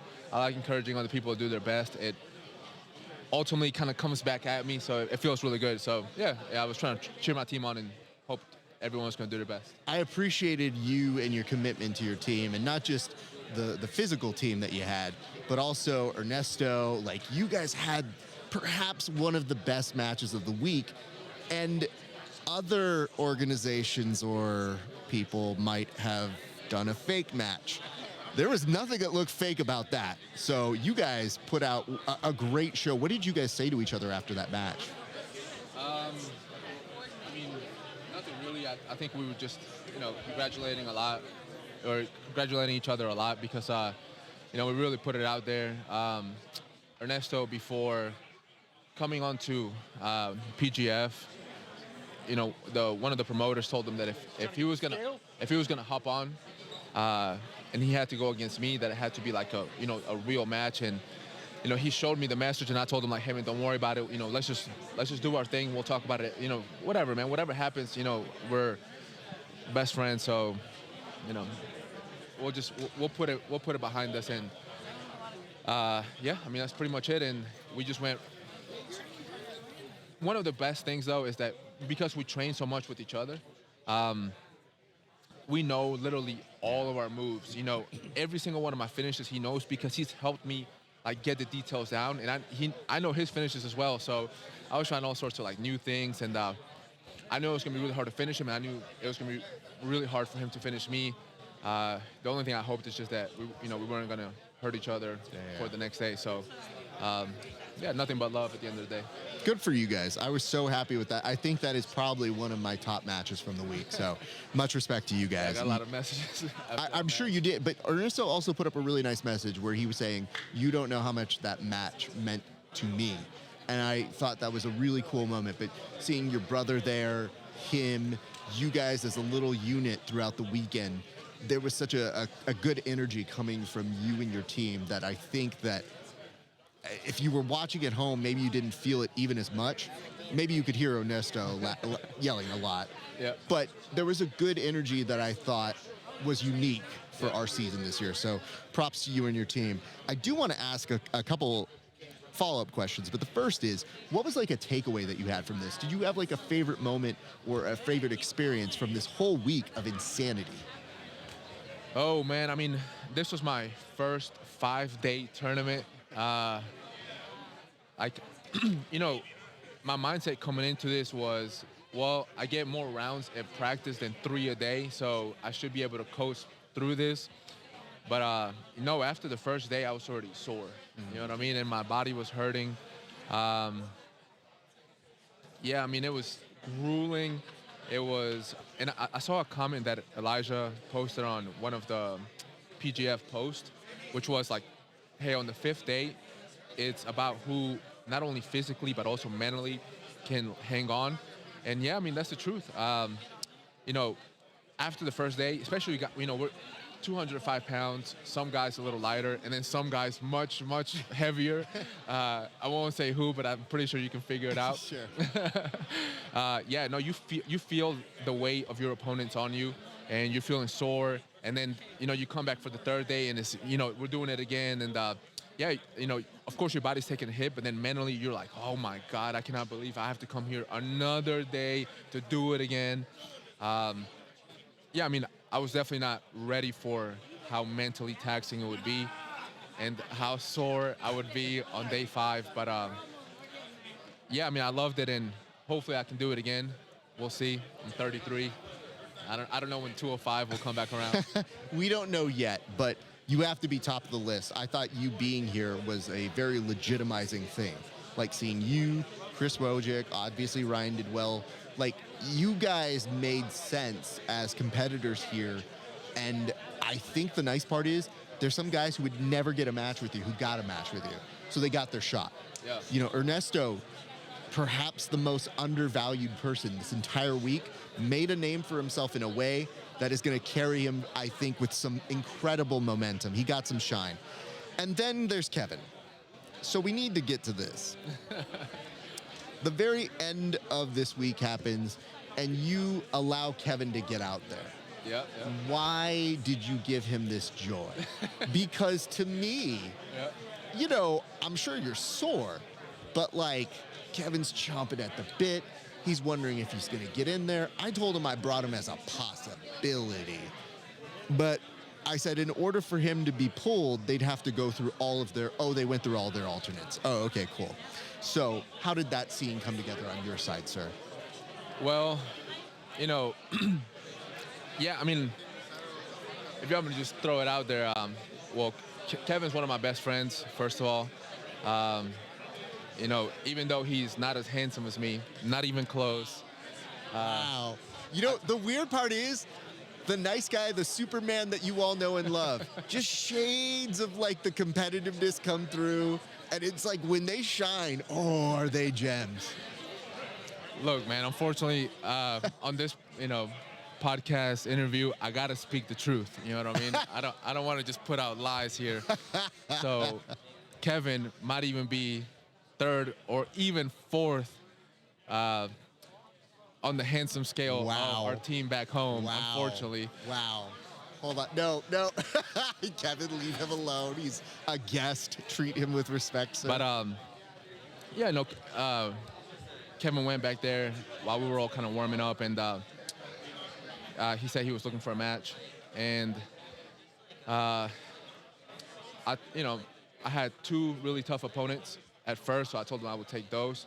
And if he wanted the last one, I would give it to him because, no offense to the last opponent, but, he hadn't won a single match. So I thought it would be a good one for Kevin, who only weighs like $170, to go against. Of course, that ultimately backfired when the kids started talking shit. And I was like, yo, man, what? if anything, that was a favor to you as well, man. Like, I don't know how you thought that match was gonna go, man, but that was not about to be your first win on this tournament. I hate to just, again, man, I gotta speak facts. But, listen, brother, you talk your shit. You're a champ. I get it. And you know what the worst part is to me? You did it the right way. You sacrificed what could have been better points positioning for you as well. But at the same point, it's kind of an interesting thing in that I felt like Kevin always gets these stall calls. And you know what's really weird is I do the joke once, twice, if he pisses me off a lot more. But I'm like, it's really hard being in this tournament. And I don't think people realize that you got to be pretty good to get in this tournament. Oh, yeah. So why do we keep doing this joke like it's I'm Rick James, bitch? Like, you were running the joke into the ground. So to me, I was like, you know what you did do? You gave him the opportunity, and I thought he got more respect back on his name. Because it was like, dude, he looked really good. He was offensive the entire match. So not only did he weigh less, you could visibly see how much lighter he was than his opponent, but no stalling. He was in there. He was attacking. No, he did. He had a great match. And I told him, I was like, man, when you're done, that was your match. Because I saw they were doing interviews for everyone's kind of last match. I was like, don't call me up there. This is your moment. You're taking this match. don't fucking call me out up there. Don't say anything goofy. But I had a feeling they might have asked him, like, hey, why are you taking this last match? I was like, man, just say the truth that you wanted the match. And I think he tried to help me, look better by saying, like, oh, he was hurting or whatever. And then that just gave the other guy, some fire for his little shit-talking spiel or whatever. But, no, Kevin looked amazing. And he was the stalling king. Unfortunately, I think he let his fan base down by doing no stalling and being extremely aggressive and having a great jiu-jitsu match. So, well, we'll make those amends a little bit later, sir. Before we get you on out of here, I have to ask, you as a lawyer, I'm sure you've seen Grappler's Court, a.k.a. PGF Court, a.k.a. Bullpen Court. What are your thoughts on what we're doing now? I love it. I think it's really funny. Kevin has won every single time. This is coming from a lawyer, and I'm not biased whatsoever. Oh, yeah, of course. It's very important. I think my boy Raph is a very neutral judge. But unfortunately, I have to just, from an also neutral perspective, I have to say I think Kevin's won every single argument, unfortunately. From a neutral standpoint. I am a neutral party on this one. Interesting, okay. That's right. So will we ever see you on one of these bullpen courts one of these days, sir? Well, Kevin yesterday asked us if we would do part of the, Well, it was planned. It was planned. It did not come to fruition. That's right. And you guys were going to see my brother Sergio, who's also a lawyer, back one team up, and I was going to back the other team up and, have the help of some, real-life lawyers in this virtual courtroom. But unfortunately, it took too long. But he's here, I'm here, and we're always game, and we're always ready to compete. So just know that put me on Kevin's team because we're going to win, all right? Like he's been doing the entire time. Listen, my guy, we'll see what we can do for you, but I just got to say, man, it's always family. I was so happy you were going to be involved. I wanted to see you for a week, and it was always smiles. You were in good spirits, and I saw the work you were putting out here, man. World-class competitor, any rule set, anytime, any place. That's why we love seeing you, dude. I appreciate it, man. Hey, safe travels home, dude. Thanks, man. Paul Ardilla, everybody. Emphasis on the hard illa, you guys. All right. My guys, thank you so much for watching. I believe right now we are going to be going with, what's that? We got Chris Wojcik, who is joining us at the table. Appreciate our good friend Chris Wojcik, who the runner-up, undersized, but never underappreciated. Chris Wojcik, how you doing today, sir? I feel terrible. Oh, no. Wait. Ghost of Christmas Future was trying to tell you this. Yes. So how's the seminar going to look tomorrow, sir? It's going to be a great seminar. It's gonna be Everybody's great. going to learn a lot. Everybody's going to learn a lot, and nobody's going to roll with you, right? I'm going to play bottom turtle. Hey, everybody at Newground, I love you guys. Please be nice to this human being. He went through a war this week. I had the most amount of matches that you could possibly have in a PGF season. But did you have the most amount of fun you could have? I think so. I was actually telling people earlier, I was saying that this is like the most fun I've had doing a tournament. I was even telling you, like earlier this week, I was saying that like there are like few things that get me excited to compete right now, like ADCC, EBI, and then this came along and I was like, that is so unique. And it is so challenging that I want like an opportunity to do something like this. So like, just to be here all week was like a fucking blast. Am I allowed to swear on this? Yeah, of course. It was a fucking blast. Well, it was a fucking blast watching you, sir. You were phenomenal. There were a couple people, I won't name names, but they were like, I don't see him making top 8. And I was like, I don't know. My guy's pretty good. And I felt like throughout this week, I think one thing that happens with you is you have such a non-drama attitude about you. It gets lost in the shuffle of characters that are going out of their way to be silly or do stuff or get antagonistic. You just stayed your lane, gave us some great submissions, and then even when there wasn't a submission in some of your matches, they were still really fun to watch. Do you have a favorite match throughout the week, sir? Let's see. I'm trying to see if someone is. I'm trying to see if someone is around who I can talk shit to. My favorite match. Back here, we're good. was okay. So the Davis match on Monday. I'll go day by day. Davis match on Monday was sick. Okay. Travis match on Tuesday was sick. Wednesday. Who did I have Wednesday? Ernesto match. That was fire. sick. Thursday the match with Cam was wild. That was like that was the most physically exhausting match of all of them. That was crazy. And then today, I don't know. I like competing against Ryan. I know he beats me, but like, he's way bigger than me. The EBI is his rule set, and I love just like doing everything I can to try and beat him. And we're gonna keep fighting each other. ABI rules, ADCC rules. Hopefully one day we'll get one that's like who's number one rules. I think that'd be sick. But I just want to like, he like challenges me so much. So like, I feel like you get new information every time, but that finals was tense, dude. Like intense to watch. Like you were throwing shit that I thought started making him wince a little bit, where I thought, I don't know, this can go either way. So it was very, very fun to watch. I brought like I fought him today how I should have fought him on Monday. And I guess it didn't make a difference really. Like I lost to him on Monday and I lost to him today. But like I knew there was no way he was going to tap me. There was no way he was going to sub me in EBI. I was giving him like a lot of room on the chokes to try to spin out, you know? Yeah. But I felt extremely confident in my EBI escapes. Even though it took a while, like I knew I was going to get out. We got to work on the holding the back part. That's for next time. It's very difficult. Like sometimes those shoulders are already out. Like, bro, his shoulders are like for the mountain range. Yeah. It's like the Rocky Mountains. Sometimes those body builds when they're like, oh, start from the back. And I go, I've already lost it and I don't have the grip. Yeah, I think, like, I don't know. I was just having a really hard time holding in the back on him. I was like, and we were even talking backstage. Brad was like, oh, you should do armbar on him. And I was like, oh, that would be great if I was allowed to do armbar. Oh, you weren't allowed to do no, armbar. you were only allowed to do back. back for this, which is like...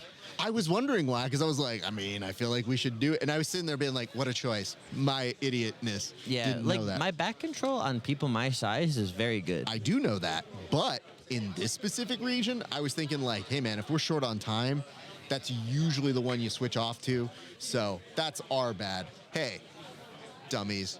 Our bad, not his bad. Yeah, my only request. Look, I know a lot of people complained about refs this week. My only request for the PGF next season is allow the armbar position, the spider web, if in overtime in the playoffs.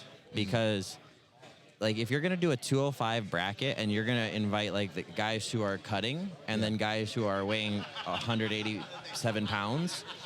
I'm at such a disadvantage trying to hold the back on this guy, whereas like armbar is one of my better positions, and I'm not allowed to use that in this rule set. Like, maybe it would have played out the same, but it would have given me like more options, more things to try. So Sure. that would be my one request for the next playoffs. Well, even then, it's still like it's a 50-50 proposition. So there's a little bit of drama. I'm like, what are they going to choose? Yeah. So I like that. But man, that was a lot to watch. So I'm glad you had some fun throughout the week. How did you like competing on a team? What did that feel like for you in this specific tournament style? I'm going to be honest. I was like, about the team, I was like, yeah, let's win this team title. And then on Tuesday, we were like so far behind that I was like, let's try to get Chris in the playoffs. That's the goal now. And then I started getting, because I had the really hard matches on Monday. I had Davis, Ryan, and Kyle Bame. Yeah. And then Tuesday I had Travis, Dory, and Elijah. So everybody was super dangerous. And I remember just thinking like, this is like I read an article like, oh, maybe Wojcik is like not adapting to this rule set because like, he doesn't, and I had like all of these giant tough guys, and then I had 4 subs Wednesday, Thursday. I had a sub today. I beat like this terrifying Polish giant. I'm not like, I think I proved that I can hang in this rule set. I can hang in any rule set. So I think you can too. I mean, as I like to tell people, you are a world-class competitor, even though you don't act like you need the drama for it. Like, you're just good. It's fun to watch you when you're doing your stuff, man. And literally, my legs just get nervous watching the entire time. Like, when these guys are starting to be like, was that a Woj lock? And I was like, you feel it right here. I want to get into this, though. Today, there were so many different elements at play behind the scenes before the tournament even started. Last night, you're wearing a Grappling Hour hoodie. Our friend, our guest, who was here just a second ago, Paul Ardea, was wearing a Grappling Hour hoodie, which thank you. We take a photo together, and you guys tell each other, I think we're facing each other in the finale if points stay the same. Does it happen? Then it gets reverted. Then you have a new opponent. So you went through about 3 or 4 different opponent changes within the period of about 12 hours. How are you feeling going in today with all of those different changes? I really wanted a match with Paul. Like for me, like winning the tournament was a good goal, you know, but I just want to like compete against all the best guys and like try to beat them, you know? Yeah. So like I never had a match with Paul before. So I wanted to have a match with Paul. I already had a match with Ernesto, so I was like bummed that we had to have another match. Not like no disrespect to Ernesto, but it's like we did this on Wednesday, and now we're gonna do the same match. And you're not gonna learn too much new shit, you know. Like I caught the same submission just on the other side because we didn't really he didn't have enough time to relearn tactics. I didn't have enough time to add any new shit, you know. So I wanted a match with Paul, and then, you know, I ended up not getting it. And then one thing I wanted to add about the team thing was our team was like in last place going into the last day, and me and Marcin had a hell of a day, and we finished second, and then I finished second in the tournament. So I had the best B-team PGF week in history. You really did. Well, I finished silver in the team and silver in the tournament. Silver team, silver tournament. You're consistent with the results. B team has to be very happy about that. Well, sir, I do want to ask you to do this. What is coming up next for you, and what advice do you have? And if you don't mind looking into that camera, what advice do you have for that next group of individuals, those insane people who will be doing the next season of the PGF? I think so next for me is EBI, December 14th. I took a little bit of damage today, so I'm going to be taking a little bit of a break. Things are hurting. I won't specify what, so I'm going to be competing in about 5 weeks in the Eddie Bravo Invitational at 170 against normal-sized people. And then I'm going to, and that's the last thing for the year, I guess. Yeah, you should probably close it out. Let's be done doing that. Yeah, and then my advice for people who are doing PGF is, one, don't, I guess the first thing is, if you're going to come here and you're going to sign up to do 12 matches, do the 12 matches until you can't anymore, you know? We had a lot of people not do all their matches, and I even said this, backstage. Everyone talks about how, jiu-jitsu athletes are not tough, and then, people go and do things that are not tough, just not competing because they don't want to, and it's okay, well, that's kind of why, you know? You should just try to challenge yourself and do your best, and also then, in turn, when you're going to get tapped in this rule set, you should just tap, because you are going to have another match, and then you're going to have another one, and then you're going to have more. So it's you have to be smart. One of the first matches of the first day was a nasty leg break, and that competitor was out for the rest of the event pretty much, and maybe even out for the next few weeks. So it's you got to be smart with that stuff. Well, I appreciate the advice. I just knew coming into this, you would be the person to give that advice, because you write so many great things. And I feel like you're probably getting about 12 weeks worth of material based off of this one tournament. We had 15 matches, so hopefully 15 weeks worth. Hey, you know what? Listen, I hope that you milk it for all that it's worth, because I can't tell you how excited I was when you were in the mix for this, because the last one was going through. We just kind of talked back and forth, and I thought, man, you would have been such a great addition even for that last one. So do you think you would do this again? Hell yeah. Yeah? Hell yeah. I'll do it at 170. I'll do it at 185. I'll do it at 205. Like I said, I don't even the results are important to me, but I don't really care anymore, because I've competed so much, and I've lost and I've won so many different times that it's I just want to compete against all the best guys, whatever the rule set, whatever the event. So I do this again for sure. 15 more matches. Hell yeah. Well, let me rest a little bit first. Well, I'm not letting you rest. Now I might make it to your seminar, now that I know that you are vaguely... How about you and me, seminar tomorrow? Let's roll. That's a call out. I think I have to do it. But the problem is I don't know that I'm back, so I might be late to your seminar. I don't know that I'm going to be able to move. No, I No, know. I'll be able to move. No, I'll I be know. able to You're going to move. be able. Shut up. I saw what you did out there. You can't fool me. It's just the proposition you're making to me is like, this is probably the best shot I've got, at least for this year. So we'll see. We'll see. But when you say super fight, what rule set are we talking here, sir? I really want to get on who's number one or Polaris. Listen, what do I offer you that makes them have more attention?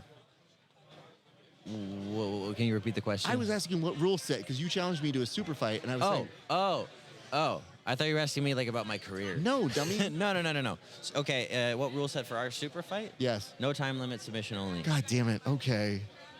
No, I'll pick the rule set tomorrow, and I'll tell you. I don't think people have enough time to watch me just get worked and then be like, I thought this was going to go for 10 minutes. Nah, man, fam. He's not that broken. He's milking it good. Chris Wojcik, I appreciate you, sir.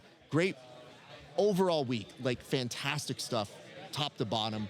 You're always fun to watch. And if we're being real, in a world filled with insane people who do our sport, it is always refreshing when I see you because I know I can just talk to you like a regular human being, and that's so wonderful and comforting. So I think I'm going to go ahead and let you get on out of here, sir. Thank you. Appreciate you. You have a great rest of your day. Thank you. Guys, check out the Grappler's Diary on Instagram and Substack, and check out my DVD, Don't Stand Up, and my other one, Woj Lock the World, coming soon, and have a good night. All right. Thank you so much, Chris Wojcik, everybody. All right. We are going to right now bring on the big man, the champ, the gentleman who has been running the show. He's having some nice words in back with his finale opponent, but the big ass championship is making its way onto the table. I mean, how heavy is that thing, Keelan? It's pretty heavy. Like, if we were to make an estimation, how many pounds? 15 pounds? Good Lord. That's like, that's a big weight. Like, you got to work out just to be able to do that. Fortunately, the person coming up next here in just a second should be able to lift it very easily, as he was also able to lift a lot of my fantasy team throughout the week. Ladies and gentlemen, please welcome to the show your champion and a gentleman who performed incredibly throughout the week. One, Ryan Aiken. Ryan, how you doing, sir? Good. Do I need a headphone? You don't need them. Okay. You're good. Do you mind pulling up the seat a little bit right to that microphone? Sir, how are you feeling? Dang, that championship looks great. Congratulations. Caught in 4K. In 4K, indeed. Yeah. I want to ask you, man, you had such great momentum going throughout the week.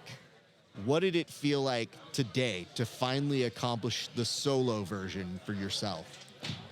That was incredible. You know, I've been trying to keep that vision for like, I knew that I had it in me to like win this, like when I first accepted that I would do the PGF for sure. But like this past week, it's been really hard to like hang on to that vision, knowing like watching other guys get injured left and right, and trying to like avoid injuries, but also having to get the points on the board.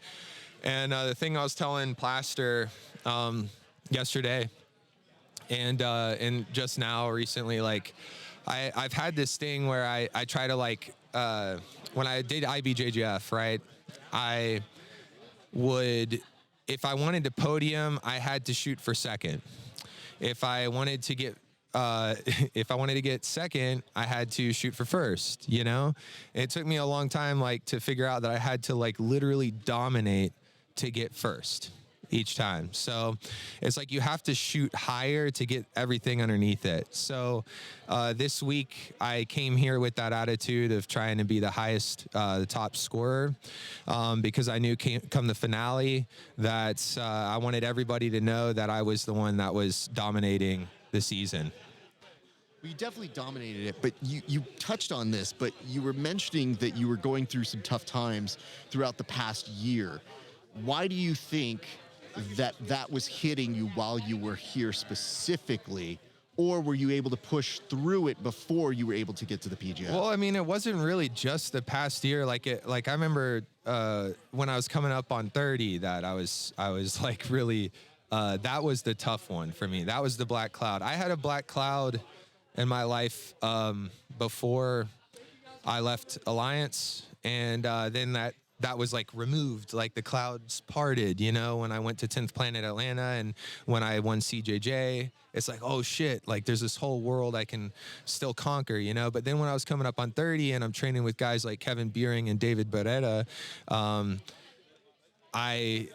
I felt those clouds like starting to creep back in, and the sun was starting to get a little dimmer, you know, because you know, when I was coming up and I was 22, we had guys like, you know, Haggerty that would get like 29, 30, and then they're like, yo, okay, I got to focus on my real job, you know. And I mean, dude, like Ryan Haggerty's a stud, you know, out of Alliance, but you know, I remember feeling that switch, you know, when I was the young guy, and I remember feeling that switch in him when we would roll, and he's like, you know, it's probably time to like chill, you know, go to my beach house, you know. But he had the most like deadly Kimura and guillotines, you know. He was the first no-gi like training partner I really had at Alliance, you know, that would push me. So I was scared when I was 29 going on 30 that and I didn't have a sick like construction job or something, you know, that was gonna you know, bring in the dough, and you know, all I've ever had is jiu-jitsu. So what, I'm supposed to like fall back and be that jiu-jitsu instructor at some local gym or whatever, you know, and just make way, or be a body, a sacrificial lamb, if you will, for guys like Kevin Beering and David Beretta on their way up. But you know, I've taken everything seriously, and I've just really stuck with it. I've this year specifically, actually ever since ADCC, I feel I removed all these other distractions, and I really just focused on, okay, I'm full-time jiu-jitsu. I'm not learning a single other skill. I'm watching film study with my girlfriend at night. You know, we might want to do Netflix. No, film study, bro. We're literally falling asleep to this shit on the TV. So, yeah. Did you call her yet? Yeah, I just got off the phone with my girlfriend, Jaden. Love you, baby. I make sure to get that in before I get through all the interviews and stuff. You know, she's one of the first people I call. I still got to call my dad, but I got something big about my daddy issues and shit like that coming out. So understood. I'm sure. Hey, you know what the nice part is? I wanted to ask you this when I heard you talking about this dark cloud. Does this change anything for you? Does this make you feel something different with this result in this kind of a week, though? Say that again? Does this change anything for you? The performance like this week and this championship, when you mentioned having a dark cloud, does this help to, like, either... Yeah. Well, how does it help then? Because, Raph, this is a beacon of hope. Like, the EBI belt was kind of a beacon earlier this year. And by the way, for the last 3 years, I've had I don't know how I do it, but it's been like 2 belts a year. It's been a 2 belts a year thing. And this year, it's no different. It's 2 belts. This one is definitely up there with the EBI. The EBI means a lot as like... It's like a get back, I guess, because like New Wave has been running the show, or not really just New Wave, but Gordon, you know, and Gary Tonin were running the show with EBI, and then Nicky Rod ran the show with EBI, and then finally a 10th Planet guy comes and gets the EBI Absolute belt, so that's kind of like the get back, right? But this, for me, for my team, is a beacon of hope, okay? Because this thing, PGF is definitely the future. The way something that stuck out to me was how well, like, they color coordinated the teams, you know?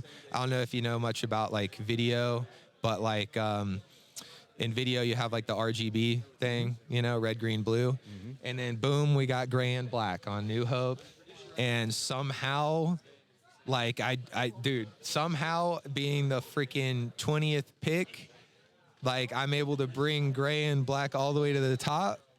And that's the one that stands out over RGB. I don't know, man. Like, as a guy that's, like, done some video editing and shit, like, that was kind of cool to me. Well, I want to tell you this.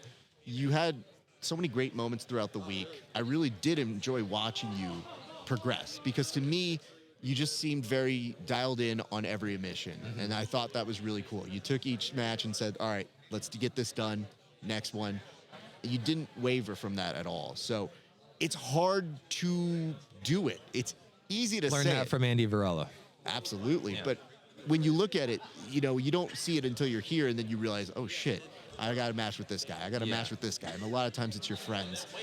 Do you have a favorite moment or anything that you take away from this week that you kind of really, really like enjoyed or that it meant something to you? God damn, dude. I wish I could have done, Chris, bro, I love you, bro. You're a great rival.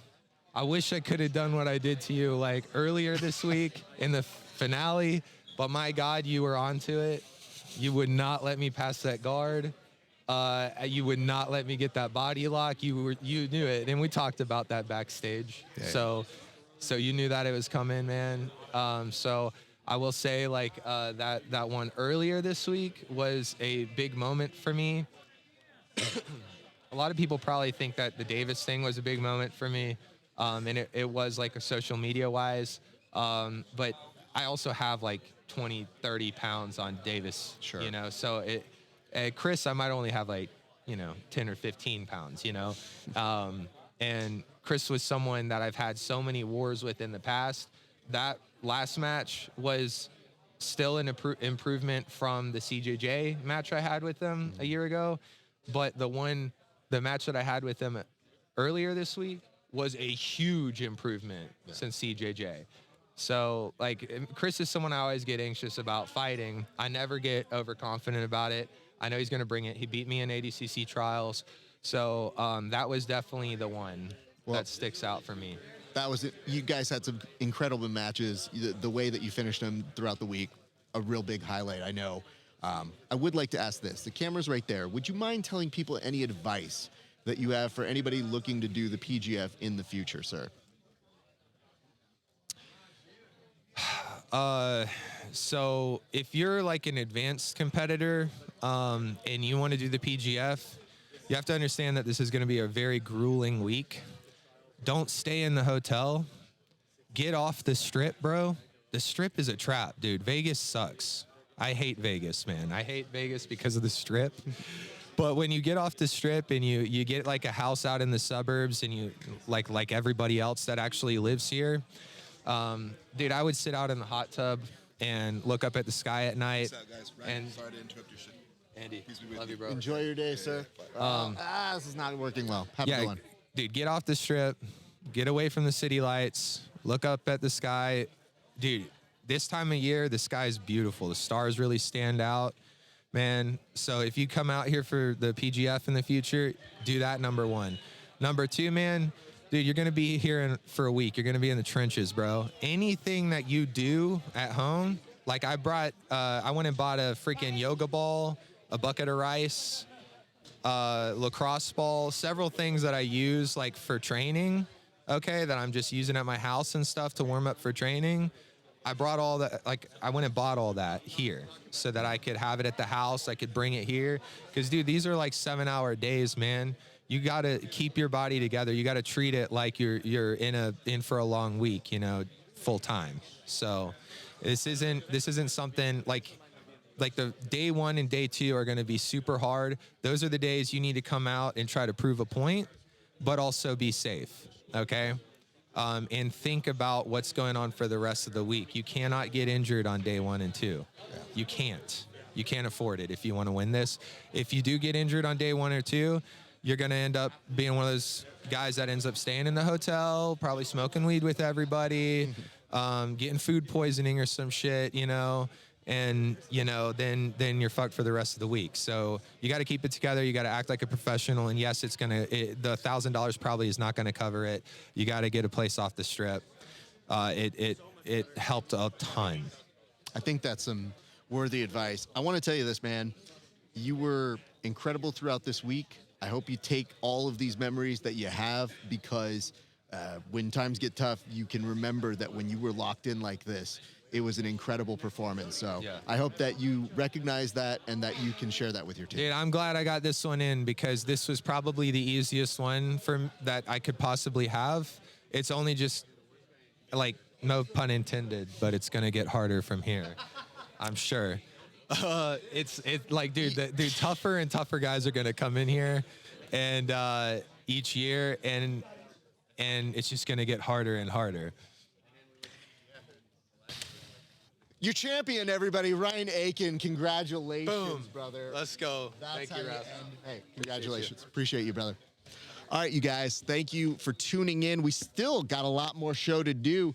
I have been informed that we have a special guest that's going to be dropping in here in just a second. Now, this is a surprise to me because normally I book the guest. I don't know our next guest. I've never met him. But I am familiar with his work, and you should be too. Not only a pioneer, but an incredible ambassador of our sport. Him being here is a truly, truly amazing moment, and I have to tell you this right now. I never thought I'd be doing this interview, but let's go ahead and take a look at the OG, Royce Gracie. How are you doing, sir? Good, thank you. It is a pleasure to meet you. Nice to meet you. What brings you to the PGF? Well, first my cousin, Heather and Zoltan, they invited me over. So that's why I came over. What did you think of this whole thing? Did you enjoy the matches? It was a new experience because I'm not much of a tournament person. So to me, it was a very new experience. It was a fast pace. I like it. I like it. It was a fast pace. So the guys were all trying to go for submission. They can't stall, just get across side. I heard a couple of times they're saying, how they say when they're stalling, when they're warning. Warning. So Warning. the shot I was clock. like, wait, that was fast. It was like 20 seconds, warning, you gotta move, you gotta do something. Did the shot clock kind of get to more of the core essence that you love about jiu-jitsu, or specifically competition jiu-jitsu? For competition jiu-jitsu, it's different than if it was an MMA match. It's a totally different game. So, but for competition, makes a fast pace. Very nice. Were there any people that like stuck out to you? Did you, obviously Ryan Aiken, we just talked to right now. The champ looked very solid all The day. guy who got second place. Oh, you like Chris Wojcik? Chris. What did you like about Chris Wojcik? He was the underdog. He was the smaller guy. And to get to the finals in the heavyweight division, man, is up to 205, right? Yeah. And definitely didn't look 205. Yeah, I was like, as soon as I saw him, I was like, dude, how much do you weigh? He's like, shh. Let's not talk about it. I was like, all right. You know, I mean, I got to cheer for the little guy. Game respects game. That's how it works for you. I mean, it's not a big surprise considering all that you did when you were paving it forward for us to be here, you know, when you're doing all the work of the UFC. It wasn't me that did it. It was jiu-jitsu that did it. So people didn't watch me fight because I have a beautiful face. They like it because of the technique that they saw. I respect the position you have, but as somebody who grew up with this, I cannot say this without saying your role and what you did for it. I was the one that represent, but That's it fair. could have been anybody in my family. I mean, very also possibly fair too, but the fact that you were one of the first as a pioneer is so important to all of us. And you know, it's very funny. I remember being in a living room watching you compete. When you're a little kid, right? Well, you know, I'm a little old. You better not say that. No. I'm a guy. No, sir. I would never say that. But the thing that you said about Chris is what I said about you when I'm watching that, because I said, like, I just connect with you. And I felt like that might have been the thing that you had with Chris. And that's what a lot of people out there, when they saw the first UFC, they were like, oh my God, the smaller guy is able to defend himself and subdue opponents bigger and stronger. So they saw the technique. I tell people all the time, you never saw me fighting. You saw the technique. That's what impressed everybody. That's so true. So what do you see the next evolution of jiu-jitsu being? You've been there for so many different things. You see where we're at here. Where would you like to see us go? If I had that crystal ball, I would be playing the lotto, my friend. I mean, I understand that, sir. It's just, whenever you have somebody who's seen more than you, I think it's important to try and learn what it is from their perspective. So I just love to know, where do you think you'd like to see the sport grow or go in the future? I mean, martial art in general was made for self-defense, not to score a point. any point that you put a point system, people start to play with the point system. You see, so it's like a martial art in general. I'm talking about all martial arts. They're not made to score a point. So soon enough, the guys will figure out the point system, how it works, and they'll go around that. So it's always they're trying to figure out a way to go around the point system, and we're trying to figure out a way to take the point system away so they can go into battle. Understood. I've always wanted to ask you this, and this is not perhaps related to the PGF. What is the best advice you ever received for your jiu-jitsu? My father used to say, don't walk in to win the fight. Walk in not to lose. Because I was fighting guys bigger, stronger. So he said, don't think about go over there to beat him. Go over there and don't lose to him. If you don't lose, the question is how you're going to win. That is very helpful. I mean, so I mean, in reality, the way where he meant was like, okay, if you fight somebody, an 8-year-old, a 10-year-old kid, and you don't lose and you don't beat that kid, who won the fight in case of a draw? You see? Yeah. So you're bigger, you're stronger, you have to beat him. If you don't beat him, you automatically lost in my eyes. Yeah. So the lighter weight, the smaller one, would have won. So it's like the heavyweight in boxing have to knock out the lightweight. If the lightweight goes 12 rounds and don't get knocked out, it's like, man, I'll give the victory to the lightweight boxing. I thank you for that. It's one of those things that I wonder about individuals who have done what you've done. You've seen so much, getting those perspectives and kind of putting that out there. I think that's really cool. Conversely, what is the best advice that you've given and passed on? Because this is such an art that requires us to pass on. In a match like this, or even a fight, I told a couple of the guys in the back, the girls, I told the girls, like, it's not a match. It's another training day. And it is. Your coach is just bringing a new sparring partner for you. There's a couple people extra watching. There's a few more lights and cameras. But it's another sparring day, another training day at the school. So look at it as another training day. It's good perspective because sometimes they overblow it or they think it's a fight, yes, and it's not a fight. It's a different even a match. It's like, oh my God, this is a match. Everybody's watching. Dude, it's another training day. It's another sparring partner, a new sparring partner that the coach is bringing for you to test your skills. I'm also curious about this. Are you able to watch jiu-jitsu and enjoy it, or do you? I enjoy it tonight. But do you also, as the instructor, the long amounts of brain that you have, are you also thinking like as a teacher or student and like, oh man, I wish I could do this? Kids, I was impressed with them.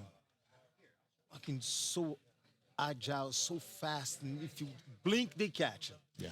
Cannot blink, cannot relax for a second. It looks like such a short amount of time. It's only 10 minutes, but they're 10 minutes full on trying to catch you, and so you can't breathe. You can't relax for a second. You cannot, I'm going to relax. No, you're going to get caught.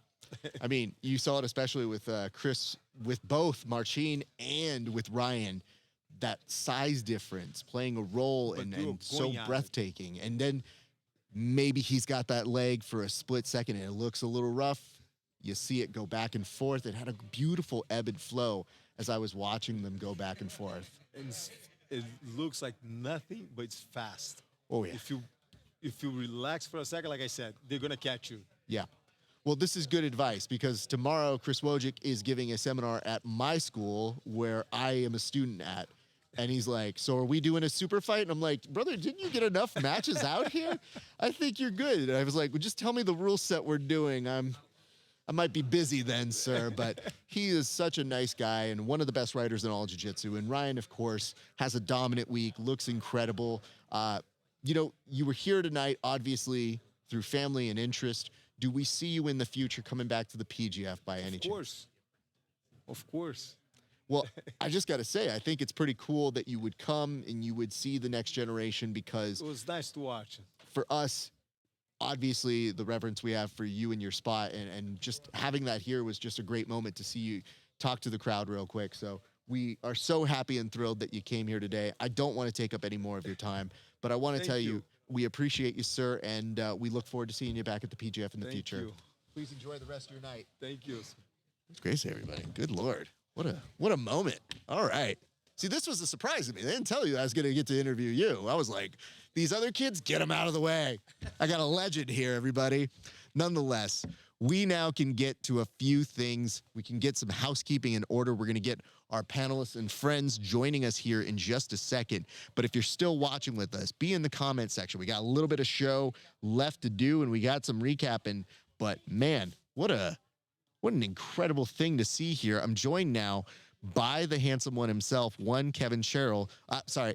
As Paul reminded me, the less handsome than Paul, Kevin Sherrill. Solid 7. Mm-hmm. Do you have any response to that? I was waiting until they put me up on the screen. Okay, go ahead. This man ate my fig Newtons. This is bullshit. It's not a fig Newton. It's a fig bar. Be very clear. Yeah. Until they're a sponsor, it's a very. Why are you trying to different- rob Isaac Newton of his inventions, man? Yep. Of course. That's Stealing how the that credit went. from him. Egg. We're gonna get here in a second to the board. Just the last topics that we need to bring up. But how are you feeling, man? You were putting in a ton of work with Jason Anik over at Fantasy Island. How do you feel after crunching numbers for an entire week's worth of event? I feel amazing. Such a blast. I mean, when we got TJ into the commentary booth, that was just, having such a professional there, driving the bus, improved us so much. And then, going over there to the new fantasy table with Jason Anik, again, such a great professional, just, keeping me in line. And awesome. I told him, he's a demographic. He's somebody that's new to jiu-jitsu. If you find something interesting, just pull it out, ask the question, let me know what you think could be interesting for stats. And I think we had a really great rapport. And it was fun. It was a lot of fun. Great to hear. Gentlemen, we're going to get to a few topics. The first of which right now is, what a week. Jesus. What a week. I like, my brain is starting to come down, but I know we need to talk about the things. I'll ask you first impressions. What stuck out to you about today's competition? I'll start with you, Kevin Sherrill. Emotions running hot. That was very evident. We had a lot of high intensity matches. I'm sure viewers at home saw me and other coaches getting involved, supporting our guys. I mean, when there's 20K on the line, everybody's excited about it. I think Kaya put on a great performance. Vanessa, credit to her for coming out here. She gets that stall call and knows what she's doing, immediately drives up, tries to wrestle up through the guillotine. That takes some grit. That's MMA fighter stuff, man. Jiu-jitsu guys will just take the stall call. What a week, man. What a week. Egg, what stuck out to you from today's competition, sir? One, I mean, just Ryan Aitken proving why he was number one. Just dominance out there. It's wild. We knew if he got to EBI overtime, he's one of the best at it. But Kevin kind of stole a little bit of my thunder. I was going to say the ladies, because both those matches were fire. Just everything. I think also seeing that the Woj lock was the most dangerous weapon there was during the season. Brandon said that a number of times, and yeah, people, if he put his arm around somebody's ankle, they were running fast. But yeah, it flowed well. Seeing all the stars here, it was amazing. Do you know that he challenged me to a super fight tomorrow at that seminar that is at Newground? I wouldn't take that challenge. I mean, I'm busy. Is essentially what's coming down. Couldn't make the date. The worst part was I asked him because he was driving home a deal. And anytime I speak with these gentlemen about a deal, I legitimately go, what are the terms and conditions? And he goes, what? And I go, what rule set? And he goes, well, I'm trying to get on Polaris and I kind of like this. And I go, no, dummy, for us. And he goes, oh, submission only, no time limit. And I was like, what is wrong with you? I was like, first of all, yeah, of course he's going to cook me for 10 minutes. But not just that. It's like, didn't you grapple enough here? Like, shouldn't you be done? You don't need. Yeah, he's going to feel like he got hit by a car tomorrow. I think he should take the match. But that's the reason why I entertained it. If you look at the footage of me, you see me do the calculation of like, this has got to be the time, because any other time and he's healed up, yikes. But what a week indeed. I would tell you this though, I felt like the people that you saw that were incredible performers, your Paul, your Ryan, your Chris, your Marcin, they delivered for us so much throughout the week, and it didn't really surprise me that they would make it into the Final Four. 3 out of the 4 of them, I kind of predicted from the initial get-go that I thought they had a shot at being the Final Four. Marcin was obviously the biggest surprise, but if you were watching any of the coverage this week, it was not a surprise. You saw him being a monster. A lot of the guys were afraid of him, and with good reason, because he did send home a competitor very quickly that is a high-caliber individual. So that's great. And then you saw the other stories emerge. Ernesto, incredible respect on his name this week. Like, made a star of himself from his performances. And then looking throughout the rest, like, we saw so many different changes in this lineup.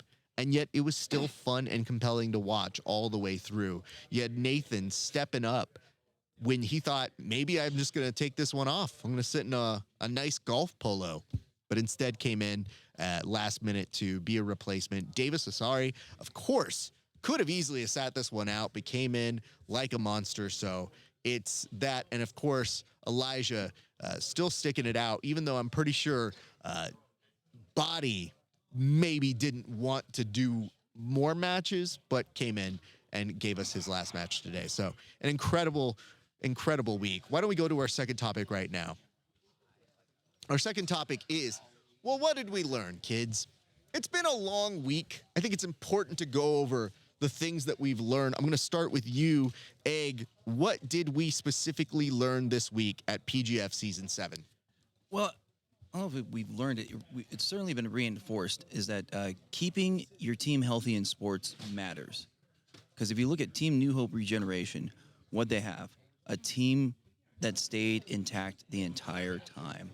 And I think Kevin had a pretty cool stat on this, is that we had about a 50% injury rate, he was saying, which that tracks. I mean, Toronto had 9 different people have to dress up for their team. That's insanity.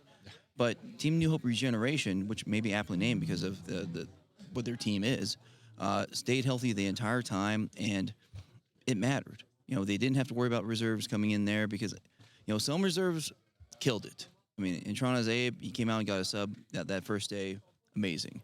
Chris Olivo got a sub that final day, phenomenal. But by and large, when the reserves get in there, man, those regular guys lick their chops, and they're looking to score, and they more often than not do. So if you can stay healthy, that matters. Thank you for that. Kevin, what did we learn this week at PGF Season 7? I was going to say that massive size difference and weight gaps are like really dangerous and hard to overcome on the PGF, but then you've got Chris Wojcik in the final. You got Ernesto Rivera doing fine. Does weight not matter? Did we learn technique is over everything? No, that's ridiculous. Keep your team healthy, guys. We need more alternates is what we learned. We need about, 20 of them, a whole secondary roster. As the PGF gets better, as more skillful guys get in here, as more money gets involved, I feel like it's going to get a little dicey out here, man. Maybe we need to keep some people in the wings. I don't want to have to keep popping the suit off when I'm doing it when I'm 45. Let's fix this, man. Let's get a 50-man roster. Draft them the whole way through, bro. Yeah, I want you to organize that specifically. I'm pretty sure if you talk to our assistant GM, Drew, oh, God. 28 is hard enough. Yeah, he's having a panic attack at just the mention of a 50-man roster. But he's somewhere hyperventilating right now. Very good on that. There's also an element of what did we learn that I kind of wanted to bring out that will showcase the statisticalness of one Kevin Sherrill. We're going to put up a graphic here, but before we do, I must preface this. I have not double-checked these figures, so I cannot report them for statistical accuracy. I also have not double-checked these figures. Jesus I did them once. Christ. They're done. That's not how statistics work. Nonetheless, go ahead and show the graphic. And Kevin, walk us through what it is we're seeing here today. Right. So I have this stat that I personally started messing with during my time in the PGF, where I started looking at your individual plus minus. So you can do it over the course of a season, but I really think your per match is a lot more helpful, especially when you have as many alternates in. What we do is we take out the team points that you're awarded throughout the season, and I start tracking who gave up points to other teams. So it's basically a basketball and hockey stat where they track the score differential while you're on the court and while you're off the court to see whether you're adding points to your team or you're a liability. So you sit there and you break down. 0 is when we go in, you're getting a draw. We can expect a draw from you. Now, it doesn't necessarily indicate the action that these people go through. Like, to point out, you have guys like Jacob Howarth with a 0-0 plus minus, and you have Davis Asare and Adam Bradley with a 0-0 plus minus, which means Davis Asare went in there and took 2 breaks and got a kill. He evens out. But he had a very different experience with that than Jacob Howarth. But it does boil down to, are you a liability or are you adding points? And over time, you can bring your score closer to 0. I want you to call your attention to Ryan Aiken's plus minus, because good Lord, man. Just start looking at any 2 other guys that you think are good. We'll say Kyle Bain and Elijah Carlton. They combined for a +3. When they step out, when one of them steps out there on the mat, we'll say Kyle. You can expect 2 points from him. Obviously, that's averaged out. So it's, in a couple of matches, you get a chance that he's probably going to get a break. That's a good score. Kyle did well. Elijah, the king of the PGF, has a 1. He was in the playoffs. He contributed to his team and has a 1. Ryan Aiken is worth any 2 other guys other than Marcin and a handful of the other ones. Really impressive, man. And then you have guys down there like, unfortunately, I have to give a nod to Jack Bidwell, because he came in for 3 matches, and I believe he had Ryan Aiken, Marcin, and Chris Wojcik. Yeah, he was in for exactly 3 matches. So you see the minus 5.67. He's close to giving up a kill every time he steps on the mat, just for this season, because that man had the worst draw I've ever seen in my life. Hey, Kevin, but seriously, look at that. Other than Marcin, honestly, any other 2. Because even Kyle Bain at 3 with 2 and Paul Ardilla at 4, you put 3 or 4 together, you're still not Ryan Aiken. Yep. Good grief. Insane. It's the number of kills. The number of kills Ryan Aiken was able to get you, because there were guys he went to a draw with. But when he had a chance to get the kill, he went after it. He made that joke during the season of, I used to be bad at the head and arm, not anymore. Yeah, clearly, man. Clearly. Yeah, I say it wasn't good, the rear naked choke, and then, he rear naked choked Chris Wojcik during the season. Oh, yeah, okay. No, Yeah. No, not too good. Yeah, not so good. Well, thank you for that, Kevin. That was a very nice thing that you put together. How many cocktail napkins did you write that on? It's more about the crayons I went through. There we go. All right. Well, the fact that you actually did take the initiative and make that, I will give you a cautionary good job until I fact check it. And then when I look at it, I'll have to make sure that we didn't put something up that was salacious. Straight up, it's wrong. Don't. I'll tell you, I'm going to have missed at least one. I'll tell you this. No. Let me defend just it. say that later. Let me defend this. Some of the smooth comp things are wrong. I had to catch at least one of them. Paul Ardilla got a elbow genie point versus Brad Schneider, and that was not reflected on smooth comp. It doesn't matter. It wouldn't have affected playoff order, but it happens. We have 120 matches. I did the best of my ability, but I didn't go back through, check the screen, and watch the stream to see whether the smooth comp numbers lined up. I just know that because I know Paul and I train with Paul. I remember the match. There are going to be some inconsistencies there, but we're going to fact check them. So, don't worry. I'll get the crayons back out. Are we? Because, I'm kind of like... I'm sitting next to Egg. You know I what bet I mean? anything he can't help himself. Dude, I have all the matches and all the stats. All you had to do was ask. I could have emailed them to you. You didn't have to worry about smooth comp or put them together. I don't trust his stats. Wow. I'm the stats guy. I will tell you. You got it now? Okay. Roger. Hand over your spreadsheet, sir. I think we have one more topic here. And let's go ahead and slide this in. Gentlemen, should be the easiest one. I'll ask you, what was your favorite moment from the week? I'll start with you, Egg. I mean, maybe we got to go viral with the Ryan Aiken against Sari. What was it? The ankle lock heard around the world. Favorite? You're a psycho. Yes, I am. I remember that. No, it was just wild, and maybe the transaction occurrence, because you know then you have Sari be like, no, I'm good. I can play more. Man, it's got to be good to be young, but just wild. I think that's it. Fair enough. Thank you for that. Kevin, what was your favorite moment of the week? I'm not a broadcaster, so I have to just go ahead and put this up on my Instagram to get myself that free little props. Okay. But it has to be the initial Chris Olivos walkout. It is now in my story at Kevin Grapples on Instagram. Oh my God! Why didn't you send this to me? I know the video. I didn't even think of it until just now. It's my favorite moment. Would you like me to send it to you? Can we get it up that quick? I mean, it's possible.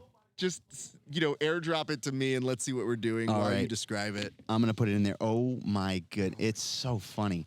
Yeah, that's my favorite moment. That's my favorite. I'm so happy one of my students sent this to me, and I am so sorry. It was on Instagram. Let's give it a little more context. And it was something that I completely missed. I put it up right now on my Instagram. You put it up right now on your Instagram. Okay, so I see the attachment. So anybody that's watching it, go to @KevinGrapples, tap through my billion stories, and go look at that little clip. The reason why this is so infuriating is that I don't know how we didn't put this up earlier, and if it was any other scene, I would not have cared. But the fact that this never made our program is really a reflection of myself. We've been busy, man. We have been busy. We lost Tim, R.I.P. Tim. Yeah, but we've been working, and we had Jason Anik, who did a great job. We had Matt Elkins, who did a great job, and we also have Aged. But no one noticed that. Hold on. What I should point out, though, is we noticed that when this stuff was going down, we somehow missed this one clip. So what I'm going to do right now is, Kevin, do you mind talking? Let's put the one shot on him. While I could see it as sent to my computer, I will put it up with you guys. All right. God, I hope you guys were watching for this. It's so funny. The camera angle is perfect. So Chris Olivos comes out, and he does a known WWE, as well as LeBron James, does this little walkout celebration where you drink the water bottle, you turn up, and you spew. You just little spray or whatever. And I'm sure it's real, real cool. Except while he's walking out between the chairs, blasted in his cowboy hat, and you can catch a shot on camera of Ernesto getting hit with it and going, Jesus. It's so good. Oh my God, it's so great. It's gotta be just the fact that he's just in the corner as the camera pans away and follows Chris, and you see him shoot the meanest fucking glare, fix his hair from whatever's in it. It's golden. It's absolute gold. You catch this? That's great. Oh my gosh. All right, we might have it. We might have it, guys. Here we go. Yup. All right, so Chris comes out, fully set up, cowboy hat, boots, fur coat. Bam, there we go. Has his moment, flex. Ernesto catching the stray and shooting him the meanest glare. You can see that look in Ernesto's eye that says, man, I hope this guy later this week. I'm going to get my pound of flesh for this. What is he saying when he screams that? That's 100% he's using the Lord's name in vain. Let's get me and Keelan over here. Absolutely. We have the commissioner himself there you go. has come up to join the bullpen. Keelan's going to be coming in as well. Okay, I just tech directed very quickly. So they're going to come in. You guys are going to swap out for just a second. And then we'll have you guys come back for PGF Court. But, ladies and gents, the party still goes on right now. We will be joined shortly by two individuals. We'll just keep it on that shot, that 3 shot, because it'll be set up for all 3 of us. I have to tell you this, you guys. It is incredible to see the work done by the people who are going to be joining us right now. You have the PGF commissioner who's about to come on the show and join us for a few seconds here. And to the other side will be our showrunner, our executive producer, one Keelan Lawyer, and I am incredibly happy to share the microphone with these two gentlemen. Welcome to the show, Keenan and one Brandon McCaffrey. How are you guys doing? Wonderful. Gents, we did it. How do you feel right now? Are you exhausted? Do you still feel you can do another season in a week? What's going on in your brains? I'm pretty tired. Yeah. No, I wouldn't want to do this again next week. I would say this. I saw Keelan today, and we were in the middle of training, and I saw he was like mentally checking out. And I go, let me just grab a quick roll with you because I know you got to go back to work because I got to go back to work. And we literally just rolled the easiest slow roll possible for two people who are in production, just barely sleepwalking through a fucking roll. Joke's on you. That's how I roll all the time. Joke's on you. That's how I roll all the time. Haha. Joke's on y'all. You both suck. Oh, that's fair. I don't dispute that. And I'm getting called out by Chris Wojcik for a super fight tomorrow, so things are not going very well. Not going that good. No. And I'm like, dude, didn't you roll enough? BMAC, right now, initial feelings, season 7. How would you describe what you saw this week? Well, I think it's pretty clear. It's very clear to me, at least, that this was the best season of the PGF that we've ever had. It's still like super surreal to me, honestly. It's super surreal that we're even doing this. Like, it really just feels like, a couple of days ago in a lot of ways that me and Keelan were just scratching this all out on paper at my kitchen table. And, the vision that we set initially, it feels like it's starting to come true. And I really feel like we're just getting started, to be honest with you, Ralph. It's good to know because, dude, it feels like even a jump from season 6, which was so polished, so well done. It felt like there were improvements on the refereeing, there were improvements on the production, there were improvements for the housing in the way that we took care of our athletes. So just so many little small details that really came to shine throughout the week. And I know a lot of that is also in thanks to Keelan. So, Keelan, what did you feel right now? I know as a production guy, it's not done until it's done. So you and I are very much in the mode of, we'll see what it feels like. But what does it feel like right now for you for this week? It definitely feels like this was the best week. I would agree. Just from the production standpoint, I feel like the streams were really good. I hope everybody was able to watch on YouTube, and the audio was good and the video was good. Not much lagging and dropping out. I feel like this was the best week of the PGF so far. More to come, more progress to make. The notes were taken. We'll go back to the drawing board and come back again even better. I know. Hard to believe. How could you? We're going to do it. I want to ask this before I get to where we're going. So think about that for a second. But what were your favorite moments from the week? I'll start with you, BMAC. Well, it had to be when I was asleep this morning and I heard a knock on the door, a little rap, tap, tap on my chamber door. And I was like, who is knocking on the door? And I got up, I put my shirt on, put some shorts on, because I didn't know who it was. And I opened the door, and Hoist Gracie's standing there. And he goes, hey, my brother Brandon. And I said, hey, man. And hang out right here. You want some water? I got to brush my teeth. Like, that was probably my favorite part of the whole week. It's not often a legend that's just never happened shows to me. up. That was not on the bingo card. You know what I mean? I mean, similarly, I was doing my job of interviewing the athletes that were featured today, and then I just see a note from our director, Octavio, that says, Hoist is up next. And I go, I'm sorry. Like the janitor Hoist? Because what is Hoist Gracie going to do? Hoist or Royce? Oh, Royce. Rolls-Royce is up next. Yeah. Copy that. Okay, good to know. That incredible moment. Keelan, what about you? Favorite moment of the week? It's got to be right now, man. After it's done, we did it. We got a champ. We gave the money. The stream didn't die. Nothing burned down. Right now is the best moment so far. I'll tell you my favorite moment. It's not far from yours. Is we started at 4 p.m. Like, this show went at 4 p.m. because last year something came up. and they put it out, and that would kill other streams. Y'all fixed it.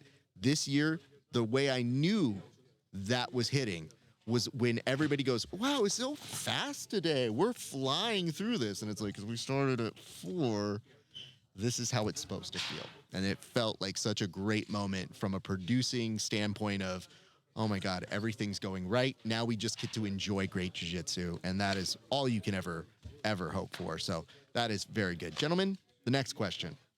Where are we going? Because there's always hints of it.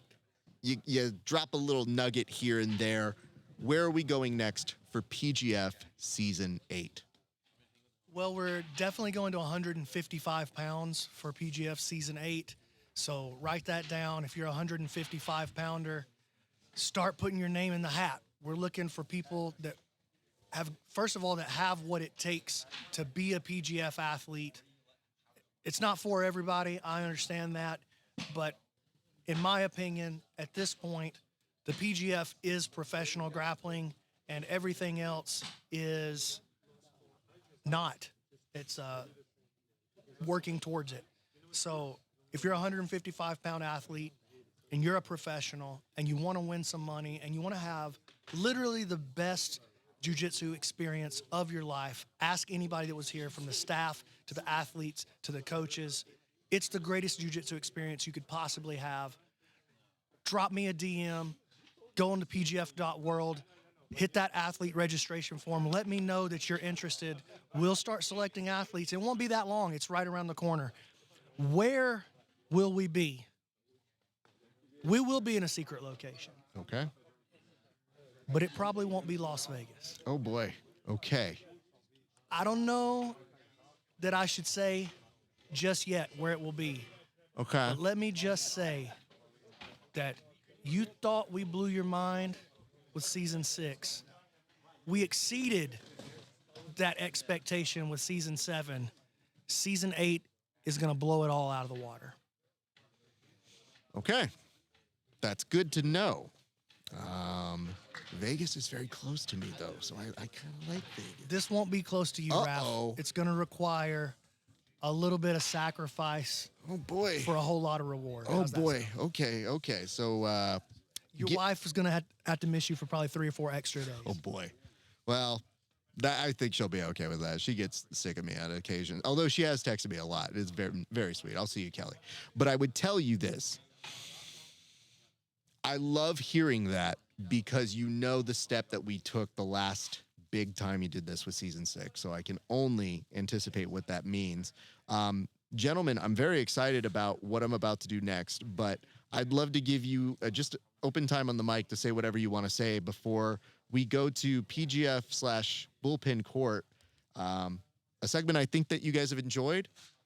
What I am going to tell you, One of my favorite things of the week has been going back to the room each night, and me and Keelan, Isaac, and all the rest of the crew opening up the laptop, and we go back and rewind, and literally the only part of the PGF that I've seen this week has been the post show from the bullpen. Thank you.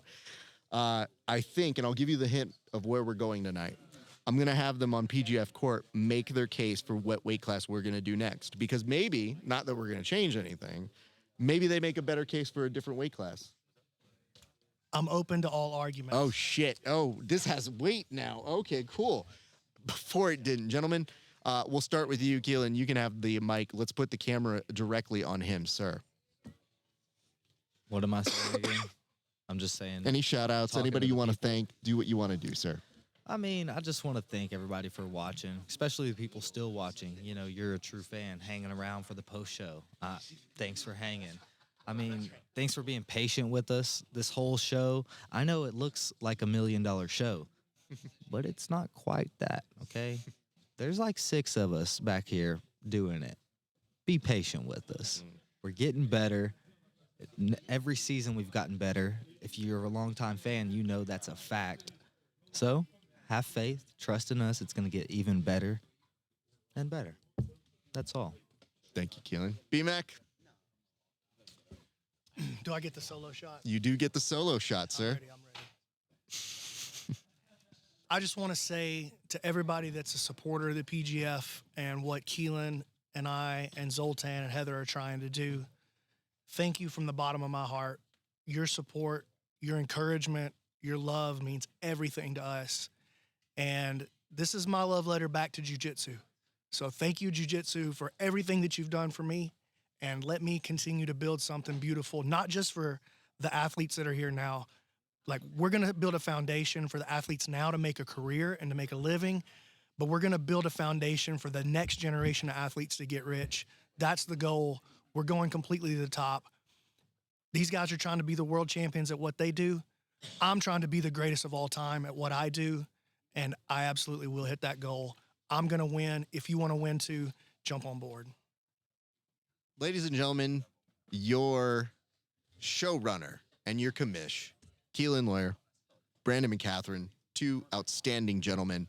I don't think myself or many other people would work as hard as we do if they weren't quality people. They are quality people. Thank you so much for coming on the show. I love you, guys. Raph. I value what you bring to this. Thank you so much, More sir. than you could possibly know. And big shout out, Isaac right there, never gets the love. Octavio never gets the love.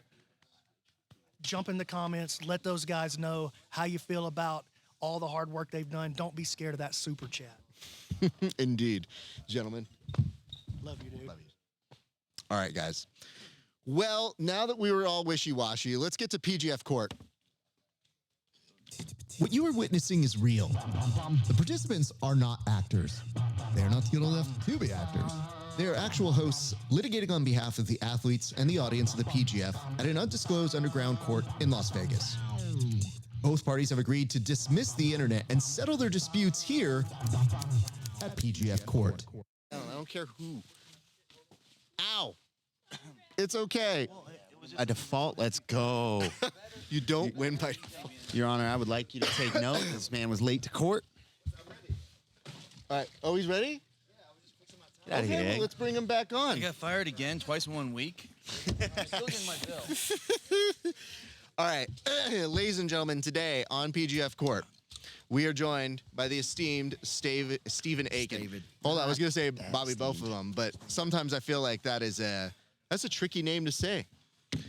Gentlemen, I was just informed that next year the weight class is going to be 155 at the PGF.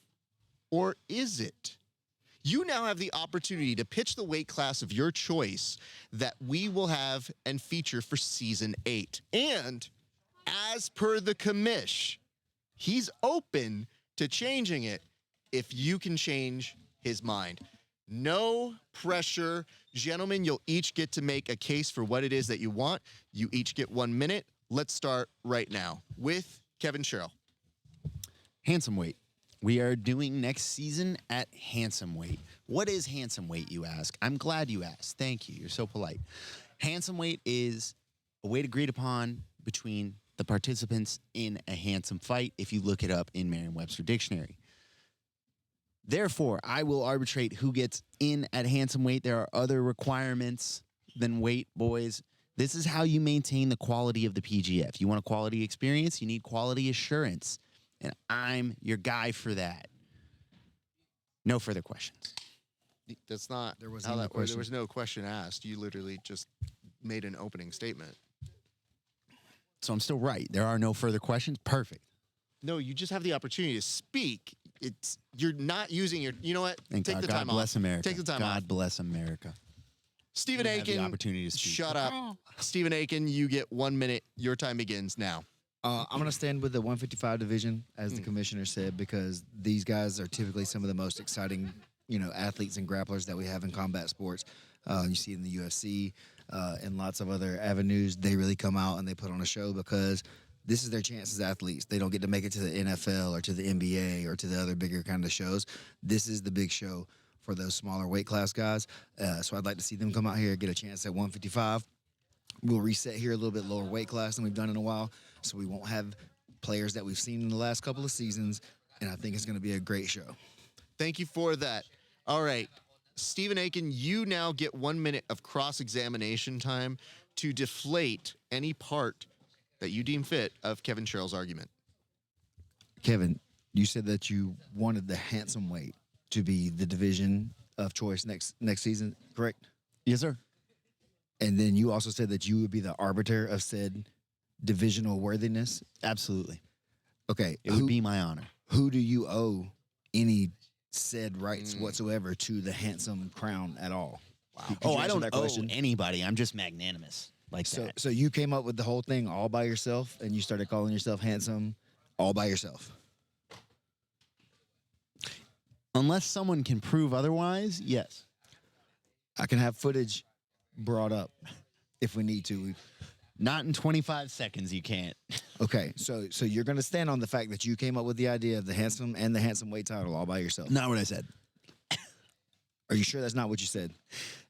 No. No further questions. Thank you for that. All right, Kevin, you get 1 minute of cross-examination time beginning now.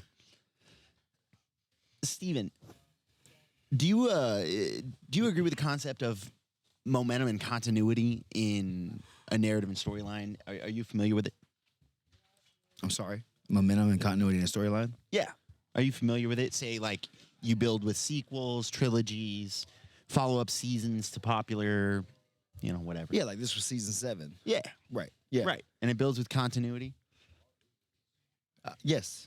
So who among this past season 7, do you think could make 155? Elijah Carlton. Without dying. Was that a question? Yeah. Who among this roster do you think could make it without dying? There was one guy, I can't remember. What was Christos Papadopoulos? Ooh, yeah, he'd be good. Yeah, that would be a good one. Hell yeah. That's how you're ending it? I mean, he brings up a good point. All right. Christos is pretty good. He's Kev, chippy, too. He talks. Let me just tell you this right now. A lot's writing on your concluding statement. Please, for the love of everything on your argument, land this. All right. I'll lock in. I apologize, Your Honor. I'll lock in. Right now? When did you think you were going to do it? Oh, I thought I had more time. No. All right. Sorry, locked in.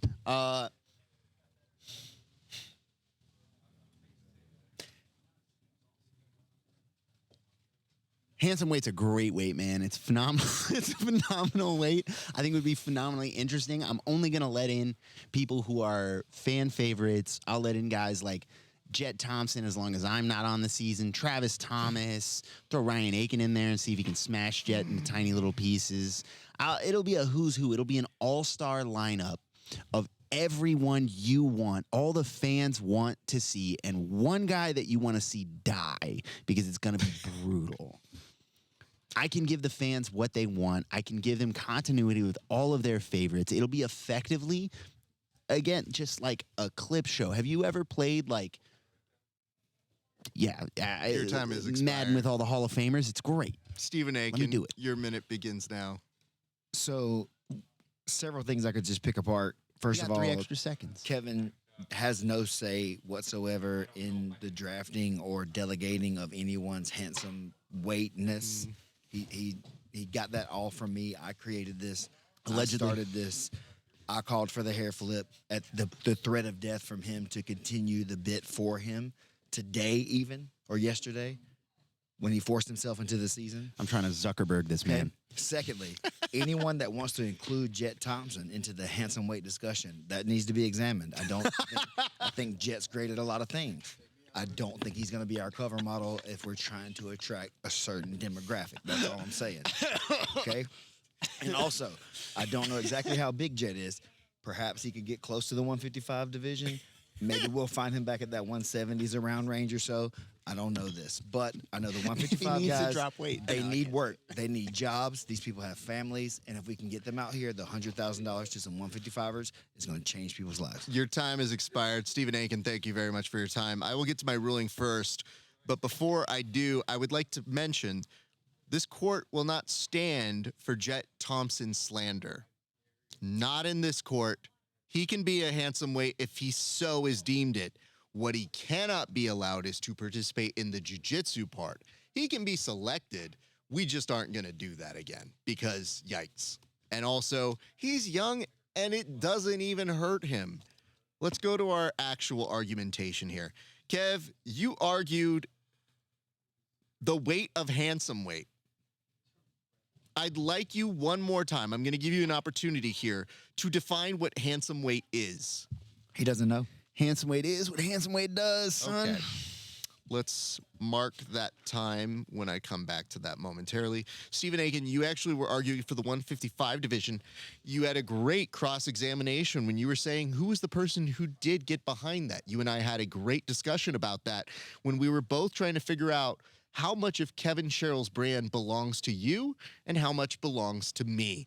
You were the one to actually start it, but we trademarked it at the correct U.S. government agencies. So we both profit off of him, and we will bring you in perpetuity at some point. I want to point this out. Kevin, when you didn't start your cross-examination for 20 seconds and then proceeded to malfunction like a robot at Chuck E. Cheese that no longer works anymore, you made this so easy. I stopped writing notes. I do make it look easy, huh? That I said, this is the dumbest argument you have ever made. In no way can you beat Stephen Aiken in this. Not only are we ruling for Stephen Aiken, but we are pointing out that he was more efficient than Egg was at being a lawyer. So you can take that back to the PGF insiders. Congratulations. So really, I don't lose. Egg does. This isn't a competition between you guys, but I can tell you, not sure. But Stephen Aiken, congratulations. Do you have any words to Kevin that might help him in the future? Do you know, Kevin, I think if you would just stop having such a big ego and, you know, trust the people who brought you to this point, myself and Raph, myself and Raph for bringing you here and keeping you here on this stage with these cameras and these microphones and allowing you to be a part of our show. Yeah, I would just know your place. I want to point this out. The best part of Stephen Aiken's closing argument was, who's running this show? It's not you. And when I got to that, I was like, well, game over. We're done here. Our work is completely finished. Stephen Aiken, I want to give you the camera right now. Give shout-outs to anybody you want to. Let's put the camera on him, please. Shoot, man. Big thanks, obviously, to Brandon, Keelan, Zoltan, you know, Heather, all the ownership here, PGF, you guys, Octavio, Isaac, Raph, everybody but Kevin. Tim, I hope you feel better. Whoever that was that assaulted you, brother, we're going to find them. I'm not leaving town until we get this thing figured out. Definitely, like, my family and friends at home. I thank you guys, you know, teammates, supporters, coaches, running the school while I'm not there, letting me come play with you guys for the whole week. I couldn't do it, you know, without all that support. That's it. Centerpiece, the spokesperson, the franchise here. Such great work, sir. Thank you so much for everything that you do. Such positivity, great vibes always. We love you, and we hope that you have a great rest of your day, sir. So thank you very much for your work. I'm now going to give Kevin Sherrill an opportunity to go ahead and shout out whoever he wants to shout out. Yeah, I try to, on a genuine moment, I try to stay off the gratitude on the mic, to be real. Like, there's a Chael Sonnen rule that, like, every time someone gives you a mic, you got to skip everyone thanks their team, they thank their family, they thank their support system. And he's like, don't do that. Like, that's boring. Burn it down. Do something else, whatever, anything else. But I'm going to take time to do that. Thanks to everybody back home in the American Top Team family, man, the Jakau family, Superfly. Love you guys, man. My team, the Not Bad Combat guys, you know, it's great getting to train with everybody. It's great to have this opportunity to come out here. Thank you to Raph. Thank you to the PGF. Thank you to everything, man. Like, I live a really cool life. I get to do dope shit all the time. And every now and then you're like hanging out and, you know, Hodger Gracie asks if you're coming to an after party and you go, what is my life, man? And it's all because of the work we put in at home, because of the opportunities I've been given by these guys, because I get to hang around dope people and meet dope people and do cool things with them. So, yeah, thanks to everybody, man. Thank you, Kevin. An incredible amount of work was done by you this week, and I feel like you really came into your own. You probably feel more comfortable here than you did on the mats, and you did pretty good this week on the mats. Ladies and gents, it's been a week. It's been a lot of fun. It's kind of sad that we've wrapped it up, but I love thinking about what's coming up next. And as BMAC told you, the next weight class, allegedly, You know, I take that back. It's 155. I don't think we made the argument to change it. Damn, that hurts to say. Because we had a shot. We could have changed things here.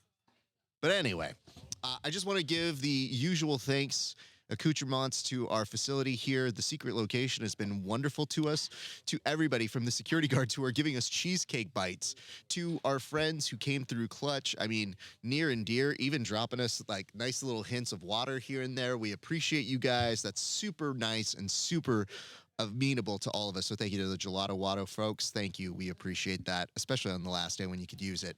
I want to give special thanks to all of our friends all the way throughout. I do want to say this. This is such a big beast to do. It is incredible to watch it work, but it only works when you have the right group of people who come together and when they are supported by individuals who can fix things on the fly, whether it's giving love to sponsors like this, sponsors like our coconut water over here, sir. Grab that. If we don't have this, we don't have the show. Simple as that. And what I really want you guys to know is when we get done with this program, we hopefully get to clean it all up and do it again in the near future. But it only exists if we have you guys giving out there love, comment, support, all of that good stuff.